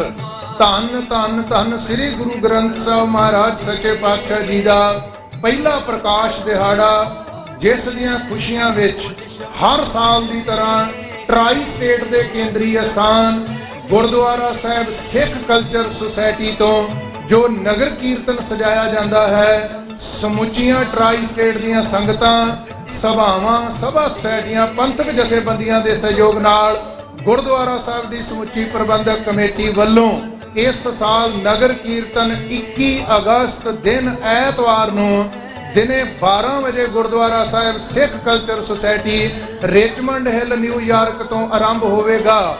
ਸਾਰੀਆਂ ਸੰਗਤਾਂ ਨੂੰ ਬੇਨਤੀ ਹੈ ਕਿ ਪਰਿਵਾਰਾਂ ਬੱਚਿਆਂ ਸਮੇਤ ਇਸ ਮਹਾਨ ਨਗਰ ਕੀਰਤਨ ਵਿੱਚ ਸ਼ਾਮਲ ਹੋ ਕੇ ਸਤਿਗੁਰੂ ਸੱਚੇ ਪਾਤਸ਼ਾਹ ਜੀ ਦੀਆਂ ਖੁਸ਼ੀਆਂ ਅਤੇ ਬਖਸ਼ਿਸ਼ਾਂ ਪ੍ਰਾਪਤ ਕਰੋ। ਇਸ ਮਹਾਨ ਨਗਰ ਕੀਰਤਨ ਤੋਂ ਅਗਲੇ ਐਤਵਾਰ 28 ਅਗਸਤ ਦਿਨ ਐਤਵਾਰ ਨੂੰ ਅੰਮ੍ਰਿਤ ਸੰਚਾਰ ਹੋ ਰਿਹਾ ਹੈ। ਵੱਧ ਤੋਂ ਵੱਧ ਖੰਡੇ ਬਾਟੇ ਦੀ ਪੌਲ ਛਕ ਕੇ ਕਲਗੀਧਰ ਪਾਤਸ਼ਾਹ ਸ੍ਰੀ ਗੁਰੂ ਗੋਬਿੰਦ ਸਿੰਘ ਸਾਹਿਬ ਜੀ ਦੀਆਂ ਬਖਸ਼ਿਸ਼ਾਂ ਪ੍ਰਾਪਤ ਕਰੋ ਜੀ। ਵਾਹਿਗੁਰੂ ਜੀ ਕਾ ਖਾਲਸਾ, ਵਾਹਿਗੁਰੂ ਜੀ ਕੀ ਫਤਿਹ।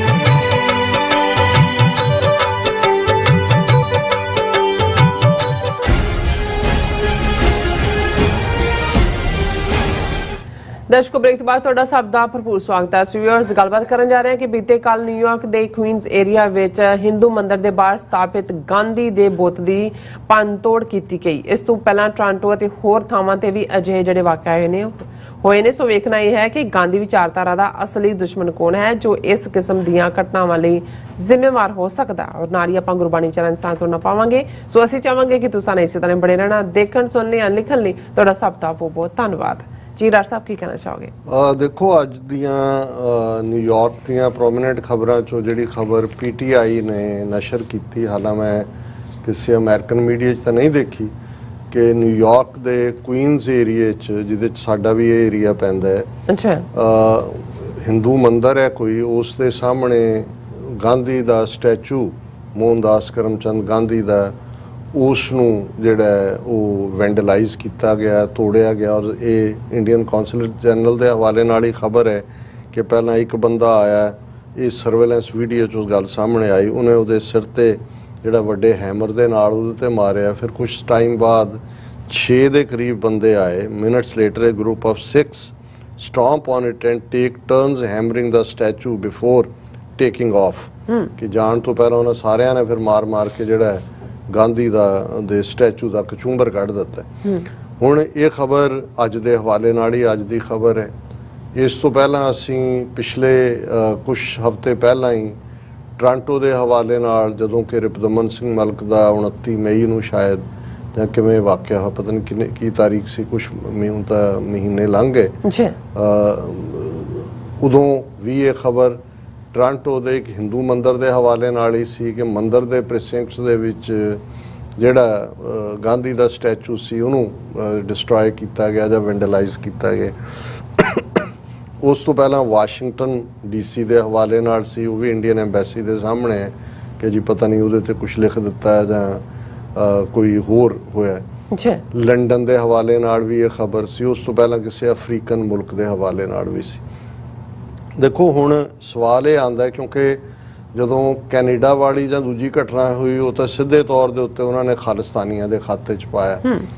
DC ਪ੍ਰੋਟੈਸਟ ਦੇ ਦੌਰਾਨ ਜਿਹੜਾ ਹੈ, ਜਦੋਂ ਸੀ, ਉਹ ਕਿਸੇ ਨੇ ਉਹਦੇ ਗਲ ਦੇ ਦੁਆਲੇ ਜੁੱਤੀ ਪਾ ਦਿੱਤੀ ਗਾਂਧੀ ਦੇ ਜਾਂ ਦੂਜੀ, ਉਹ ਤਾਂ ਜ਼ਾਹਰ ਹੈ ਵੀ ਜਿਹੜੇ ਪ੍ਰੋਟੈਸਟਰ ਸੀ ਉਹਨਾਂ ਦਾ ਸੀ। ਇੱਥੇ ਤਾਂ ਪ੍ਰੋਟੈਸਟ ਕਰਨ ਵੇਲੇ ਕਿੰਨਾ ਕੁਛ ਹੀ ਹੋਰ ਹੁੰਦਾ, ਉਹ ਤਾਂ ਜ਼ਾਹਰ ਹੈ ਕਿ ਭਾਈ, ਕਿਉਂਕਿ ਗਾਂਧੀ ਨਹਿਰੂ ਦੇ ਜ਼ਮਾਨੇ 'ਚ ਹੀ ਕੀਤੇ ਇਕਰਾਰ ਜਿਹੜੇ ਨੇ ਸਿੱਖਾਂ ਦੇ ਨਾਲ ਕਦੇ ਵੀ ਨਹੀਂ ਪੁਗਾਏ ਗਏ, ਸੋ ਉਹ ਪ੍ਰੋਟੈਸਟ ਹੁੰਦਾ। ਲੇਕਿਨ ਜੇ ਹੁਣ ਇਹ ਦੇਖਣਾ ਹੋਏ, ਹਾਲਾਂ ਇਹ ਜਿੱਥੇ ਵੀ ਇਹ ਘਟਨਾ ਵਾਪਰੇਗੀ, ਇੰਡੀਅਨ ਕੌਂਸਲ ਜਨਰਲ ਜਾਂ ਦੂਜੇ ਜਦੋਂ ਪੁਲਿਸ ਨੂੰ ਜਾਂ ਦੂਜੇ ਜਿਹਨਾਂ ਸ਼ੱਕ ਜਾਂ ਦੋਸ਼ੀਆਂ ਦੇ ਲਈ ਜੇ ਕਹਿਣਗੇ, ਤਾਂ ਉਹ ਸਭ ਤੋਂ ਪਹਿਲਾਂ ਸਿੱਖਾਂ ਨੂੰ ਨੋਮੀਨੇਟ ਕਰਦੇ ਨੇ ਕਿ ਜੀ ਦੇਖੋ ਉਹਨਾਂ ਦਾ ਜਾਂ ਫਲਾਣਾ। ਇਹ ਠੀਕ ਹੈ ਵੀ ਸਾਡਾ ਗਾਂਧੀ ਦੇ ਨਾਲ ਆਈਡੀਓਲੋਜੀਕਲੀ ਜਾਂ ਕਿਉਂਕਿ ਗਾਂਧੀ ਦਾ ਰੋਲ ਕੀ ਰਿਹਾ ਕੀ ਨਹੀਂ, ਉਹ ਅਸੀਂ 15 ਅਗਸਤ ਦੇ ਹਵਾਲੇ ਨਾਲ ਵੀ ਡਿਸਕਸ਼ਨ 'ਚ ਕੀਤਾ। ਪਰ ਕਿਸੇ ਸਿੱਖ ਨੇ ਜਾਂ ਕਿਸੇ ਮੁਸਲਮਾਨ ਨੇ ਤਾਂ ਗਾਂਧੀ ਨੂੰ ਮਾਰਿਆ ਨਹੀਂ ਹੈ। ਐਸੇ ਕੌਣ ਲੋਕ ਨੇ ਜਿਹੜੇ ਰੀਅਲੀ, ਜਿਨ੍ਹਾਂ ਨੂੰ ਗਾਂਧੀ ਤੋਂ ਥ੍ਰੈਟ ਸੀ, ਗਾਂਧੀ ਦਾ ਹਿੰਦੂਤਵਾ ਜਿਨ੍ਹਾਂ ਨੂੰ ਸਲੋ ਹਿੰਦੂਤਵਾ ਲੱਗਦਾ ਸੀ, ਰਾਮ ਰਾਜਵਾੜਾ, ਔਰ ਜਿਨ੍ਹਾਂ ਨੇ ਗੋਲਵਲਕਰ ਤੋਂ ਲੈ ਕੇ ਔਰ ਸਾਵਰਕਰ ਦੇ ਜ਼ਮਾਨੇ ਤੋਂ ਗਾਂਧੀ ਪ੍ਰਤੀ ਇੱਕ ਨਫ਼ਰਤ ਦੀ ਲਾਈਨ ਆਪਣੇ ਕਾਡਰ ਦੇ ਵਿੱਚ ਭਰੀ, ਔਰ ਉਸੇ ਹੀ ਹਿੰਦੂ ਮਹਾਸਭਾ ਦੇ ਨਾਲ ਸੰਬੰਧਤ, ਉਸੇ ਹੀ ਕਦੇ RSS ਦੇ ਅਖਬਾਰ ਲਈ ਕੰਮ ਕਰਦਾ ਨਥੂਰਾਮ ਗੋਡਸੇ ਫਾਈਨਲੀ ਗਾਂਧੀ ਨੂੰ ਮਾਰਦਾ 30 ਜਨਵਰੀ 1948 ਨੂੰ।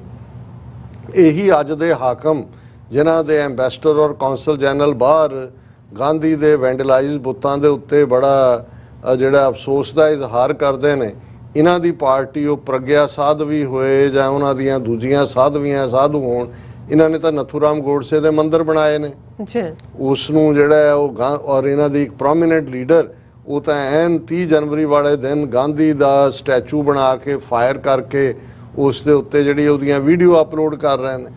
ਨਥੂਰਾਮ ਗੋਡਸੇ ਦੇ ਉੱਤੇ ਡਰਾਮੇ ਬਣੇ ਨੇ ਕਿ ਭਾਈ ਕਿਵੇਂ ਉਹਨੂੰ ਯੂਲੋਜਾਈਜ਼ ਕੀਤਾ ਕਿ ਵੀ ਕਿਸ ਲੈਵਲ ਦਾ ਉਹਨੇ ਕੰਮ ਕੀਤਾ। ਸੋ ਜੇ ਗਾਂਧੀ ਦਾ ਸਭ ਤੋਂ ਵੱਡਾ ਕੋਈ ਦੁਸ਼ਮਣ ਆਈਡੀਓਲੋਜੀਕਲੀ ਵੀ ਔਰ ਫਿਜ਼ੀਕਲੀ ਵੀ ਜਿਹਨਾਂ ਨੇ ਐਲੀਮੀਨੇਟ ਕੀਤਾ ਤੇ ਉਹ RSS ਹੈ। ਸੋ ਅਸੀਂ ਇਹ ਕਹਿਣਾ ਚਾਹੁੰਦੇ ਹਾਂ, ਕਿਉਂਕਿ ਇੱਥੇ ਵੀ ਜਦੋਂ ਅਸੀਂ ਕੱਲ੍ਹ ਵੀ ਗੱਲ ਕੀਤੀ ਸੀ ਕਿ ਇੱਥੋਂ ਦੀਆਂ ਏਜੰਸੀਆਂ ਨੂੰ ਵੀ, ਕਿਉਂਕਿ ਬਹੁਤ ਸਾਰਾ ਇਹਨਾਂ ਦਾ ਅਜੇ ਬ੍ਰਿਟਿਸ਼ ਜਿਹੜੀਆਂ ਏਜੰਸੀਜ਼ ਨੇ ਇੰਟੈਲੀਜੈਂਸ, ਉਹ ਇੰਡੀਆ ਨੂੰ ਚੰਗੀ ਤਰ੍ਹਾਂ ਸਮਝਦੀਆਂ, ਉਹਨਾਂ ਤਾਂ 200 ਸਾਲ ਰਾਜ ਕੀਤਾ ਹੋਇਆ, ਉਹ ਉਹਨਾਂ ਦੀ ਇਨਫੋਰਮੇਸ਼ਨ ਨੂੰ ਲੈ ਕੇ ਜਾਂ ਜਿਵੇਂ ਜੇ ਇਵੇਂ ਨਾ ਹੁੰਦਾ ਤੇ ਘੱਟੋ ਘੱਟ 3 ਬ੍ਰਿਟਿਸ਼ ਸਿੱਖ ਨੌਜਵਾਨ ਜਿਨ੍ਹਾਂ ਦੀ ਐਕਸਟ੍ਰੈਡੀਸ਼ਨ ਲਗਭਗ ਤੈਅ ਸੀ, ਫਾਈਨਲ ਸਟੇਜ ਤੇ ਜੱਜ ਦੇ ਸਾਹਮਣੇ ਜਦੋਂ ਐਵੀਡੈਂਸ ਆਉਂਦਾ ਔਰ ਇੱਕ ਵਕੀਲ ਲਿਆ ਕੇ ਉਹਨੂੰ ਭੰਨਦੀ ਹੈ ਵੀ ਇਹ ਤਾਂ ਉੱਥੇ ਝੂਠਾ ਹੈ ਸਾਰਾ ਪਾਰਟੀ, ਔਰ ਉਹ ਜਿੱਥੇ ਕਿ ਤਿਆਰੀਆਂ ਕੀਤੀਆਂ ਹੋਈਆਂ ਸੀ ਇੰਡੀਆ ਵਾਲਿਆਂ ਨੇ, ਉਹਨਾਂ ਦੇ ਹਾਇਰ ਅਫੀਸ਼ੀਅਲ ਆ ਕੇ ਬੈਠੇ ਸੀ, ਉਹ ਤਿੰਨੋਂ ਨੌਜਵਾਨਾਂ ਨੂੰ ਉਹਨਾਂ ਨੇ ਛੱਡਤਾ ਕਿ ਵੀ ਨਹੀਂ ਇਹ ਝੂਠੇ ਨੇ। ਔਰ ਇਸੇ ਤਰ੍ਹਾਂ ਪਰਮਜੀਤ ਸਿੰਘ ਪੰਮਾ ਜਿਹੜਾ ਜਦੋਂ ਪੁਰਤਗਾਲ ਦੇ ਵਿੱਚ ਪਹੁੰਚਦਾ ਔਰ ਉਹਨੂੰ ਕਿਵੇਂ ਉੱਥੇ ਐਕਸਟ੍ਰੈਡੀਸ਼ਨ ਦੇ ਨਾਂ ਥੱਲੇ ਲੈਣ ਆਉਂਦੇ ਨੇ, ਪਰ ਕਿਉਂਕਿ ਪੁਰਤਗਾਲ ਯੂਰਪੀਅਨ ਯੂਨੀਅਨ ਦਾ ਹਿੱਸਾ ਹੈ ਔਰ ਉੱਥੇ ਜਿਹੜਾ ਉਹਨਾਂ ਦਾ ਕਲੇਮ ਸਾਰਾ ਝੂਠਾ ਸਾਬਤ ਹੁੰਦਾ। ਹੁਣ ਇਹ ਮੈਂ ਇਸ ਲਈ ਕਹਿ ਰਿਹਾ ਕਿ ਵੀ ਇਹ ਸਾਨੂੰ, ਸਾਡੇ ਖਾਸ ਤੌਰ ਤੇ ਐਕਟਿਵਿਸਟ ਨੂੰ ਵੀ ਬਰਾਬਰ ਇੱਥੋਂ ਦੀਆਂ ਲਾ ਐਨਫੋਰਸਮੈਂਟ ਏਜੰਸੀਜ਼ ਦੇ ਨਾਲ, FBI ਨਾਲ, ਦੂਸਰਿਆਂ ਨਾਲ ਰਾਬਤਾ ਕਰਨਾ ਚਾਹੀਦਾ ਹੈ, ਕਿਉਂਕਿ ਇਹ ਬਹੁਤ ਸਾਰੀਆਂ ਇਸ ਕਿਸਮ ਦੀਆਂ ਨੈਗੇਟਿਵਿਟੀ ਵਾਲੀਆਂ ਖਬਰਾਂ ਦੇ ਕੇ ਇਹ ਚਾਹੁੰਦੇ ਨੇ ਕਿ ਭਾਈ ਇੱਥੇ ਜਿਹੜੇ ਸਿੱਖ ਐਕਟਿਵਿਸਟ ਨੇ ਉਹ ਜਿਹੜੇ ਨੇ ਉਹਨਾਂ ਦੇ ਉੱਤੇ ਉਹਨਾਂ ਦਾ ਸ਼ਿਕੰਜਾ ਕੱਸਿਆ ਜਾਏ। ਔਰ ਕੈਨੇਡਾ ਦੇ ਹਵਾਲੇ ਨਾਲ ਤਾਂ ਅਸੀਂ ਦੇਖਦੇ ਹਾਂ ਕਿ ਈਵਨ ਰਿਪਦਮਨ ਸਿੰਘ ਮਲਕ ਦੇ ਮਾਮਲੇ 'ਚ, ਜਿਹਦੇ 'ਚ ਕਿ ਹਾਲਾਂ 2 ਜਿਹੜੇ ਦੋਸ਼ੀ ਨੇ, ਅਜੇ ਉਹ ਦੋਸ਼ੀ ਨੇ, ਕੋਈ ਕਨਵਿਕਟ ਨਹੀਂ ਨੇ, ਇਨੋਸੈਂਟ ਅੰਟਿਲ ਪ੍ਰੂਵਨ ਗਿਲਟੀ, ਲੇਕਿਨ ਉਹਨਾਂ 'ਚੋਂ ਇੱਕ ਜਿਹੜਾ ਉਹ ਸਪੈਨਿਸ਼ ਮੂਲ ਦਾ, ਇੱਕ ਵਿਤਨਾਮੀ ਜਾਂ ਚਾਈਨੀਜ਼ ਮੂਲ ਦਾ, ਲੇਕਿਨ ਇਹਨਾਂ ਨੇ ਕਿਵੇਂ ਮੀਡੀਆ ਰਾਹੀਂ ਪਹਿਲਾਂ ਹੀ ਕੁਝ ਸਿੱਖਾਂ ਦੇ ਨਾਂ ਦੇ ਕੇ ਸਿੱਖਸ ਫਾਰ ਜਸਟਿਸ ਦੇ ਐਕਟੀਵਿਟੀਜ਼ ਨੂੰ ਲਬੇੜ ਕੇ ਦੱਸਣ ਦੀ ਕੋਸ਼ਿਸ਼ ਕੀਤੀ ਕਿ ਕੀ ਹੈ, ਕਿਉਂਕਿ ਇਹ ਬਹੁਤ ਸਾਰੀ ਮਿਸ ਇਨਫੋਰਮੇਸ਼ਨ ਫੀਡ ਕਰ ਰਹੇ ਨੇ।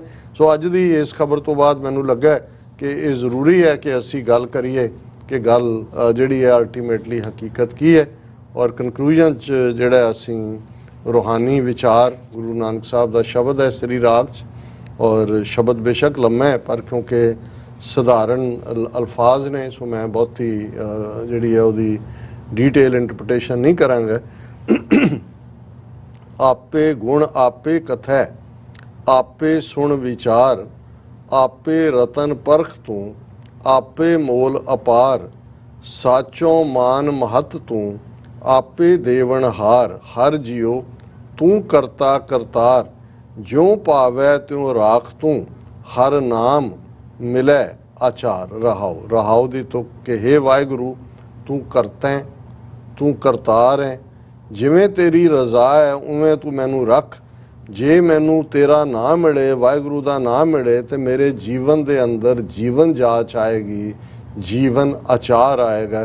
तू आप ही गुण है, आपे गुण आपे कथै, आपे सुन विचार, आपे रतन परख तू, आपे मोल अपार। तेरी अपरंपार है कीमत, तू वो रतन है जिस दी कोई कीमत नहीं पा सकता। अपने गुणां नूं तू आप ही कत सकदा है, होर किसे दे कोल ये योग्यता नहीं है। और तू सच्चा है, जिन्हों तू चाहे मान दें, जिन्हों तू चाहे वडियाई दें, तू आपे देवनहार, सब कुछ तेरे हाथ है। आपे हीरा निर्मला, आपे रंग मजीठ, आपे मोती उजलो, आपे भगत बसीठ, गुर कै शब्द सलाहना, घट घट डीठ अडीठ। कि आप ही वाहिगुरू हीरे वांग है, आप ही निर्मल है, आप उदा वो मजीठ रंग जिन्हों चाहे वो चाड़े, वो उजले मोती वांग है, वो भगत दे नाल आप ही विचोला है। बसीठ हुंदा हर दरगाह का बसीठ विचोला, कि आप ही वो सब कुछ है। गुरु दे शब्द दी सलाहना दे विच असीं जुड़िए, क्योंकि वो हर दिल दे विच है और उस नूं हर थां देखा जा सकता है। आपे सागर बोहे था, आपे पार अपार, साची वाट सुजान तू, शब्द लंघावन हार, निडरिया डर जानी है, बाज गुरु गुबार। बोहित जहाज नूं कहंदे ने, आप ही उस समुंदर है, आप ही उस तो पार लंघाण वाली किश्ती जहाज है। वो पार नहीं कोई पा सकता, उसका वो अपार है। ਉਹ ਸੱਚਾ ਰਸਤਾ ਹੈ ਤੇ ਆਪਣਾ ਆਪ ਹੀ ਉਹ ਆਪਣਾ ਸ਼ਬਦ ਦਿੰਦਾ ਹੈ ਕਿ ਜਿਸ ਸ਼ਬਦ ਦੇ ਨਾਲ ਤੁਸੀਂ ਉਸ ਤੋਂ ਲੰਘ ਸਕਦੇ ਹੋ। ਨਿਡਰਿਆਂ ਨੂੰ ਜਿਹੜਾ ਹੈ ਉਹ ਨਿਡਰ ਬਣਾਉਣ ਵਾਲਾ ਵੀ ਉਹੀ ਹੈ, ਡਰ ਕੱਢਦਾ ਹੈ। ਔਰ ਗੁਰੂ ਤੋਂ ਬਿਨਾ ਚਾਰ ਚਫੇਰੇ ਹਨੇਰਾ ਹੀ ਹਨੇਰਾ, ਗੁਬਾਰ ਹਨੇਰੇ ਨੂੰ ਕਹਿੰਦੇ ਨੇ। ਅਸਥਿਰ ਕਰਤਾ ਦੇਖੀਐ ਹੋਰ ਕੀਤੀ ਆਵੈ ਜਾਏ, ਆਪੇ ਨਿਰਮਲ ਏਕ ਤੂੰ ਹੋਰ ਬੰਦੀ ਧੰਦਾ ਪਾਏ, ਗੁਰ ਰਾਖੇ ਸੇ ਉਬਰੇ ਸਾਚੇ ਸਿਉ ਲਿਵ ਲਾਏ। ਕਿ ਉਹ ਵਾਹਿਗੁਰੂ ਜਿਹੜਾ ਸਥਿਰ ਹੈ, ਹਮੇਸ਼ਾ ਰਹਿਣ ਵਾਲਾ ਹੈ, ਬਾਕੀ ਦੁਨੀਆ ਦੇ ਵਿੱਚ ਸਾਰੇ ਆਉਣ ਜਾਣ ਵਾਲੇ ਨੇ, ਉਹੀ ਇੱਕ ਨਿਰਮਲ ਹੈ। ਬਾਕੀ ਤਾਂ ਜਨਮ ਮਰਨ ਦੇ ਗੇੜ ਦੇ ਵਿੱਚ ਬੰਦੀ ਬਣੇ ਹੋਏ ਨੇ। ਜਿਸ ਦੇ ਉੱਤੇ ਗੁਰੂ ਦੀ ਰਹਿਮਤ ਹੁੰਦੀ ਹੈ ਉਹਨਾਂ ਨੂੰ ਗੁਰੂ ਆਪ ਉਭਾਰਦਾ ਹੈ, ਸੇਵ ਕਰਦਾ ਹੈ। ਔਰ ਉਸੇ ਵਾਹਿਗੁਰੂ ਦੇ ਨਾਲ ਅਸੀਂ ਲਿਵ ਲਾਈਏ। ਨਦਰ ਕਰੇ ਹਰ ਜਿਉ ਸ਼ਬਦ ਪਛਾਣੀਐ, ਸਾਚ ਰਤੇ ਗੁਰਵਾਕ ਤਿਤ ਤਨ ਮੈਲ ਨਾ ਲੱਗਈ, ਸੱਚ ਘਰ ਜਿਸ ਉਤਾਕ ਨਦਰ ਕਰੇ ਸੱਚ ਪਾਈਐ, ਬਿਨ ਨਾਵੇਂ ਕਿਆ ਸਾਖ। ਕਿ ਉਸ ਵਾਹਿਗੁਰੂ ਦੀ ਪਛਾਣ ਸ਼ਬਦ ਦੇ ਨਾਲ ਜੁੜ ਕੇ ਹੁੰਦੀ ਹੈ। ਗੁਰੂ ਦੇ ਬਚਨ ਸੱਚੇ ਨੇ, ਜਿਹੜੇ ਸੱਚੇ ਬਚਨਾਂ ਤੇ ਅਮੰਨਾ ਕਰਦੇ ਨੇ, ਸੱਚ ਵਿੱਚ ਰੱਤੇ ਜਾਂਦੇ ਨੇ। ਉਹਨਾਂ ਦੇ ਨਾ ਤਨ ਦੇ ਉੱਤੇ ਨਾ ਮਨ ਦੇ ਉੱਤੇ ਮੈਲ ਨਹੀਂ ਲੱਗਦੀ, ਜਿਹੜੇ ਸੱਚ ਦਾ ਪੱਲਾ ਫੜਦੇ ਨੇ। ਪਰ ਨਦਰ ਕਰੇ ਸੱਚ ਪਾਈਏ, ਸੱਚ ਦੀ ਪ੍ਰਾਪਤੀ ਤਾਂ ਹੀ ਹੁੰਦੀ ਹੈ ਜੇ ਵਾਹਿਗੁਰੂ ਦੀ ਨਦਰ ਹੋਏ। ਬਿਨ ਨਾਵੇਂ ਕਿਆ ਸਾਖ, ਸਿਰਫ ਜੇ ਕੋਈ ਸਾਖ ਸੰਬੰਧੀ ਹੈ ਤੇ ਸੱਚਾ ਉਹ ਵਾਹਿਗੁਰੂ ਦਾ ਨਾਮ ਹੈ। ਉਸ ਤੋਂ ਬਿਨਾਂ ਦੁਨੀਆ ਦੀਆਂ ਰਿਸ਼ਤੇਦਾਰੀਆਂ ਦਾ ਕੋਈ ਮਤਲਬ ਨਹੀਂ ਹੈ।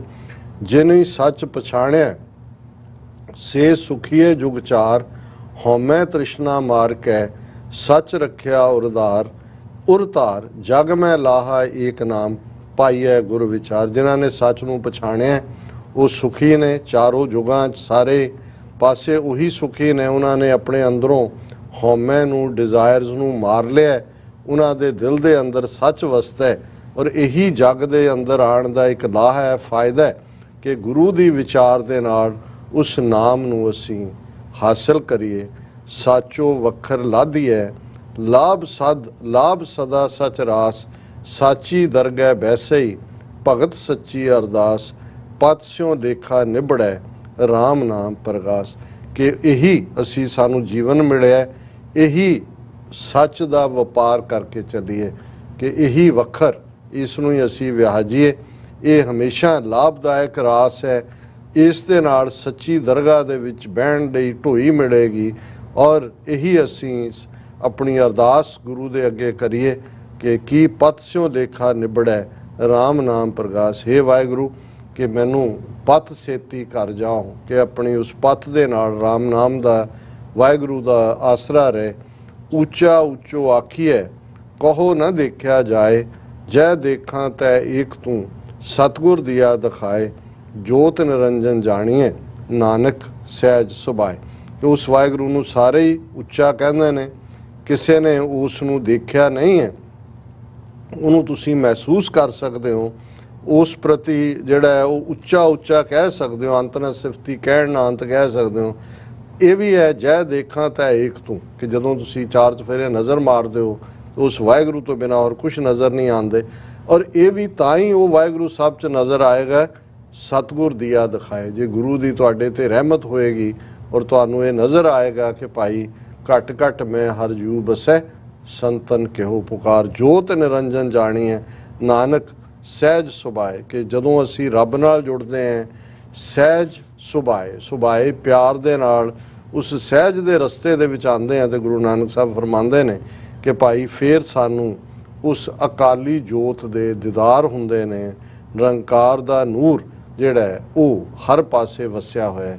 ਇਸ ਦੀ ਸਾਨੂੰ ਸਮਝ ਆਉਂਦੀ। ਜੀ ਰਾਜ ਸਾਹਿਬ, ਤੁਹਾਡਾ ਬਹੁਤ ਬਹੁਤ ਸ਼ੁਕਰੀਆ। ਤੁਸੀਂ ਅੱਜ ਦਾ ਇਸ਼ੂ ਤੇ ਅੱਜ ਦਾ ਵਿਚਾਰ ਸਾਡੇ ਦਰਸ਼ਕਾਂ ਨਾਲ ਸਾਂਝਾ ਕੀਤਾ। ਸੋ ਇਸ ਨਾਲ ਆਪਣੇ ਵਿਊਅਰਸ ਕੋਲ ਲੈਣੇ ਇਜਾਜ਼ਤ। ਵਿਊਅਰਸ, ਸਾਡੇ ਪ੍ਰੋਗਰਾਮ ਦਾ ਸਮਾਂ ਇੱਥੇ ਸਮਾਪਤ ਹੁੰਦਾ ਹੈ। ਤੁਸੀਂ ਆਪਣੀ ਰਾਏ ਤੇ ਸੁਝਾਅ ਸਾਨੂੰ ਭੇਜਣਾ ਭੁੱਲਣਾ ਸਾਡੇ ਇਸ ਪਤੇ ਤੇ sos@tvre4.tv ਤੇ ਅਸੀਂ ਆਪਣਾ ਪ੍ਰੋਗਰਾਮ ਲੈ ਕੇ ਫਿਰ ਦੁਬਾਰਾ ਤੁਹਾਡੇ ਸਾਹਮਣੇ ਹੋਵਾਂਗੇ। ਤਦ ਤੱਕ ਲਈ ਮੈਨੂੰ ਤੇ ਆਪਣਾ ਸੁਣਾ ਗਿਆ ਦੋ ਦੇਖਦੇ ਰਹੋ TV84। ਬੁਲਾ ਦਿਓ ਫਤਿਹ। ਵਾਹਿਗੁਰੂ ਜੀ ਕਾ ਖਾਲਸਾ, ਵਾਹਿਗੁਰੂ ਜੀ ਕੀ ਫਤਿਹ। ਰੱਬ ਰਾਖਾ।